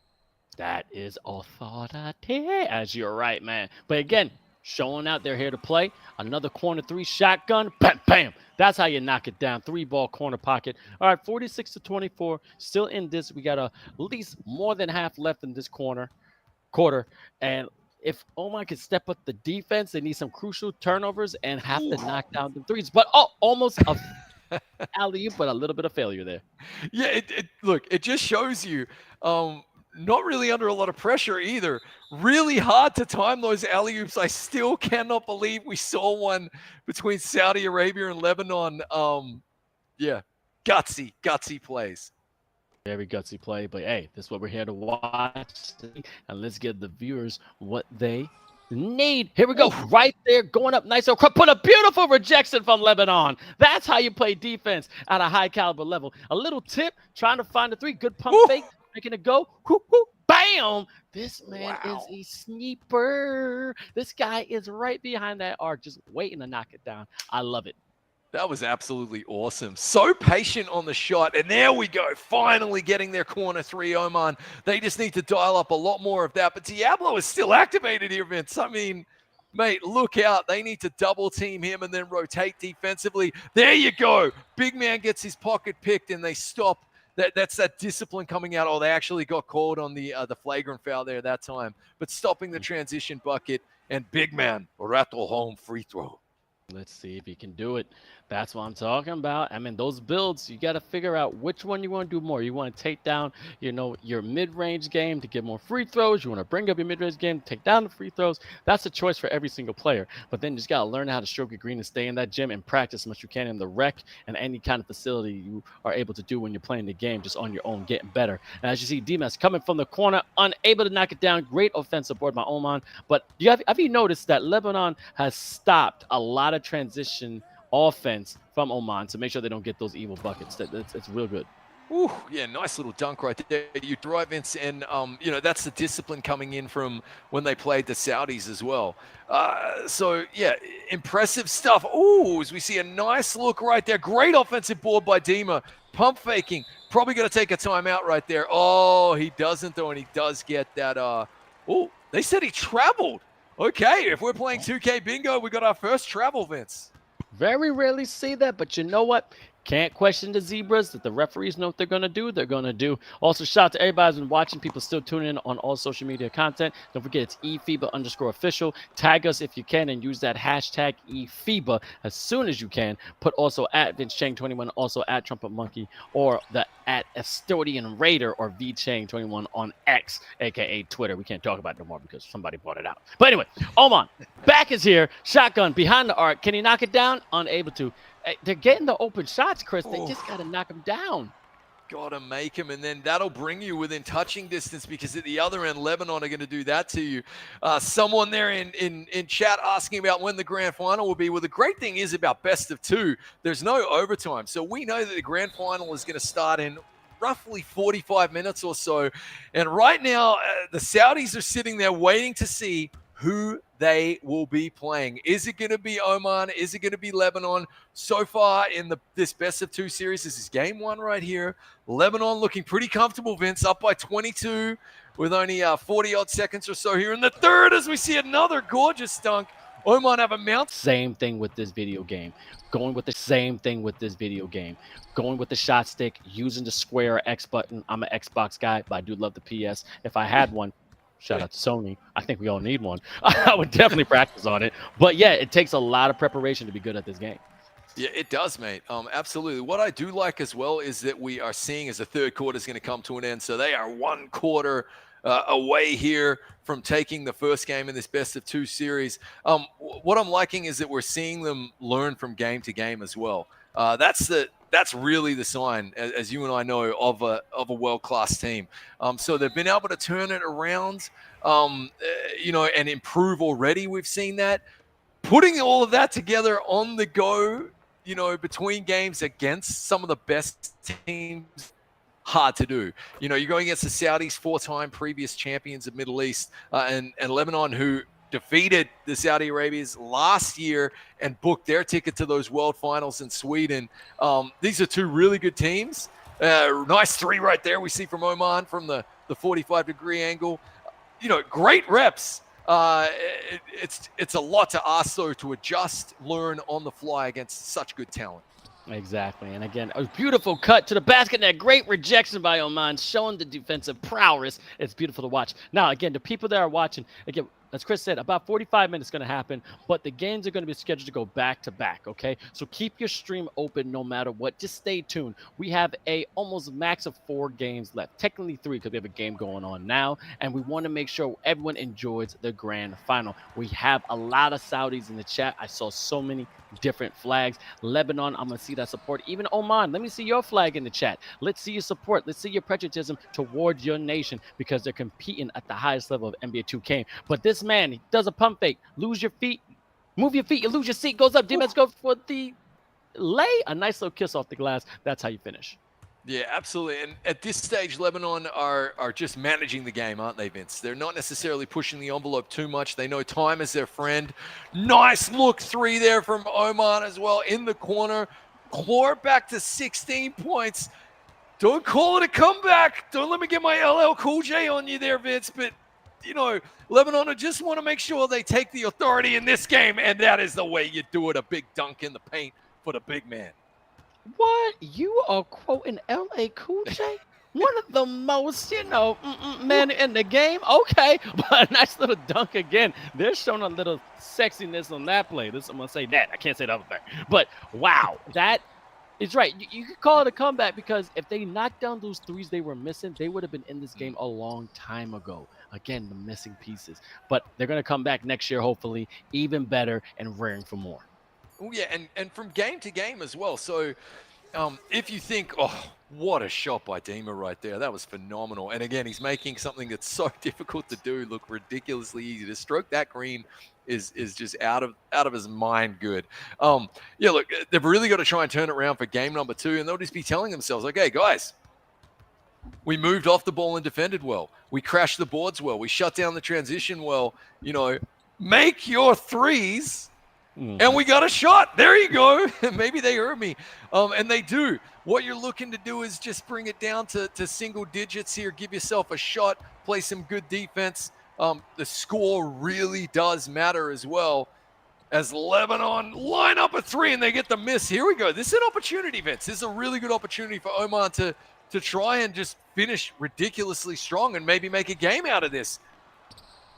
Exactly. Getting a 15-point game. Hey, losing by 10 points isn't so bad because of the best of 2 rules. You just got to win by 11 the next game, and then you can still advance. So there's still a chance. We're trying to make it equal for everybody, all right? And I want to repeat, people who are watching, all regions agreed to this format. But as you can see, some people have to take advantage of it. All right, we'll see if in a minute 51 they knock down these missed shots, because I already counted. There was at least 8 missed threes they couldn't knock down, Chris. And that right there is over 20 points. Yeah. My goodness, they would have been in this game. Yeah, that's the difference, right, mate? And, you can say Lebanon missed a few as well, but they made more than they missed, and they make it look easy right there.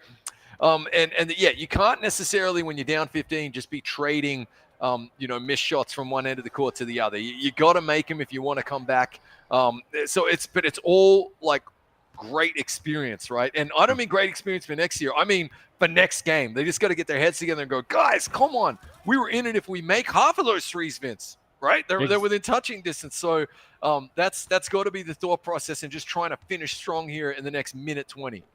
Yep, and also iron sharpens iron, okay?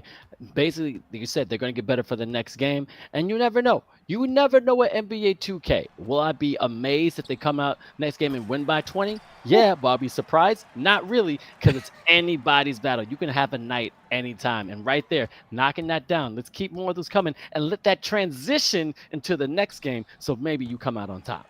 Ooh, nice board there from 𝐂𝐄𝐄 as well. And again, they should just be playing the clock here. They've kicked it back out to that 18-point lead. I have been impressed with the fight. Look, both teams played well in the fourth. A little bit better, it has to be said anyway, for Lebanon in the fourth quarter here than they did against the Saudis, just to close out the game, being pretty respectful of the opponent here. It is going to be game one to Lebanon, but hopefully Oman can hit that reset button, dial in, and make a real contest out of this in game number two. The point differential is going to play into it, though, Vince, as we've been saying all night. In a best of two, point differential really does play into it. But let's see what they can do. Got to get the shot off. Rattles out. Good board. Final 7 seconds, Vince. All right, here we go. Last couple of seconds. Done with the first and unable to close it out. Now, we saw how strong Lebanon is, all right? Now, Oman has to put some things together. You saw a little bit of defeat in this in that camera view, but now it's about pride. Let's get a win for today. Let's work on for the next time. But I'm still going to be optimistic. You never know with video games. At the end of the day, this is still a video game. You can just have somewhat of a stroke of luck, and before you know it, all you're doing is stroking green and win by 20. Yeah, mate, you're absolutely dead right. And you brought up a fantastic statistic there. 10 missed three-pointers by the end, if you count them all up, make half of them, and that's 15 points. They just have to be telling themselves that. But we definitely saw a marked improvement from the series against the Saudi Arabia team right there. Oman got better in the areas they needed to. Unfortunately for them, there was no slip up from Lebanon, and they went and got better as well from game to game. In particular, a really strong fourth quarter, because that's where Lebanon was struggling against the Saudis. And they look warmed up now as well, mate. So it's going to be a fascinating game two right here. And then after that, it's straight on to the grand finals where the Saudis are waiting.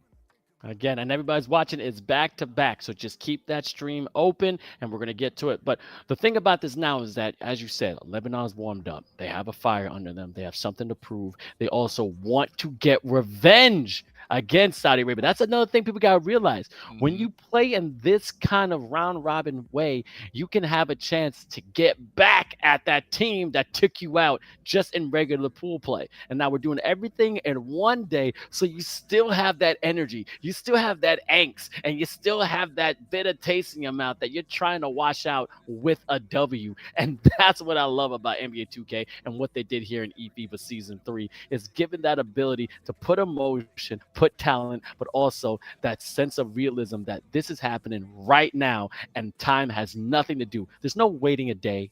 There's no waiting hours. It's just literally waiting a couple to keep going. Absolutely, mate. And let's not forget as well, psychologically, Lebanon have the victory last year over the Saudis, and the fact that they booked their ticket to the World Finals in Sweden, where we got to hang out with the lads and meet them. So that's kind of massive. Like, they know they can do it.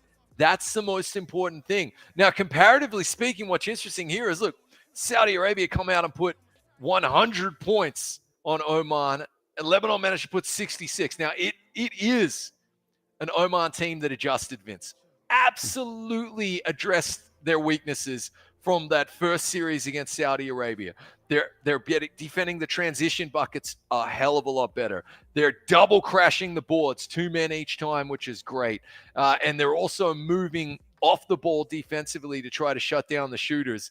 That said, showing you how difficult a task that is, they actually still lost by 18.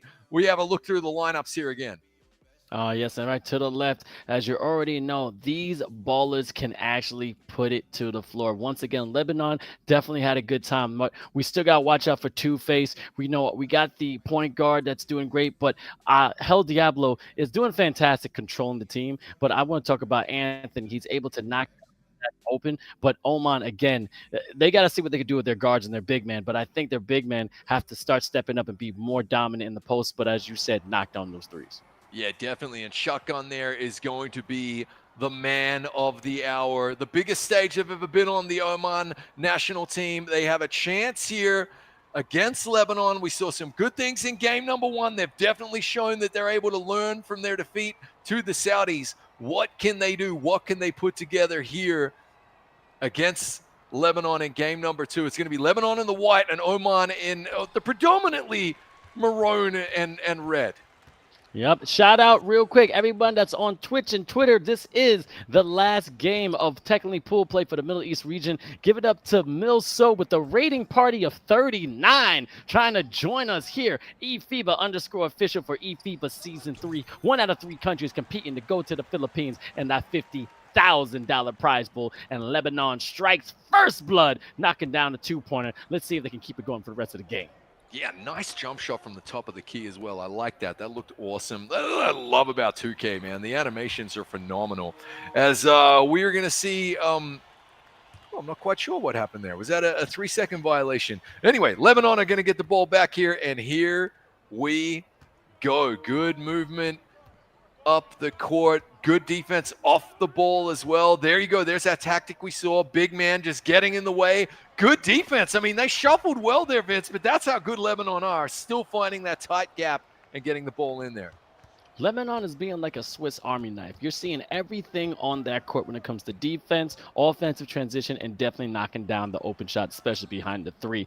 But it's very hard to battle that when you have a new team from Oman. Just learning the competition and the speed of the game is a lot faster than you think. And this is just from the Middle East. Imagine playing someone from Europe. Imagine playing someone from Asia. Definitely imagine playing a team from America. So you got to get used to this competition, used to this fast speed gameplay, and adjust so you become on top in your respective regions. As you can see, passing around, two-faced baby, giving it to open man for 𝐂𝐿 𝐎𝐿, point guard, giving behind the back, trying to get a little bit of an ankle breaker, pump fake, give it to the big man, 𝐵enchi, pump fake, up, can't knock it down, offensive board. Let's see if he's going to get it out here, using that short corner as your friend, but then turnover, Oman. Let's see if they can capitalize. Oh, and they're going to call flagrant foul again, Vince. That's really interesting because the Zebras weren't calling that, but you're seeing right there, like, Lebanon are very disciplined and well-trained that they will give up that flagrant foul as opposed to give up the quick transition bucket. But that was good defense by Oman. Already in this one, a tighter affair as they find the paint and hammer home a two-handed dunk. Yeah, but that flagrant foul was basically that clear path to the basket foul. You know, we see that all the time in the NBA with a nice little skywalking jam right there, 3-6. And again, they're trying to make this so realistic. It's amazing of how they made NBA 2K25 into actually watching like an NBA final game if you're watching on, I don't know, TNT or some other beautiful broadcasting. And we should be on that. I think we should have a contract. You know, I'm just putting it out there. I think I can say that. I couldn't agree more, mate. Really nice bucket right there from Lebanon. But as well, this is what's great about 5v5. You know, a player for each national team controlling each of the players that you're seeing on the court. So there's 10 total players connected and playing right now. Pro-Am mode is what they call it. It's awesome. There's all kinds of customization options as well for the court that you're seeing there. All the national jerseys, all the swag, all the drip on the players. As we see a gorgeous 3, and it's just like game 1. Lebanon were up 11-2. Here they are up 11-3. Fascinating stuff. All right. Whew. Battle. Let's see what they can do with this possession here. Oman going right, left, going into 2 different defenders, find the big man. I haven't seen a lot of post-up plays coming from any team, just backing down someone one-on-one. Definitely a lot of driving kicks. No one's taking solo. No one's playing hero ball, but then unable to get that pass except on the turnover from Oman. Really nice movement right there. Oh, rattles in and out, and it's back the other way here. So Oman just trying to get back on the scoreboard right here. Nice ball movement, good 3. There it is again though, Vince. We spoke about it, mate. They've got to make those shots. Gotta make those shots indeed, and that's what's going to keep you in the game. But still a low-scoring game right now, and I spoke too soon. Again, extended the lead 3-14. Lebanon is trying to pile on the points so they can go to that grand final and get some revenge against Saudi Arabia. Yeah, I mean, they're very close. They're so close they can sniff it now, but they've got to focus. They've got to lock in. Up by 11. Nice gliding dunk there, hanging off the rim with a little celly. 13-point lead early on in this one. Oh, showing a little bravado. Okay, they're trying to make sure you put a little extra salt in the wound just in case they come out on top. They're trying to show that strength. But let's see. D7 finding the one and only B in the corner, and all of a sudden, Atlas 22. What can you do? A little bit of posted up. Fahad unable to knock it down. Now he's getting a little bit of cold. The shot's going to be a little bit more difficult. Really not bad transition defense here from Oman, but off the ball. Oh, they're lucky that was a miss because that was wide open. We are seeing improvement, that's for sure, but they need to get on the scoreboard at the other end here, and all they're getting is low percentage shots because of this stifling Lebanese defense. Yep, but that's what they're good at, and that's also a thing they're going to work on. This may be a little test run on what they can work on for the next game if they advance to the finals, all right? And again, to people watching for the first time, this is eFIBA Season 3, baby. Over 62 teams competing to go to the Philippines, and also a chance for a $50,000 prize pool. 7 different regions from all over the world trying to get their chance so they can be crowned world final champ. Please follow us on all social media platforms when it comes to @eFIBA_official, and please put hashtag eFIBA to show the love for your team and your nation. As you see, we're still going on. This is Oman versus Lebanon. Woo. The battle's going off. Not gonna lie, that last 3 there to close out the quarter was awesome, Vince. The ball just floated over and he hammered it home. It kind of reminds me of a certain caster in New York I see on Instagram making 3-pointers from time to time right there. Looking good, a little bit of Vince Chang action. Another off-balance 3, no foul called. They are letting them play out there, but a really nice shot from Oman to get back in this one. Beautiful shot, 11-point game. Shout out to my teammates, Manhattan Elite, Johnny K, Sebastian, my man Dave, all of them. Okay, I love y'all. JC, you guys are just beautiful. Allow me to ball out and do what I can do. But yeah, thank you for stopping. I do a little bit of balling. I gotta be like, I've been seeing you hit the if you really get poppy. I've been seeing your arms get a little swole like you play NBA 2K. So I think the push-ups have been paying off. Absolutely, mate. Here we go. Lebanon in the driving seat here, and that is the money man in the corner. Oh, it's a bit of a 3-point shootout at the moment, and we're going to get just an ugly turnover. You can see the wry smile there from the Oman captain. Knows what he was trying to do. Just sometimes it doesn't quite go according to plan, right? Really good movement again, though, off the ball, and yeah, Lebanon are pulling away with it here, Vince. You just can't switch off 2 plays in a row and allow your opponent to take 2 open threes, and not at this level.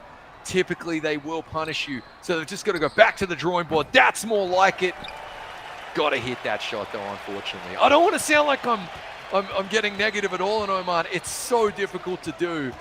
Just Lebanon making it look easy at the other end.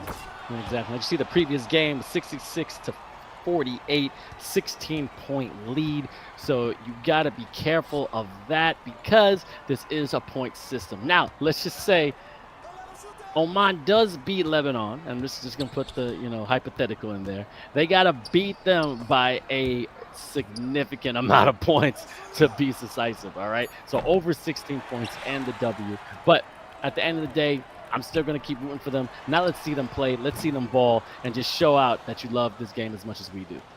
Yeah, absolutely, mate. Yeah, it is.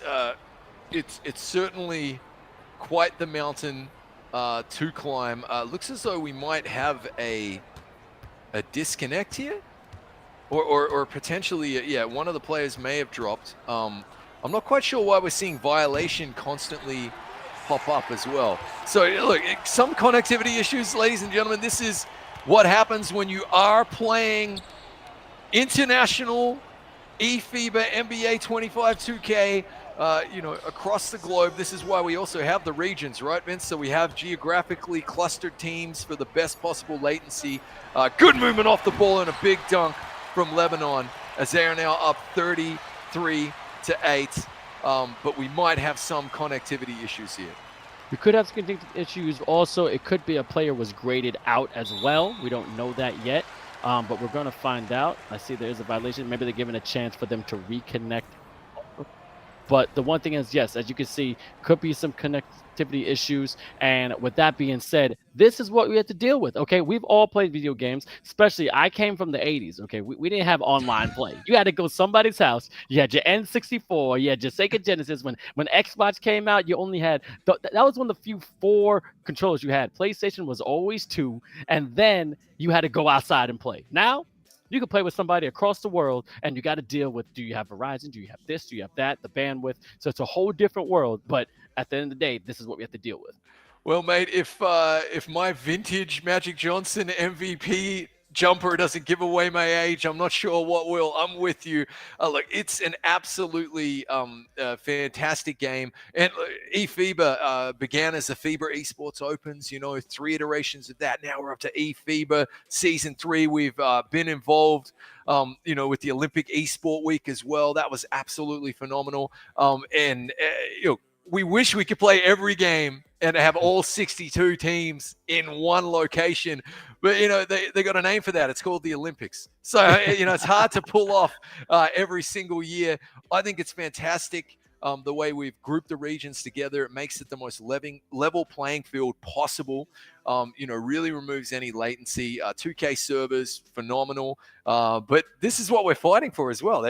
These teams are trying to book a ticket to the Philippines to get to that LAN final, the in-person face-to-face final when they're going to be sharing stages together.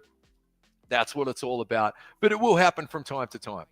Yep. And also, we have to talk about, this is only the second iteration that we're going to have an offline event. Okay. The first time we did it in Denmark, everything was online, even the championship. Beautiful studio shot to everyone that was out there in DreamHack. It was a great time. And then we got the beautiful surprise that we're going to go to Jönköping, Sweden for the finals. And now it's snowballing. And I want this to get bigger and bigger. I personally believe video games are going to go nowhere. We're going to get to the place like one of my favorite movies, Ready Player One, in which you're going to put on a headset and you become LeBron James. You become Anthony Davis. You may become Magic Johnson. You may become Akeem Olajuwon. But games are always going to be there, and making it more exciting is fantastic. But also putting it on a global stage makes it even sweeter. It's not just you see it in America. You're not just seeing it in Europe. You're seeing it in every country possible, from the Asia, the Oceania, from Africa, from South America. And then you get different countries that you never thought would have a team. I mean, the Cayman Islands, who would have thought they had a team? All right. Oman, first time coming through. Certain countries in Africa showing that they can ball out. I'm going to keep shouting out Nigeria because they've been giving a lot of love on Instagram. And they're saying that, hey, you don't got to be from one of these crazy, well off countries. And I say that with respect, but you can ball out, have a good time, and also show your talent in any part of the world. And that's what the NBA did. And that's how we have one of the top players from around the world. Cameroon, Joel Embiid. We got 𝐂𝐄𝐄 𝐒𝐄𝐄, coming from Serbia.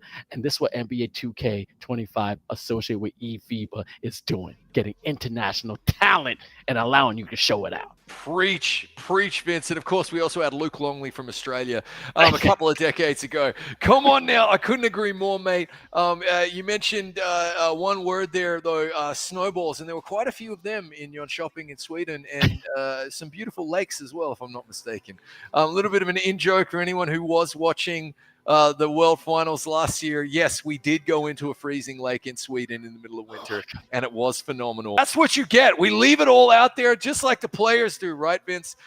Now, we are just awaiting verdict there from the forfeit match regarding the outcome of that particular game. We're going to know very, very shortly. We know that Saudi Arabia have already booked their ticket. Yep. They won both of their opening, I would say, they won all 4 of their opening games, actually, as it were. Mm-hmm. They went back-to-back in the best of 2 against Oman, and then back-to-back in the best of 2 against Lebanon. Lebanon pushed them all the way in that game 1, right? Only losing by 2 points. And now, it looks as though it will be Lebanon joining them, but we'll get official word in a moment.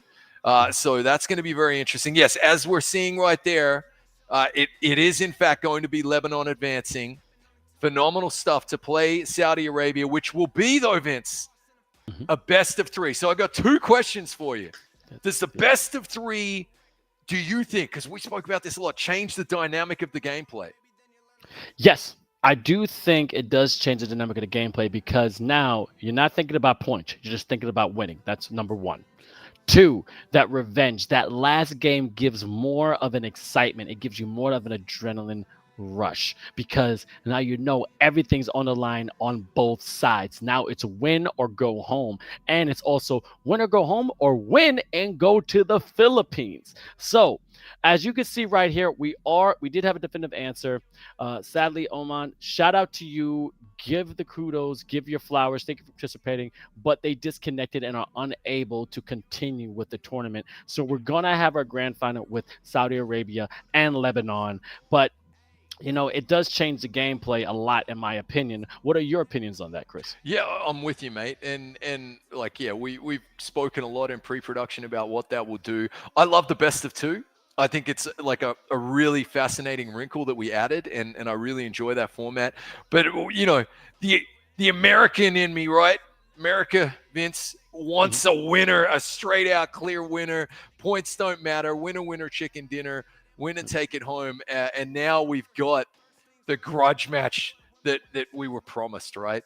Last year, Lebanon shocking the Middle East Conference and beating Saudi Arabia for that first ever ticket to the World Finals in person. And we had the pleasure of meeting them. Great team, awesome team. But we sat there and we knew Saudi Arabia will be plotting their revenge, and it seems as though with a bit of new blood, they kept 2 veterans in their starting five. The Saudis brought in 3 new players and have been practicing. You can see it from their gameplay, dropping 100 in that first game. They looked flawless out there. We knew that they would want revenge, and now they will have their opportunity. Going to be preparing for the finals. It's going to be insane because the one thing is that we're going to find a connection, and Saudi Arabia have been sitting down, just chomping at the bits, understanding, look, we cannot let up. And this is the real reason why. If you can, please, the producers, put back the schedule because I want to show this game between Saudi Arabia and Lebanon because the key thing was the 2-point win. All right. The 2-point win from Saudi Arabia because that was scary. They did not know what was happening because all they know is that they had the ability to keep up with that team. And when you have that ability going into a finals, and we've been a part of competitions our whole life, okay? We've been part of seasons. You may meet a team first 3-4 games in the season knowing that, look, they're a good team, we're a great team, we're going to have a lot of battles, but most likely we're going to meet them in the final, and we're going to change things up. This is happening within less than 6 hours. So all that emotion is now compiled and concentrated, and it's going to explode to see who's going to take home the championship for the regional and Middle East. And we can basically pin that win for the Saudis and that loss for Lebanon on that one play. The one transition bucket 3 that the Saudis were able to score the entire game came in the fourth quarter when Lebanon just fell asleep. Just one play, Vince, and that was the difference, 47-49. Oh, they all add up, those 1 percentiles, right? That's old school basketball, and it's fantastic that it's in 2K as well. And who knows what happens in game 2 if Lebanon have that psychological win. And maybe the Saudis start to begin to question themselves and think it's happening again. They're beating us again. They knocked us out last year. So, like right now, I think all of that kind of definitely the psychological momentum is with the Saudis. They have exorcised the demons. They are ready. This house is clean, and they're ready to take on Lebanon. And it's now time for Lebanon to find the form that they had towards the end of last year that booked their tickets to the Champos. Book their tickets to the World Finals, and yeah, they'll be thinking about the Philippines. They got a lot to play for. A little bit of scary movie here. I see what you're doing there. I like it. I like it. This is some good funniness. But but the thing about this is also having the ability to also get off that high, because now you're the number 1 in the region.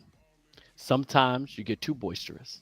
Sometimes you come in with your chest too up, and then you let your guard down.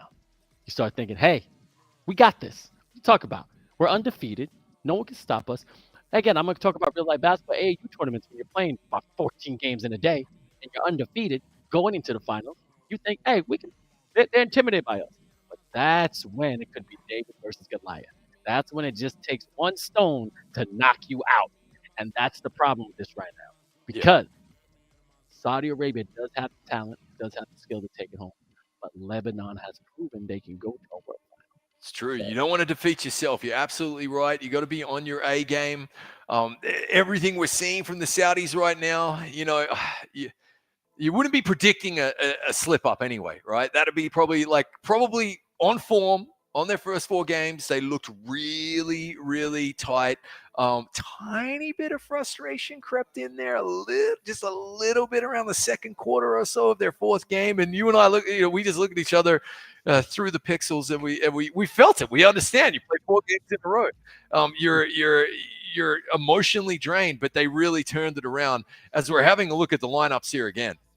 Yeah, right here. V Chopper. This man does have a chopper behind that arc. He can knock it down. V Holston been getting amazing boards. Okay, I've been watching him on the defensive and offensive side. He can definitely keep the possession on the Saudi Arabia side. Nasser, we already proven this guy is a true point guard. He knows how to control the tempo and be that floor general. React Sam plays his role perfectly. Give him the ball in the corner. He's going to try his best to knock down the 3. And if he has to, he'll cut to the rim. And then F5R has been an all-around player, to be honest, okay? He's been keeping the possession. He's been trying to make sure the ball gets down the court. He can knock down the mid-range. And once in a while, we'll get that 3 to go down. And they're a very hard team to beat. But what about with Lebanon, brother? Yeah, big time. Well, look, we've got Two-Face Baby. He just gets all over the court, a little bit like F5R from Saudi Arabia. Impressive. Demeshke, really, really good.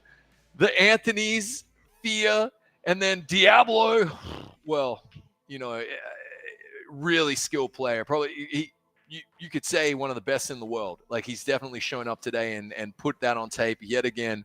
And then Yenchi, please, Hawkham. As far as big men go, surprised us all when he stepped back and took that 3, right? I loved it, though. Yeah. He had that. They have been the best pick and roll, or not even just pick and roll, but little man, big man, get in the way team we've seen here today. It would not shock me if they slowed this right down, Vince. If they literally said, like, we're going to milk this to 24 seconds and use big man, little man. We don't care if we win, 30 points to 29. That's what we're going to do. That would not shock me at all, mate, to see them do that today, because they have actually been the best at that. It wasn't something that the Saudis showed. And the Saudis, I should say, began to kind of like play around with it. So we saw that they have that in their repertoire, but Lebanon, in my humble opinion, did a little bit better. So that's going to be really fascinating. It really could come down to Diablo and Yenchi and their collaboration, just slowing the pace of the game down and milking that clock and taking the shots that are available. So now, talk about now F5R, and also we talk about Yenchi, but I'm going to keep going to Diablo and Nassar. That's going to be that matchup I want to see. I'm going to see how they're going to control the tempo. But to tack on your point, if you don't mind, I'm going to build on it. You talk about pick and pop team. You could do a pick and pop, a pick and fade, a pick and flare, but what they're doing is positioning. That's the key in their gameplay. The positions of their offensive players, allowing just to get an inch, a little bit open space from lowering that contested percentage when it comes to NBA 2K. All right. Stroking the green is easy, but if you got a hand in your face, the computer puts that in account and then you can miss a shot. There's so many times I played this game and I got all the way to green and a hand was in my face and it will miss out. I almost threw my controller, and we know what happens when you throw controllers. We saw that in Sweden. That'll break, and I'm not spending another $50 on another controller. So I got to don't throw it, but the game gets you frustrated, but it gives you that sense of, okay, this isn't something easy. This isn't easy to do, and eFIBA's given that sense as well. It ain't gonna be easy to go to the finals. It's not gonna be easy taking that bag. I think you're dead right, mate. And yeah, the pick and pops, it really is just the pick, and let's see what happens. Play right.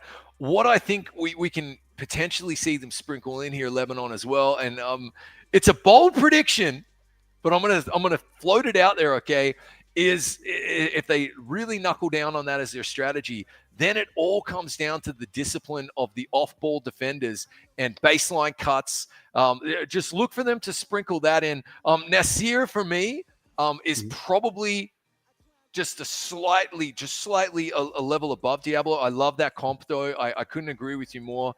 Nasir though does it on a level that, you know, like Ice, like some of the best in the world. Like he might even be top, like truly. And look, I know Team USA have 3 players who can do that, but they don't always get the opportunity in the same game to shine. Just in terms of taking the team, popping them on the shoulders right there, and delivering that kind of amazing performance and elevating, they're definitely up there. He's the potential to one of those players who can, you know, drop 60 himself. So that's going to be fascinating to keep an eye out for. They both showed that they can negate each other on the transition buckets, so I'm not expecting that. They're both showing that they can break the full court press as well, yes. So I'm not too worried about that. It is just going to be that off-ball defending, and I think a very cagey affair as well. I thought that final scoreline in the second game between Saudi Arabia and Lebanon was a little flattering to Saudi Arabia. It's just Lebanon, the wheels came off in the fourth. That's going to be the big test as well. Can Lebanon finally play 4 full quarters, mate? Like that's where it's all going to – and look, we don't have to wait too much longer to find out. Yep, and I'm basically thinking they're like the Dallas Cowboys. I mean, Cowboys – and other joke is that can you ever get change from a Cowboys, and you can't because they only got 3 quarters. And I hate it, but it's true. But the key thing about that is, can they finish out the game? And to your point, you were talking about hands in the passing lanes. Yeah, you got to make sure you're cutting off people cutting. Look, you got to put a body on somebody going down in the paint. You got to get some kind of congestion in those easy buckets, because Saudi Arabia has perfected that, as you can see. They can definitely a high-scoring team behind the arc, but then once they get to the lane, they're jamming it on you. They're knocking down the mid-range. They're going to put points on the board. But are you going to put the hand up? Or are you going to make sure you're going to try to prevent as many easy points as possible and keep it a low-scoring game? And to your point, it is flattering the point differential in the second game, but that was all done in 1 quarter. Lebanon kept it tight for 15 minutes. Definitely. Bomb. And then them 5 minutes, they started to crumble. And that could have been fatigue. Could have been that bandwidth we're talking about. Could have been physical, you know. But now, Saudi Arabia has a rest. They've rested it for about an hour. And that's a fascinating one, right? I'm so curious to see, is a rest going to be a good thing or a bad thing? It was a bad thing for Oman. We can say that now. Yeah, it's going to be really interesting to see how this starts. And I know the teams are connecting, and we're waiting for the tip-off any moment now, so we don't much longer. Very exciting stuff. But yeah, we'll see. I'm with you though, Vince. Unstoppable force meeting an immovable object. This is going to be a lot of fun. Yeah, both teams are definitely high class. And what I also know about Lebanon is that they also evolve. They also change to their surroundings. Okay, we keep talking about how they advanced, to the eFIBA World Finals in Season 2. They could definitely do that here. We saw the focus they had in the first game against Oman, coming off that loss from Saudi Arabia, saying that, okay, look, we're not going to celebrate on something we know we're supposed to do. Okay, Dima definitely showed that as a captain on that team. He says, look, this is how we're supposed to play. This is what we can do. We can compete with the top in the world, okay? We are Lebanese and proud. So let's show them what Lebanese 2K is, and let's take it all the way home. They have a definite chance to punch their ticket in 2 or maybe 3 games against a top squad. And this is the best competition we're going to get in the Middle East. I personally think this day. I don't want to jinx it though. I hate being that commentator's curse, but I think it's going to go down to 3. But without further ado, I'm rooting for both. Let's see what happens. It is Saudi Arabia versus Lebanon for the grand final in the Middle East for eFIBA Season 3. I don't know who's going to take it, baby, but let's go right now, Chris. I'm pumped, mate. It's going to be Lebanon in the white jerseys to begin things here. On the line in this best of 3, Vince, is that ticket to sunny Philippines in December and the World Finals in person. This is the grudge match, the rematch of the Middle East Conference from last year, the Middle East region from last year, and everything to play for. Here we go, tip off, and it's going to be the Saudis in the green, Lebanon in the white. And first possession here to Nasser and the Saudis.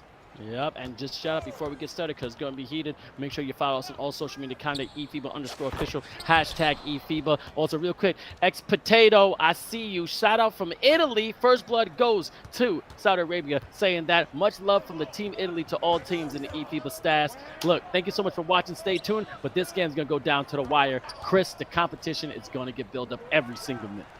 Absolutely phenomenal. And yeah, like you said, first blood, there's that quick transition 3, and it's banged home 6-0.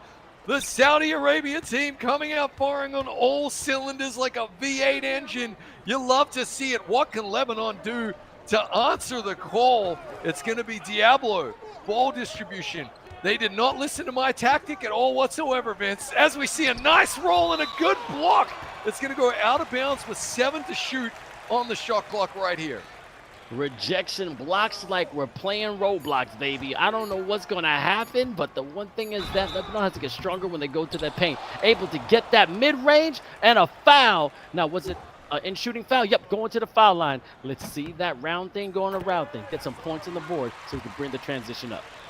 Go to your happy place ball. There it rattles home. Boy, that was a physical foul, Vince. That might have emptied the bench IRL. Wow.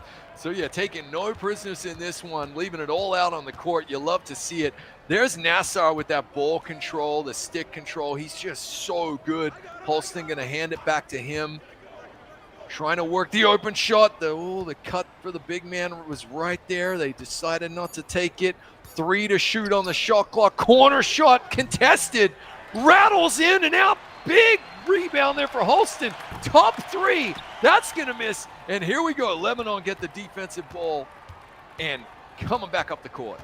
What did I say in the beginning? Holston is a offensive and defensive rebounder presence. You got to make sure you put a body on him. But Hell Diablo definitely has the ability to get some ankles. He's trying to snatch them. Ankle taker could be activated. But his control is absolutely crucial if Lebanon wants to come out on top on this game. Only a 4-point lead for Saudi Arabia. Lebanon with possession on the mid-range. That's top of the key and stroking it green. 2 points is on the way. I'm tying this game. Let's go. That was nice, and he turned away from the basket before it went through. Cool guys don't look at explosions. I love it. Nice 3 right there. There's Nasser. There's what I'm talking about. That is world class, isn't it, Vince? Just pull it up, stroke it green like that. It looks so easy when he does it. It's so hard to do. You can give me 100 of those shots, and honestly, only 3 of them are going in. Yep, but let's see what they got. They still got a lot of time. Oh, open lane. Oh, Diablo crossing and bossing. A little fade away. That's right there. Going into the background. 3-point game. Lebanon's picking it up. Really impressive. Full court pressure, just man on man. Nothing too crazy, but that's what it does. It just adds a tiny little bit of pressure. Good foul, and they are going to call the flagrant. I got to tell you, Vince, I feel like a setting was changed. Those were not getting called by the referees in the first bout of games between these two teams, but now they are, and a smart foul. I mean, it rattled out. Now Saudi Arabia have a chance to get the stop and give up 0 points. All right, yep. There you go. Yep. Oop, coming in, get a nice guard, 3-ball, couldn't do the corner pocket, chopper, pump faking. Not able to go, trying to find an open man. Holston, let's see if he can put it on the floor. But being very smart. Alley-oop, baby! Rising to the top, putting it on the show for all of us to see. That's how you slam it down, going down the lane from the little fella. What? That's how you do it. Are you kidding me? Vince, it looked like he was 14 feet in the air. That was amazing. And our second alley-oop from the Saudis, which means you know they're practicing it. I love it. And on the biggest stage, they're like, let's freaking go. Good defensive board, quick transition, trying to find the open man, pumping everybody out, and that's going to be a smart timeout so you don't give up the 3-second violation. Wow, Vince, another alley-oop on the biggest of stages. You got to love it, man. He kind of saber-tooth in the first couple of X-Men, the way they jumped and just, like that was great. I loved it. Or when the fans get to dunk using the trampoline, you know, that's what it was. It's just awesome, though. All right, here we go. Trying to pick his pocket, and it's successful. Really nice work there from Two-Face. We mentioned he gets around. Really, really good effort. Diablo with the rock, and you get to see it's such a tight game. So so highly contested. Oh, there's that discipline we were talking about. Off the ball discipline, corner 3, and cuts the lead to just 2. Really good play from Lebanon. All right, let me see the Lebanese in the chat. You guys are talking back and forth, but I don't see no support. Let's see them flags. Now, Saudi Arabia, I know you're here, but we got to see that all going through the chat. Let me see them flags. Let me see if you want anyone to win here, because it's going to be best of 3. And the winner of the grand final is going to be punching their ticket to go to the Philippines and a chance for the $50,000 prize pool. A nice mid-range, but unable to convert. Full court pass. Let's see if Saudi Arabia can capitalize on this. Picking the pocket back the other way. So both teams getting stops. One of them just needs to capitalize on these stops. Oh, risky pass across the top of the key right there, but finds two-face baby. Another risky pass. The hands are in the passing lane. Somehow they're threading the needle. 5 to shoot. Got to pull the trigger. Just going to have it at this stage. It's the captain. It's going to rim out, but a good offensive board. And an interesting foul right there. Bear hugs him right there, but it is going to be an inbound, not a flagrant. A little smart, 7.6 seconds left. They want to make sure they can at least get an easy bucket. They're trying to make sure they keep the score low, but it's all about winning. We don't care about how many points you score. A little behind the back, 𝐂𝐇𝐄𝐂, step back. Unable to convert, and that's the end of the first. And man, I am sweating from the tip of my head to the bottom of my toes. Vince, I had no idea what that whistle was there. I had zero situational awareness. I'm just enjoying the game so much. That was the end of the first quarter. It went so quick. Okay, here we go. Lebanon with the inbounds, 14 on the shot clock. Diablo, we're going to see a reach-in foul right there. Not in the bonus just yet, so it's going to be another inbound, and it puts the shot clock to 14 again. All right, remember, shot clock can be your friend or your enemy, but you got to keep your eyes on the screen. 5 different players are playing on each of these teams. Each player controls their own avatar. 𝐂𝐇𝐄𝐂 shooting down to 3, unable to knock it. Now, these transition scores are going to be deadly, and that's how you capitalize from defense to offense, just like that. Oh, and the inbound pass gets picked off. They're going to find another open man, drop it down, take that easy bucket, and just like that, 4 quick points, taking a timeout here. I like this. Lebanon are one of the teams, who use their timeouts really, really well, I think, Vince. Just to kind of calm things down, communicate, and just, take the pressure off a little bit. It also pushes everybody back up the court so you can get a quick inbound, which is critical. Yep, talk about big brain plays, but also you have to have basketball IQ. It doesn't matter if you're playing on the sticks or on the blacktop. But Dima goes for that long 2, which still knocks down, keeping the lead to 4. They're going to keep crawling back, and they got to be careful. As you saw, that 4-point conversion definitely extended the lead, but Lebanon is going nowhere. Yeah, a captain's bucket there. They needed that, didn't they? And a really nice cut off the ball movement from the big man to slam it home. I just want to point out one thing. Have a look at this press right here, Vince. The way they were beating it was the second man coming down from halfway. But guess what? The Saudis are adding a 3rd defender to block that passing lane, which means the press is effective again. And now it's on to the Lebanese team to counter that somehow. It's like a real-life chess match, of course, with high stakes. High stakes. Let's see how they're going to fare here on the offensive board. Look at that pick and roll. Not great defense. Oh, left them like a bad relationship. Shot my man Kyle Montgomery, but unable to convert. That would have been nasty. And the quick transition buckets. So it's like the same tactic that was worked all day. There's that good inbound pass to halfway. But work all day here for the Saudis is actually proving effective as we've got an early 8-point lead in this game. It's time for Lebanon to just try and turn this around a little bit here, Vince, before it gets out of hand and gets a little ugly. But Lebanon does have the ability to come back, so don't count them out just yet. Great cut to the basket, and with traffic, and with contact. That right man deserves some push-ups. Good job, Lebanon. Let's keep it going. And if you saw the stroke, it was very early as well. That's kind of wild, mate. A really nice bucket right there. And again, hard-earned buckets. Oh, Nassar! Pump fake. I thought he was going to have that. That's going to rim out. A good board here and an opportunity for Lebanon to just claw closer. This is a pretty important bucket. I'm calling it, Vince. They need to get within touching range here. I think they can definitely do it. That's an open lane, but beautiful defense by the Saudi Arabians. They know exactly what to do and how to press that box button. So you get that steal, but you couldn't get that little short corner. That's going to hurt them because that would extend the lead just by a little bit. Yeah, and a critical miss right there really leaves the door open for Lebanon to close the gap here doing what they can. It's great defense from the Saudis. There's big man getting in the way. He's going to pull up and take a three. It rattles in and out. We have seen him hit one of them, Vince, but that was a contested shot. Probably not the low percentage outcome you're looking for. Everything was slightly late. Timing was weird, but it was excellent tempo. Understanding ball movement is key. Trying to find somewhat of a scorer, but beautiful behind the back. That's just confidence right there. You can't teach that. That's Steph Curry land. Oh, that was gorgeous, mate. What a three as well. Just when his team really needed to extend this lead. And they just don't have an answer for this Saudi defense right now. That came off, I'm pretty sure that came off a Lebanese player. It did. What stifling defense from Saudi Arabia. They are switched on in this one, Vince. As you see, two of the captains to left and right, they know exactly how to ball, and they're all in, they're focused. As you see, Saudi Arabia definitely now the coach touching his players saying, all right, relax, the game's not over. This isn't an easy win. But also Lebanon Dima is real focused now. He's probably talking to his team saying, hey, look, we're not even to the second half yet. It's still a single-digit lead. We can still come back and take this W. Absolutely. Oh, risky pass down inside the paint. 8 seconds to shoot. Really, really good defense here from Lebanon. I think they recognize as I say that. Oh, and he missed it. They recognize how important this is, but look at the stifling defense all the way back from the Saudis. Corner three, bangs it home. That is a massive shot, Vince. The lead is 12. This is huge for Saudi Arabia.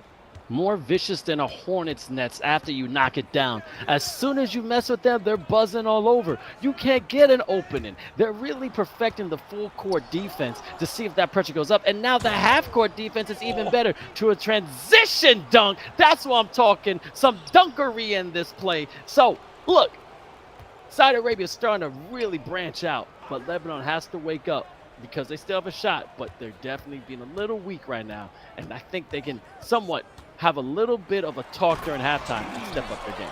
Nice dunk there. They needed that. Yeah, it's a psychological thing as well, isn't it, Vince, when your score is being doubled? At least now it isn't being doubled anymore. It is only a 12-point game, and we know these teams can light it up from beyond the arc and cut that deficit in just, 4 quick possessions. But psychologically, to be doubled, 13 points to 27 like that, Saudi Arabia doing everything they can to shut this out. They had the open three in the corner. They went for the low percentage, but there's Holston with the great rebound and the putback. Phenomenal stuff right there. And that is going to take us to the half. Really good performance right there, Vince. Saudi Arabia definitely showing out why they're the top team in the Middle East. They're going back and forth like a pendulum. And that beautiful alley-oop, definitely skywalking, and that was fantastic. But I think the first alley-oop we saw before was probably the dunk of this season so far, but there's many more games to play. But Lebanon not giving up the fight, but Saudi Arabia is really trying to prove they want to go to the Philippines. Yeah, big time, mate. And look at this, a 14-point lead here, that bucket right before the half ended. It is the third quarter. Okay, so far Lebanon have been really good together, really good at stringing together, 3 solid quarters. They've crumbled in the fourth. They'll be taking note of that. They know what they have to do. And Saudi, on the other hand, will be knowing, okay, entice those turnovers so they can get those easy buckets. You're dead right, Vince. And of course, every once in a while, sometimes our stream connection will drop. It's real players out there, guys. There's 5 players on each team controlling an avatar, 1 avatar each. It's Pro-Am mode. And 2K as he gets the user-friendly roll to cut the lead to just 11. They needed that, Lebanon. And every once in a while, the stream connection may drop and we'll go to another player. That's exactly what we've done right here, right now. So you didn't miss too much, guys. It's an 11-point Saudi lead here in the third quarter. And Lebanon just trying to close the gap to make this competitive down the stretch in the fourth. What can they do? The defense has definitely improved, Vince. But there we have Nassar. He's that good. He's that level of a player that he will just knock that down with a hand in his face. His build is made to shoot behind the arc. He's mostly a two-way threat, or you could be specializing in that three-point shot. Shout out to Abdullah Badawi saying, let's go, F5R. You got a lot of support out there. Let's see what's going to happen. But the captain, we're going to call that the Jack Sparrow. That's the captain score. That's how you come back with it. Yar, that may be the greatest pirate I've ever seen. Really nice work. Oh, there he goes, though. this level of patience, Vince, you know, it reminds me a lot of Breaker. He reminds me of, you know, Dimes from the US. He's got to be in the conversation, doesn't he, mate? Because that level of just patience and skill, the ability to just crush you from behind the arc or glide in like that, it's just awesome to behold. Breaker the Beast, Ice, also CP13, a lot of great players when it comes to NBA 2K, but great Yenji showing that power as a big fella, understanding you got to finish it at the bucket when you got that big build. And you're right, he's definitely going into the conversation. He has a chance to maybe come on the All-Star team. We'll see what he's going to do in the finals if they come out on top here in the Middle East. I'm really excited to see either one of these teams play other countries. And woo, baby, that was just disgraceful. Wow, shout out to Duke Tango. Man, that's how you dunk on somebody. Just so much traffic as well, mate. Honestly, it looked like a New York yellow cab throwing down a dunk out there. That was absolutely awesome.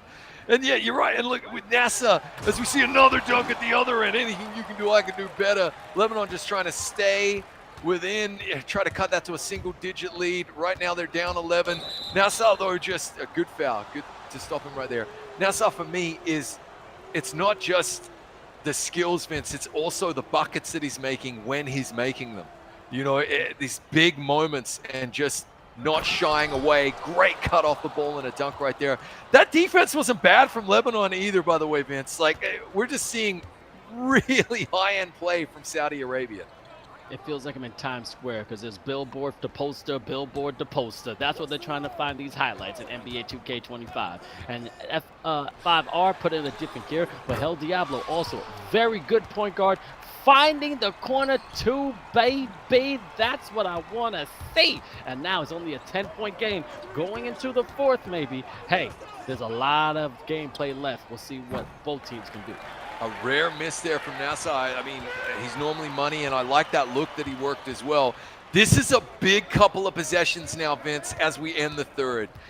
This, for me, is probably going to have a lot to say about the outcome of the game. Can Lebanon score a couple of times here and close this gap, or can the Saudis stamp their authority on this game? 3 seconds to shoot. Gotta have it. He drops it in. That's a big bucket, Vince.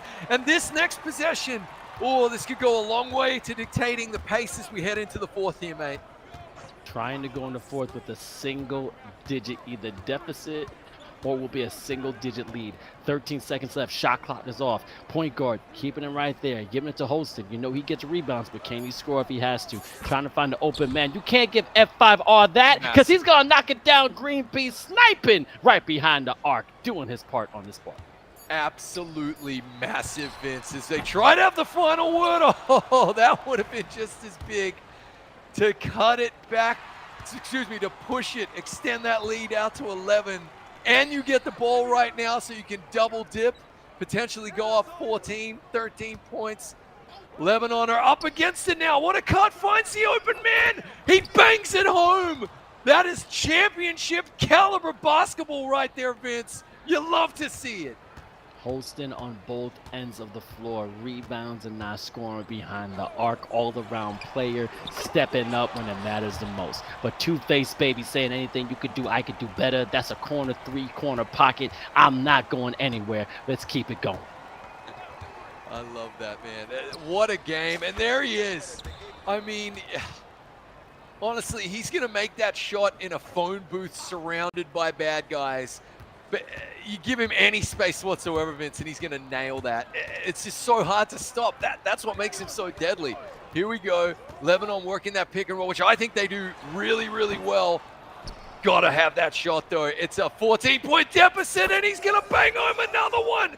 They are pulling away. It's the same script we've seen, Vince. Lebanon crumbling in the fourth, and Saudi Arabia starting to smell those Philippine beaches, feel the sand in their toes. They're halfway there, Vince.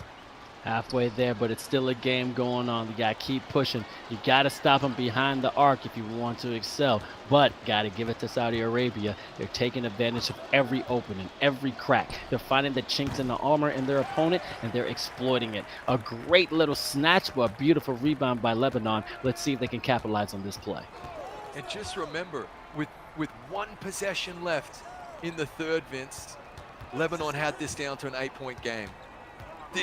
You are just seeing the makings of a truly powerhouse, global powerhouse team here. Yanchi gonna miss that. I mean, he was open at the other end.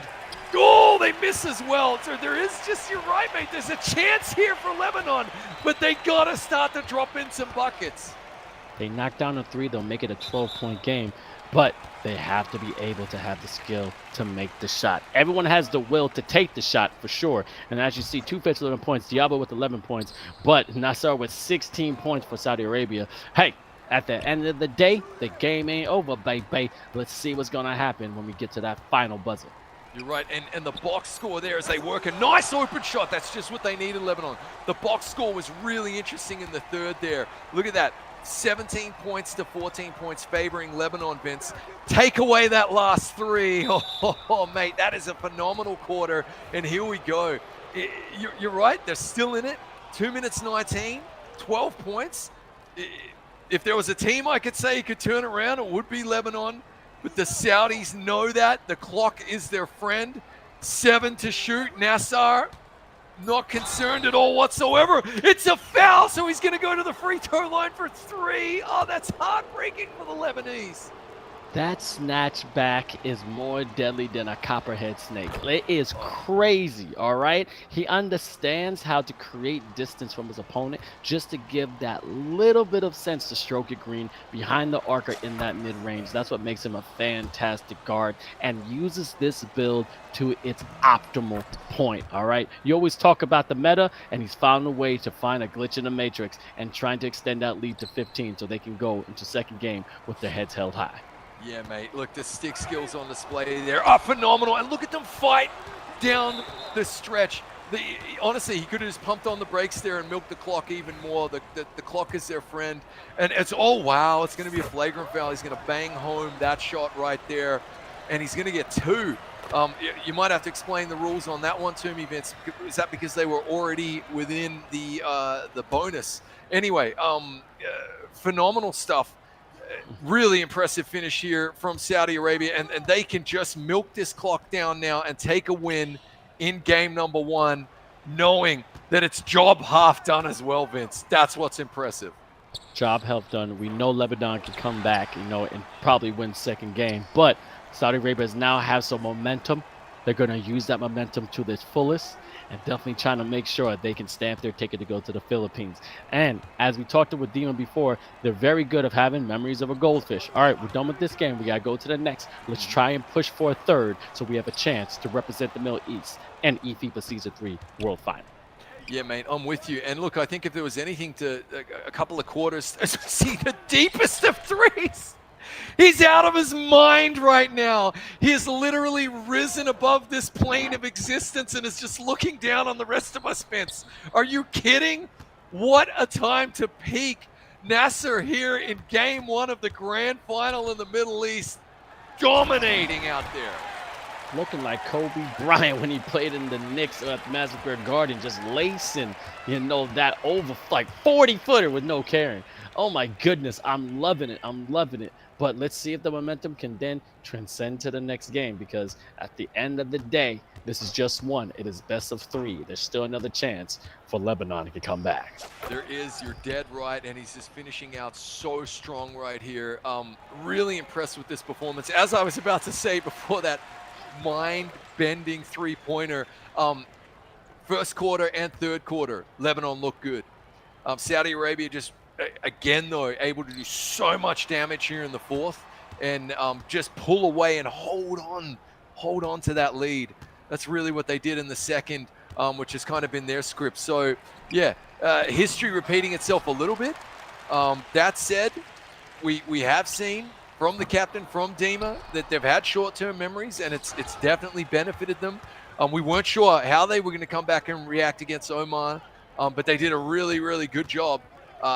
Some impressive stuff. And here we go, get a big dunk right there, throwing it down. Big man trying to tear down rim, but that's just an anger dunk right there for sure. And then Mr. F5R just put on a little cherry. 65-44.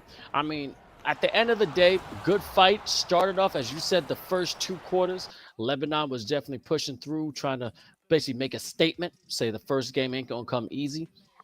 But look, I'm not going which side, okay? We're doing what we do best, which we commentate the games, and we got to say the obvious. Going to the third, fourth quarter, Lebanon breaks down. Yep. What can you do about it? You got to work on it. You want us to change that commentary? Why don't you look at the game? Because at the end of the day, we don't got glasses. We're seeing it clear as day. Step it up. We know what you can work on, but we know you have the talent. Come on. Yes, that's right, Vince. We don't wear glasses. But no, look, we're calling it like we see it. Yeah, they're struggling to kind of keep the form going into the fourth. But also, we can't take anything away from the Saudis right there, right? Phenomenal shot to finish the third quarter. And that just seemed to steal back the momentum. I just couldn't believe it. At 1 minute into the fourth, right? Lebanon were down 17. And it just felt like a second ago they clutched it back to 8 and are playing really fantastic defense. We saw Dima, you mentioned it, memory of a goldfish. They will wipe the slate clean mentally. They will come back in locked on game 2, trying to force a game 3. To anyone who has just joined, seeing the victory there, 65-44 in game number 1 for Saudi Arabia. It is the grand final, but history most recently is on the side of the Lebanese team. Last year, they caused a little bit of an upset. They snatched that ticket right out of the Saudis' hands for the World Finals in Sweden. They booked their ticket. They caused the upset. It was fantastic to be, to be involved with and to be watching that. Really, really good games. That's what they're going to be trying to tap into again as best they can. Saudi Arabia, though, so well drilled, Vince. So well prepared. The tactics, just phenomenal. And yeah, like truly, like nearly mistake-free all day so far. Yep. I mean, but every person has a weakness. Everyone has the Achilles heel. You just got to find it. And again, I'm going to keep talking about that 2-point win. That could have went to Lebanon real easily. So there is a possibility. But you got to stop that transition offense. But you keep pointing out, which is beautiful, it's that full court pressure defense. Yep. Where is this coming from? It is literally stifling. It's putting you in a situation that now they're using the backcourt as a 6th defender, and now you're pressured to make uneasy plays, comes to turnovers, and that gives easy buckets for Saudi Arabia. And now, what do you do about that? You got to be smart with the ball. Watching that tactic unfold in real time as well. I know I geek out over it, but I loved it. It was phenomenal. So look, Lebanon came out and broke the press with the simple outlet pass to basically nearly halfway, or about 40% of the way up the court. And then the Saudis adjusted and decided, hey, you know what? We're just going to pop a defender right there as well. And all of a sudden, they took that away from Lebanon, and it was just enough to rattle them for a few possessions and get the lead, and then they just never let it go. As we have a look at the lineups here again, mate, I'll lead it off here with Saudi Arabia. V. Chopper, V. Holston, Nasser, who we've been waxing lyrical about. He's been phenomenal. React Sam, and F5R with some massive shots down the stretch. That lineup, they're the team to beat, Vince. They have been on form since we turned on the stream today, mate. And tell us about this Lebanese team. They're about to go into game number 2. Two-Face Baby is definitely a problem in that corner 3 when it comes to transition offense. Diamants is doing them Jack Spirals, them captain buckets. To Anthony going back and forth. Diablo and Yenchi are playing their role. But Yenchi can step up. He can knock down that 3 as a big man. Hey, Diablo, you're going against another top point guard. Let's see what you got. Let's see some of your snatchbacks. Let's see what your build can do. But Two-Face, I think he has a lot more firepower left in those chambers. I think he's going to let it fly this next game. And it's going to be good to see the matchup between these two squads one more again, because they're not out yet. It is best of 3. Don't worry about the score. And we'll see who's going to take it all the way home. And if it does tie in game 3, it'll be the first time we'll go to overtime. But somebody's going to be punching their first ticket out of the 7 regions to the World Finals for eFIBA Season 3 all the way in the Philippines. And you know what? I have confidence in both teams, but we can only see in time because this game is about to tip off in any moment now. But people are taking a second, resetting their brains, probably taking a walk because this is mentally draining, physically draining. And right now, you're representing your country. Got a lot of support all online. Again, follow eFIBA_official everywhere. But man, oh man, Chris, this is how you start off eFIBA season 3. Yeah, definitely, mate. And do you know something? What I would love to actually see here from Lebanon is just play with complete freedom. There's nothing to lose right now, right? Everything to gain, nothing to lose. And truly, I think they should put the game ball in Diablo's hands. I really feel as though they should try to slow that tempo down, that tactic we were talking about, big man, little man, put it in Diablo's hand right there. And it's probably, from a psychological perspective, the biggest test of the day so far for Saudi Arabia because they're so close. They're so close. They're this close. One more win, like one more win. You've been phenomenal all day. You won 4 games in a row earlier. You've just come back and won your 5th in a row. No one's been able to touch you. So like, I hope they don't beat themselves, right? We've all been there. Like you were talking about those one-day tournaments. You win 14, you beat yourself, you slip on the banana peel. So that's going to be really interesting from their side. So it really is like two different viewpoints, but the one I think mindset that's needed right now, which is play loose, play relaxed, play like you've got nothing to lose, and just stick to your tactics. That's what I'm hoping we see right there. Hey, at the end of the day, we love movies. One of my favorite movies is Remember the Titans. It's our time. Fourth quarter is our time. All right, and that's what we're gonna do. They know this right here. There is no tomorrow.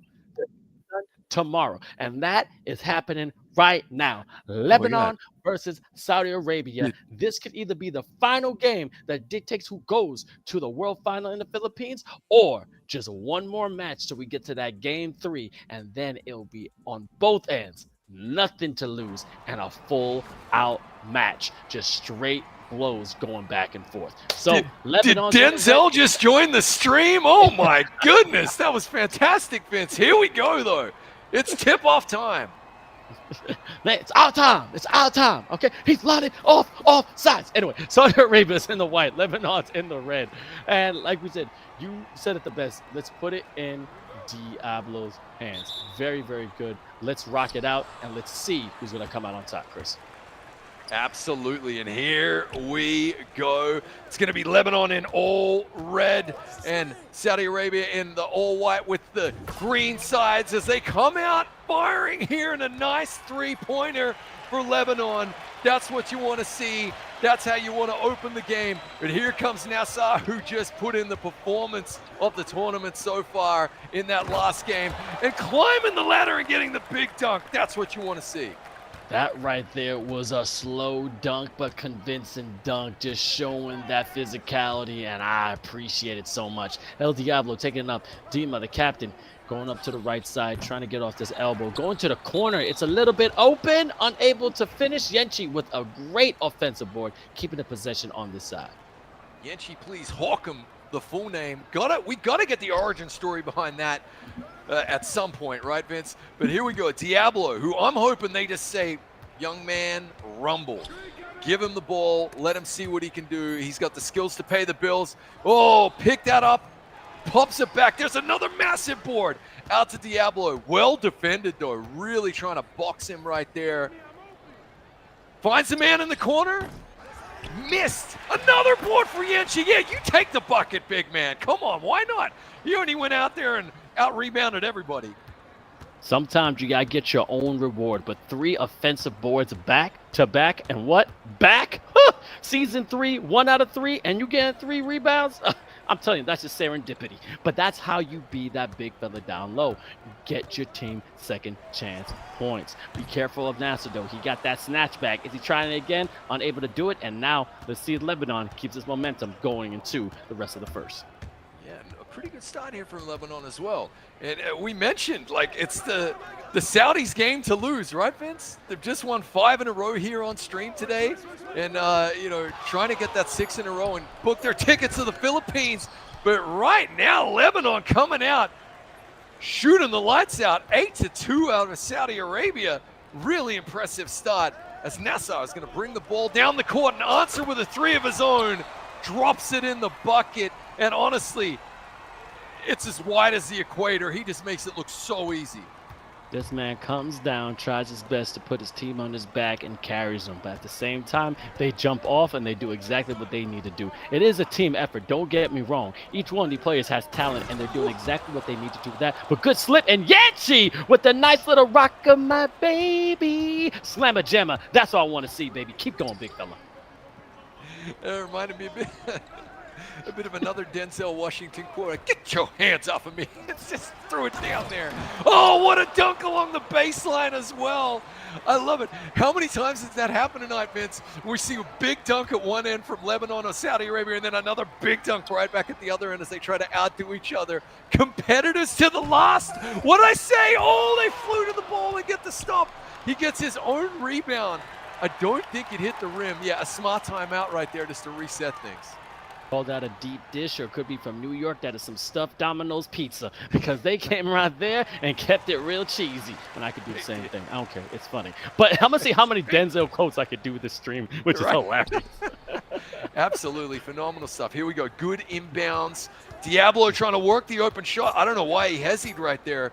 Maybe he wasn't expecting to get as open as he did. Got to have it now. Shot clock violation. No, they did get it off. Good defense from the Saudis. Yeah, they just had to hold out for 10 seconds, and that's exactly what they did. But look at Saudi Arabia now, Vince, trying to work that big man, little man scheme at the top of the key. Just being a nuisance down the other end is just enough to get it out of there. Man, they are scrapping, Vince. Only a 3-point game, so Saudi Arabia have done well to bring this one back. And now Lebanon trying to defend. Doing a good job. Nassau with a risky pass across the key right there. Oh, I thought that was going to go to the cutting man. It's a deep shot, a low percentage shot, and so Lebanon have a chance to extend the lead here. Can we give credit to янчи? янчi's been destroying on the boards. I think he has at least over 10 boards already, and we're only in the first quarter. I could be exaggerating, but this man is like go gadget, Mr. Fantastic, just getting anything that goes in the air, and that's how you play your role on these teams. But good cut, and янчи for three. He heard you, yeah, Vince. baby. Let's go. He heard you, Vince. He heard you, and he said, Vince, this one's for you. Banging home another three. That's his second three of the day that we've observed from the 45. So really impressive stuff. I don't know who that came off. Oh, wow. It's going to be Lebanon's ball. So even the bounce of the ball going Lebanon's way here so far in this one, Vince, as they try to force a game three. Right now they've got this tentative 6-point lead here. Couple of possessions left here. Wide open for the three, and rattles home. That's massive. A 9-point Lebanese lead. And what are we seeing here, Vince? Honestly, where's the killer instinct that the Saudis have had all day? They've taken their foot off the gas, and Lebanon are saying, thank you. We'll take it right back, the momentum. Yep, going back and forth. This is about, don't forget, this is only game 2. There's going to be a game 3 if Lebanon comes out on top, unable to knock it down. янчи again with that board, and now we're going into the second quarter. Great game, but I know I got to be careful. Saudi Arabia has a beast in there, as I just said before, and there's about to be unleashed like a gym turkey comes from Naruto.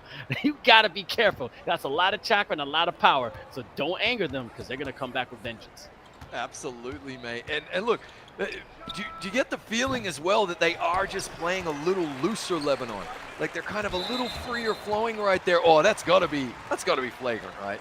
Oh, wow. See, I'm seeing some inconsistencies in the calls. That's all I'm saying, Vince. But look, playing a little looser, Lebanon, kind of just playing their own brand. Good look out of the 3-point stance, cuts the lead to 5. I love that. Beautiful size up, a little bit of jab to that mid-range. That's one of my favorite shots to do in real life. But here's the thing, hand up, so what? But hand down, man down. You gotta play pressure on any kind of shooter. Then he's gonna make you pay if you don't. Beautiful pass to янчи. King Kong ain't got nothing on me. Let's go, big fella. Denzel quote number 3, I'm here for it.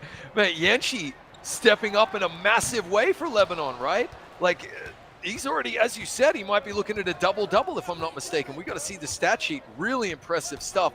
𝐂𝐿 hasn't even dipped in yet, as I say his name, and as we see him yet again get another massive rebound. Are we in the shooting yet? We're not.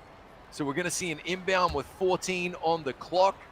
Saudis with that stifling defense. They're so good at it, and there's that big man playing it safe, 𝐂𝐄𝐄𝐂. And it's back to 𝐂𝐿. Good movement off the ball. Great defense by the Saudis, though, as they try to clamp things down here and come back and chip away at this 7-point Lebanese lead. That suffocating Saudi Arabia defense has been a problem from the start. They've perfected how to put your hand in the passing lane, but also able to tip the ball without getting caught for the foul. All right, that takes skill, that takes talent. But this game is going to keep going back and forth. And it's the first time, this is weird, with 8 minutes into the game, I don't think Saudi Arabia has ever trailed any team before. So this could be a nice little twist in fate. But again, still got a full half of the second and the second half. And we already know somebody's weakness is that fourth quarter. But if they keep up, they have a good chance of getting that W. And I'm talking about Lebanon. Absolutely. What a shot right there. Really nicely done. Yeah, no, Vince, looking at my notes, mate, I don't think they've trailed yet. You're absolutely right. Really heads-up observation. Loving that. And just to put it into perspective for the viewers who might have joined, game number 1 of the grand final, as you can see, bottom right-hand corner of your screen, has already happened. The previous game, and Saudi Arabia won by 21 points. So the fact that we are, going deep into the second quarter here, with a 5-point lead still for Lebanon. They're playing brilliantly. Great off the ball cut and dunk right there. It's a real turntable right here, mate. A change of scenery has been great for Lebanon. And they've just come out brilliantly. Definitely have. But Nasser, as again, is deadly behind the arc, hitting his mark. He knows how to stroke it green and step up in the moments that he's needed, making it a 4-point game. But let's see if Lebanon can capitalize on this possession with 2:30 left in the second. 𝐂𝐿, as you said, he got put in his hands, getting a little open. That's a MIDI maestro for you. Basically, I hear the string music. Let's keep it going. This is a beautiful orchestra. Oh, definitely. Sipping a martini with his itty-bitty beanie right there. Looking good. I think we need more of that as well, Vince. Honestly, if they can seesaw and yo-yo, as we see at the deepest 3 of the day, between the big man and the little man, just taking what's on offer like that, they can really definitely keep the score flowing, which is exactly what they want right now. 𝐂𝐿, big man, little man, really great defense there. Fantastic communication off the ball. 5 to shoot. Got to have it. Trying to find the open man. Contested shot. He nails it anyway. That was phenomenal, Vince. Hand up, so what? I made the cut for a reason. That's how you show I'm meant to be on the team. But that timing was beautiful. The ball movement was great. But you got to put the defense into play. Because right here, breaking down, Holston, he's a problem. He's just like 𝐂𝐄𝐄𝐂 with defensive boards and also offensive powers. But he can knock down the 3 as well. Giving it up, is that a commentator's atonement? Nope, was able to miss it. Going down for Lebanon. A little bit, yeah, like a little bit of role reversal right here.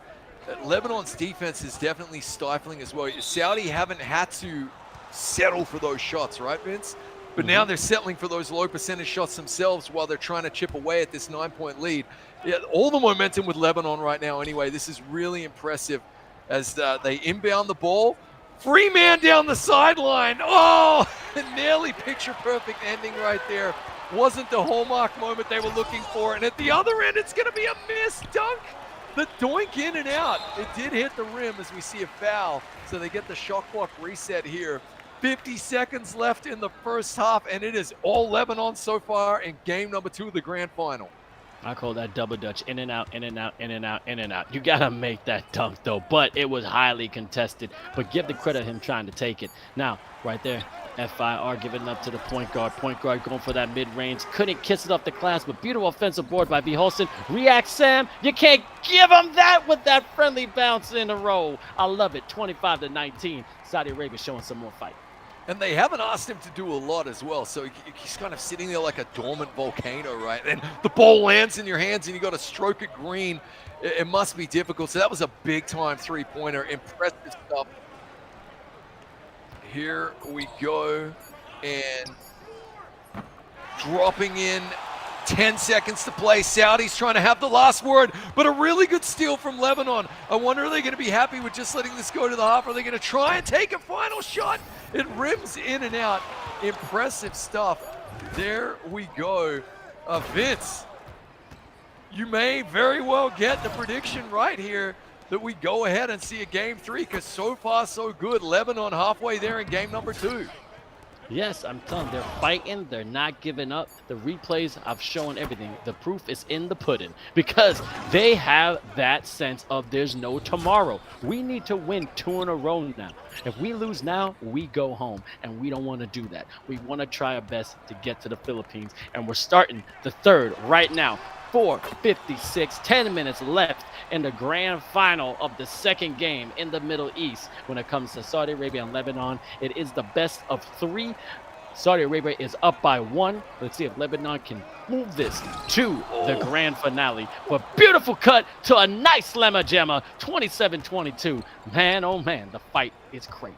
And that was the tightest of windows, mate. Had to thread the needle there and just execute perfectly on the controls to make that dunk go home. Just because it's a dunk, guys, to the uninitiated home, you got to stroke it still. It's got to be perfect. So the skills we're seeing on display here as we're looking for our champion in the Middle East are absolutely out of this world. Again, the defense from Lebanon forcing the Saudis to a low percentage shot. That's exactly what they want. And now they'll be looking to just slow it down, play their game, take the shot that they want to take. Off balance 3, misses. Good D from the Saudis. Great D, but let's see if Saudi Arabia can capitalize. Feed Chopper. Oh, could not let the chopper rain on them. Shout out to J. Cole. But hey, that was a good shot. I love transition 3s. It gives a chance for a second chance play, because if you're going down for a rebound, you can get a nice little old board and go up for a quick 2. But let's see, Anthony giving that to the big fella. Pump fake. Move your feet, you lose your seat. A nice little scoop-de-doo with extra sprinkles. 7-point lead for Lebanon. Yeah, really impressive bucket right there as well. Well defended. It's a low-scoring game, which I think favors Lebanon. A nice look at the top of the 3, and there we go. Is that the spark they needed? Only a 4-point deficit now. Look at them try to shut down. Oh, with the full court press, but they managed to get it out, Lebanon. Really good ball movement, getting back up the court. Going to hand it back to Diablo and now try to make a nuisance of themselves. And look, Vince, it's like 10, 11 seconds gone before you can even set your offense up. So Saudis know exactly what they're doing. It's really, really good strategy. And now, low percentage shot. Got to have it. Double contest.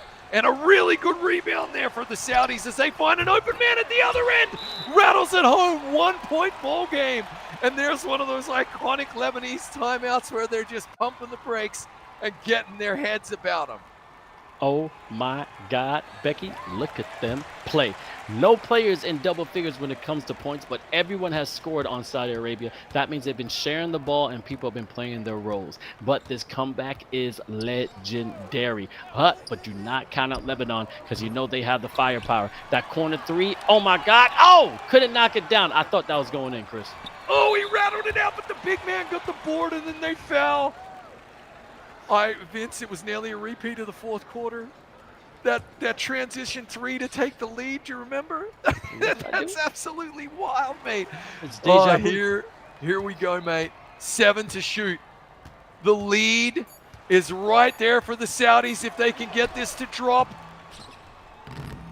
Are you kidding me? It just rims out. It was up there for an eternity. That was great defense. Got the hand up. Well, let's see if they can knock this one down. Oh, they can't. But man, oh man, this is going to be a sludge match right here. Just back and forth. It's going to be rumble in the jungle. And I'm going to see who's going to come in on top. But I'm here for every single minute. Beautiful shot. Stroking it green. 31-29. The lead has got transferred. It's extreme and green. What? What's going to happen, Chris? It's now. That is just... I'm nearly speechless, mate. I cannot believe how disciplined and focused the Saudis are, mate. They just keep coming. Honestly, they're like Terminators, Vince. They just keep coming. Focused, a singular focus, as we see the tied ball game now Really, really massive bucket from Lebanon. They needed that. They'd given up too many points in a row without answering. It's just impressive. I cannot believe the metal, mate. Honestly, to step up and make the shots that they've been making today. Really, really impressive. They didn't lose their heads at all. All the momentum with Lebanon, and now we've got a tie ball game. That's how good the Saudis are. Straight mental right here. Less than 6 minutes left in the game entirely. Almost knocked down that corner three, and a good rebound by Lebanon. Giving it to your point guard. Let's see if Diablo can go on fire. 𝐂𝐄𝐄𝐂, you know he can knock down the shot, but you can play him out there. He's not going to put that ball on the court. He's going to make sure he gets it to his point guard. That can definitely be that floor general. Going to the left side from the elbow. A little bit of opening, a little turnaround, a little no-look pass to Anthony. See if he can knock it down. But beautiful defense from Saudi Arabia, and see if they can transition on this offensive play. And now look at him just pump the brakes here. 3 second or so differential between play clock and shot clock, and they do not care. What a dunk, Vince. That was gorgeous, mate. That was giving me some Vince Carter vibes. That was really nice. Your favorite player. And who will have the final say in this quarter? It's going to be a foul. Are they in the shooting just yet? Hard to tell. 4.4 from the inbound. Lebanon looking to take back the lead or at least tie things up. Man, oh man. And also give it to Vince Carter being inducted to the Hall of Fame for the Raptors. Appreciate you, man. You're awesome. Here we go. Oh, couldn't knock it down. 2-point game going into the fourth, sir. Are you holding your breath? Because I have no more oxygen. A little bit, and this is it, Vince. We've spoken about Lebanon struggling in the fourth quarter all stream, right? All of their games.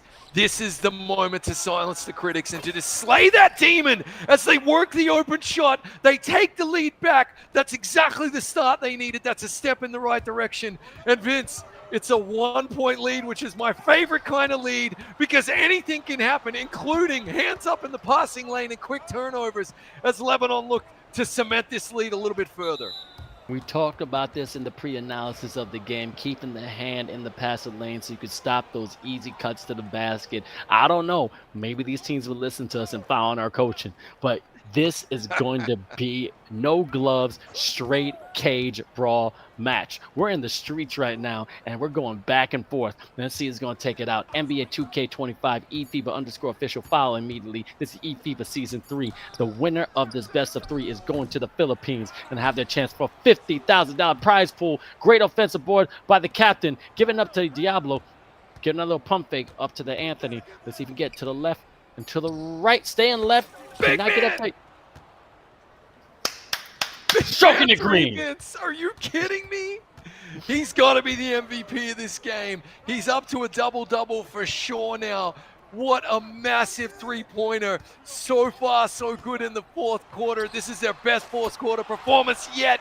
But the Saudis are not going quietly into that desert night, Vince. They are navigating by the stars and trying to get back to the lead in a victory here. Oh my God, that's what I'm talking about. This is the battle we've been waiting for all day. Great pass down to the big fella on low, scoring in the paint. You see both teams getting excited or defeated, but they're not stopping the fight. I like it. 𝐂𝐄𝐄𝐂 giving up that power, not putting it on the floor, giving up the pump fake. Now, Dima, what happened? Oh! Just a miscommunication and a bad pass. Are you kidding me? Saudi Arabia have just scored 5 straight points, and now they have an opportunity to add to it, Vince. It is backwards and forwards. It's hard to watch.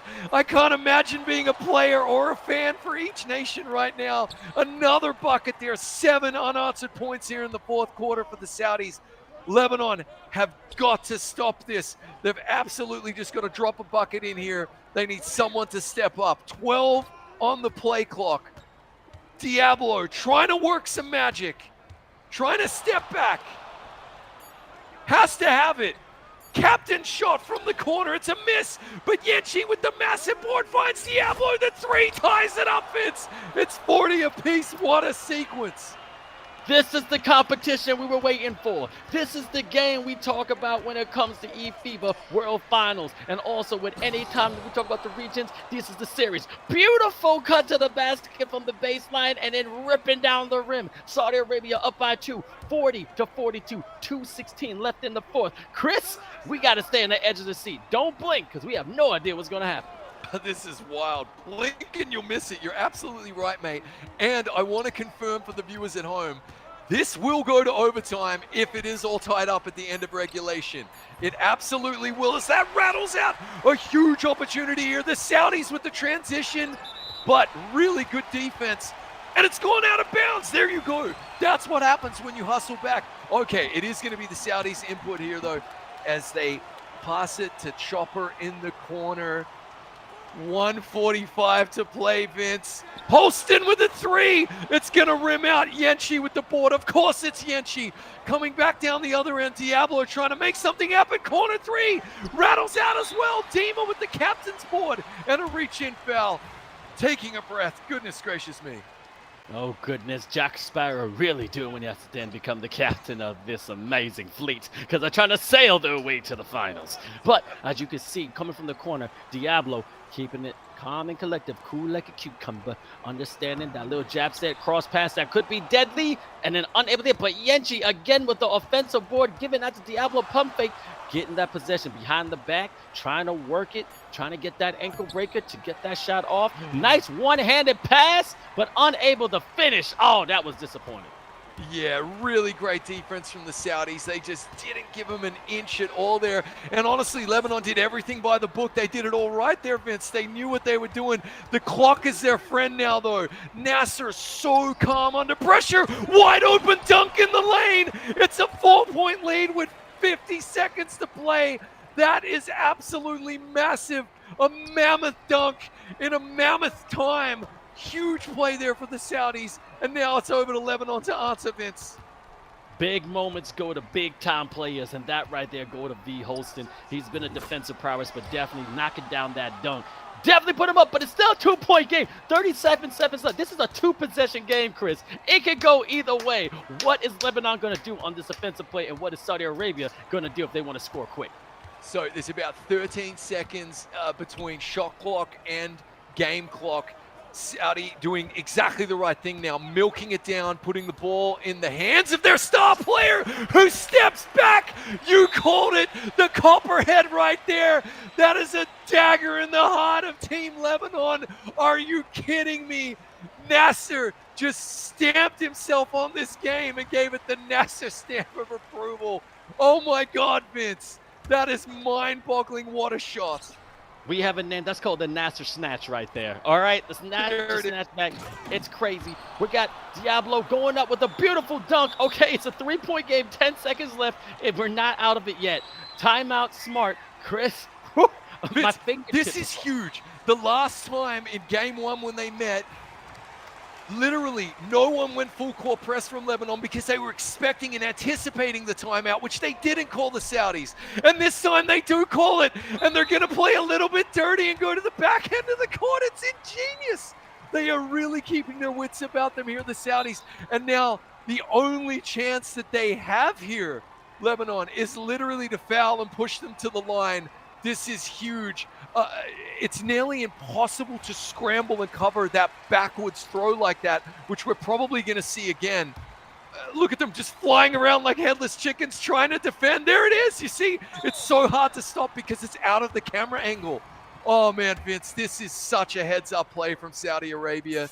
Wow. Like, that is big brain, mate. That might be the biggest brain plays we have ever seen in eFIBA. That was phenomenal. What I'm amazed is that they use the game to their advantage. That's communication amongst a team. That's how you play the game at NBA 2K.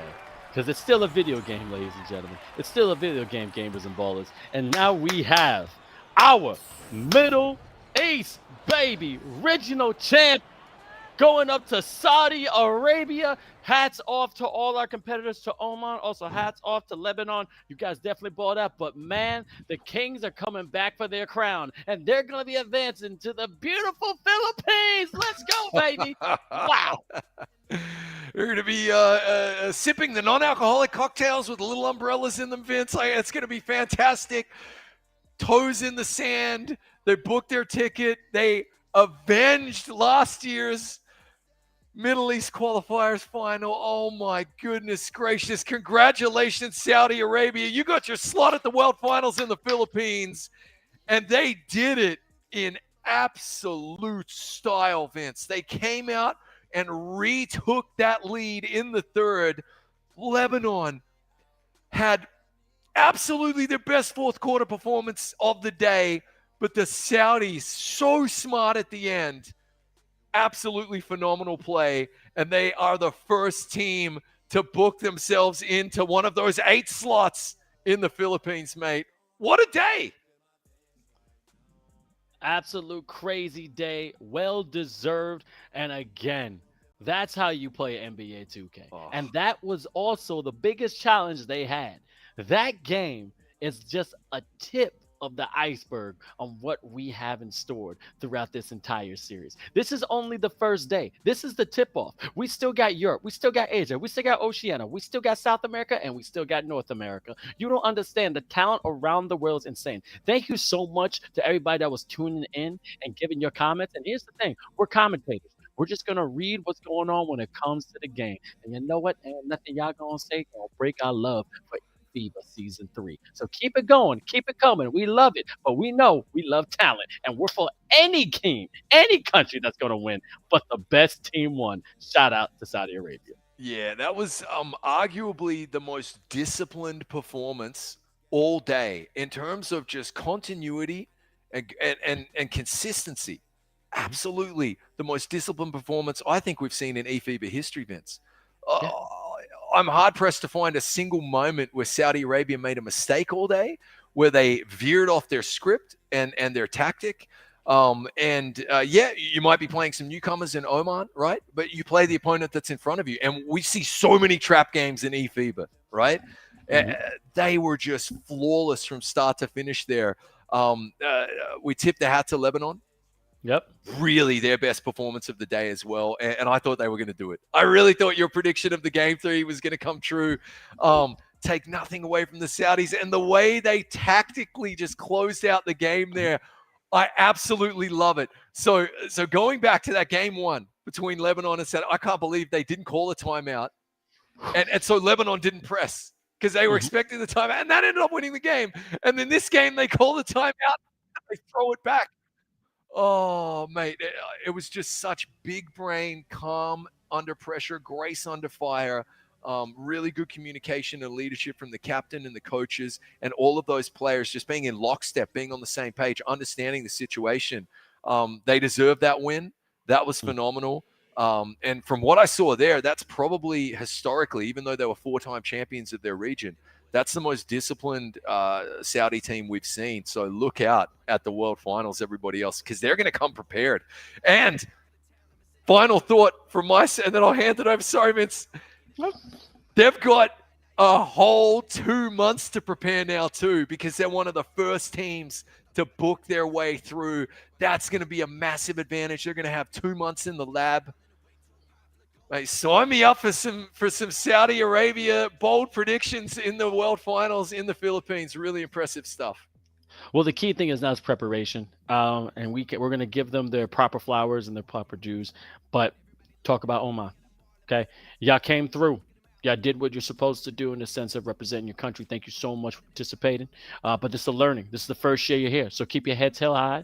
Get to the drawing board. Start practicing. Get them fingers stronger. Lebanon, you already been to the final. So we know your talent. We know you guys can be kings. But at the same time, it was a battle. And you definitely battle out. Dima, shout out to you, to your entire squad. You're saying that you put your team really fast and everything, and we're praying for everything. But the one thing I do know is that y'all are real 2K ballers. You know how to play the game. Thank you for participating. But you're right. Saudi Arabia, they got revenge. They wanted their ticket last year. They were unable to get it. But now you did. It's solidified. It's basically stamped in history that you're a part of eFIBA Season 3. one out of 3 countries are participating, that means you were selected. You worked. Because there's an old quote, work so hard that they call you talented. The only problem is y'all were already talented. Y'all just put extra hard work, and now y'all legendary. So stamp your little name right there in the history books, because you're going to make it a bigger one when you get on that stage. And I can't wait to see how you're going to fare against the rest of the world. It's exciting, Chris. And like early prediction, I think they're going to travel really well, Vince. I do.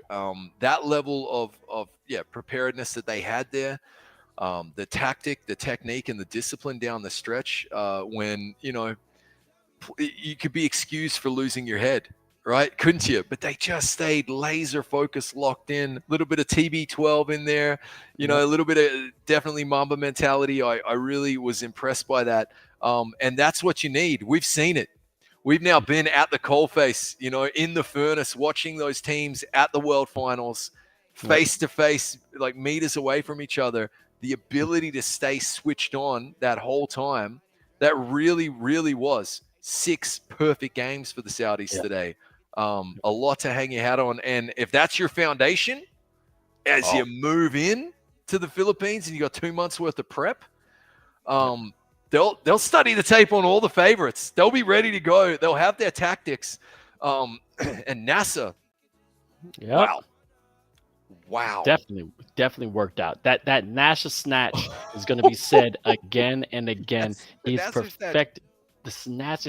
He's able to get you, break it down behind the arc, and just stroke it green and just get confidence. I don't know if he has volume up. I don't know what kind of abilities he has when he has a game break, but that build you have is perfect for your style of play. And you know how to exploit a defensive weakness, and you know how to excel your offensive power. And again, like you said, they're going to travel well. I think so. And it's going to be beautiful. But now it's time. Let's talk to the team. Congratulations, Saudi Arabia. How you guys feeling, man? Yes, we're so happy that we won the finals, and we really hope to go to the World Cup. And I trust my team and my coach Ryan, and hopefully we'll more points on the World Cup.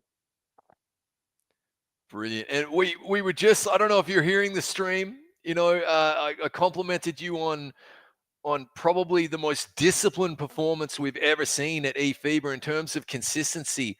6 games in a row, so consistent, sticking to your tactics. What type of preparation led to that? Like, what were you doing in the build up to lead to such a disciplined performance? I trained so much for this game. I put more than 300 or 400 hours on this game to be in this position. And I'm really happy to be the captain of the Saudi national team, and I'm so proud of myself. And I really thank Ryan for this. He helped us a lot in this Saudi national team, and also our coach Ja'far Smith. And I would like to thank all my team, and we're really happy to have this opportunity, and we're so happy to win this finals. Congratulations. And before we let you rest, and so you can probably celebrate, you got a lot of fans that were tuning in on Twitch and YouTube. You could say it in English, but also you could say it in your language. What do you want to say to all your fans that's watching you support in Saudi Arabia? بتكلم بالعربي. الله يعطيكم الف عافيه على الدعم وعلى الجواب، ما شاء الله ما وقف. يعطيكم الف عافيه وعلى دعواتكم.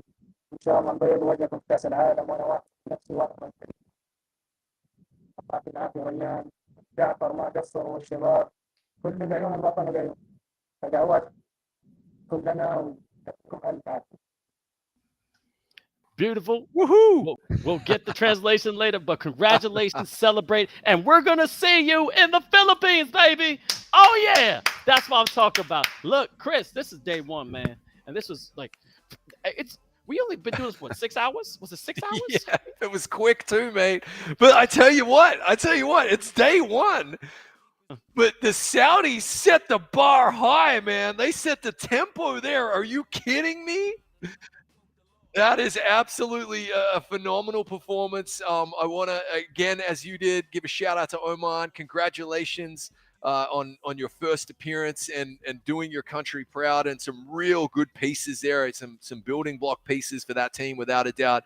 Shout out to Lebanon as well. Thoughts and prayers, obviously, with all of the players and the fans, and a really solid performance. They are very entertaining. They never fail to entertain Lebanon. But yeah, my final thought, Saudi Arabia, 6 tremendously disciplined performances there on stream today, where they didn't have many faults at all. And that sets the bar really high for the rest of the regions, and our first regional champion booking their slot to the Philippines, mate. It's been a pleasure to commentate on. And obviously, no better man to be on the mic with than yourself, Vince. Shout out to my brother from another mother over there in New York, from here in Europe. It's a lot of fun. Thank you so much again, and congratulations to Saudi Arabia. Thank you everybody that was tuning in. Please follow at eFIBA_official on all social media content. Put hashtag eFIBA on anything that you see. But also, we'll be back. Not us, though, because we're going to have 2 amazing other commentators. My man V, also my guy India. October 18th and 19th, they're going to talk about the Asia regional qualifiers. And also, that's going to happen the 18th. On the 19th, it's going to be the Asia regional qualifiers and then the final games. But then also Oceania finals, because only 2 teams. There's more gameplay, more 2K, more champions to be announced. Don't turn away. Chris, you have anything to say to these people before we get out of here? Oh, guys, look, stay safe. Have an amazing night. And if that first stream was anything to go by, this is going to be the best eFIBA season yet. The Philippines just got one step closer. Our first team's going, Vince. It's pretty exciting. All right, real quick. Bruno, Andres, Davis, everyone in the background, thank you so much for your support. But we'll be back in just a couple of days. This has been eFIBA Season 3. The regional finals for Middle East done. Saudi Arabia is going to the Philippines, and we'll see you back in a couple of days. Ain't no wrecking his regiment, rudimentary relevance that he's relishing. You're insulting my intelligence. It's evident your rapper's excrement from an elephant. 1 year you be irrelevant. I need mines, I mean yours. In the meantime, I just need time, open doors, and I'll be fine. Emos D9 shows on pause in a rewind. Then I realize my jealousy got me on decline. You don't really know that feeling when they paint you as a villain. In the night you get to thinking, homie, maybe they was right. Put your eyes glued to the ceiling and replaying all your dealings. Away methods of your healing, diving deeper in your black. Don't you get involved on my dogs, reservoir. Tarantino with the balls, know they in it from the start. No, I do not play no part. Your whole squad is full of ops. Through the day, congratulations, but I'm plotting in the dark. Hold up, don't you ask me about no motive. My whole life I've been supportive, while my peers all get promoted. Getting numbers, hitting quotas, posting photos on their socials. Now I put you on notice, put my shoes on your sofa. Shoulda never gave y'all money. Rick James to your Charlie Murphys. I'm done playing with your child turkeys. I die quicker with the pride lucky. But is it worth it if I hit you with some lines to get your mind working? Nobody better make a sound. I need everything. Somewhere I fell and lost my crown, but I'm still a king. I just need mine, I need yours in the meantime. I just need mine, I need yours in the meantime. I just need mine, I need yours in the meantime. I just need mine, I need yours in the meantime. I'm laying down the gauntlet. I'm tired of watching culture vultures turn a profit while the real ones never charted. Little buddy, run your pockets. I want your platform and your wallet and your follows and your market. I should stop it. I'll be bitter cause this time is ticking and these songs ain't hitting. I know they hits, but I can't get these folk to pay attention. Baby, cause my skin is black and I ignore the fitness. Baby, it's in this time and boys stop whining, hit the scriptures. I get offended in the absence of contentment. My resentment being sending out the message that I lived in. Maybe I just need a minute for my methods, make a minute. Sending battles with my shit and going back and forth like tennis. Like, boy, I need my tips, yeah. Maybe just repent. Why I rap a level up, you gotta go and act like this. Just because I got the victory don't mean you don't exist. Living water in your goblet can go ahead and take a sip. I was satisfied till I saw the Twitter verified. While the other side probably searching for the paradise. What I realized, numbers be a never ending fight. But if I chase my purpose, boy, I never be denied, yeah. Pressing towards the mark, steady moving toward the prize, yeah. Keep my eyes on the truth while I'm ducking all the lies, yeah. Keep my head low, staying focused, words for the wise, killing off the villain whenever I hit on cry.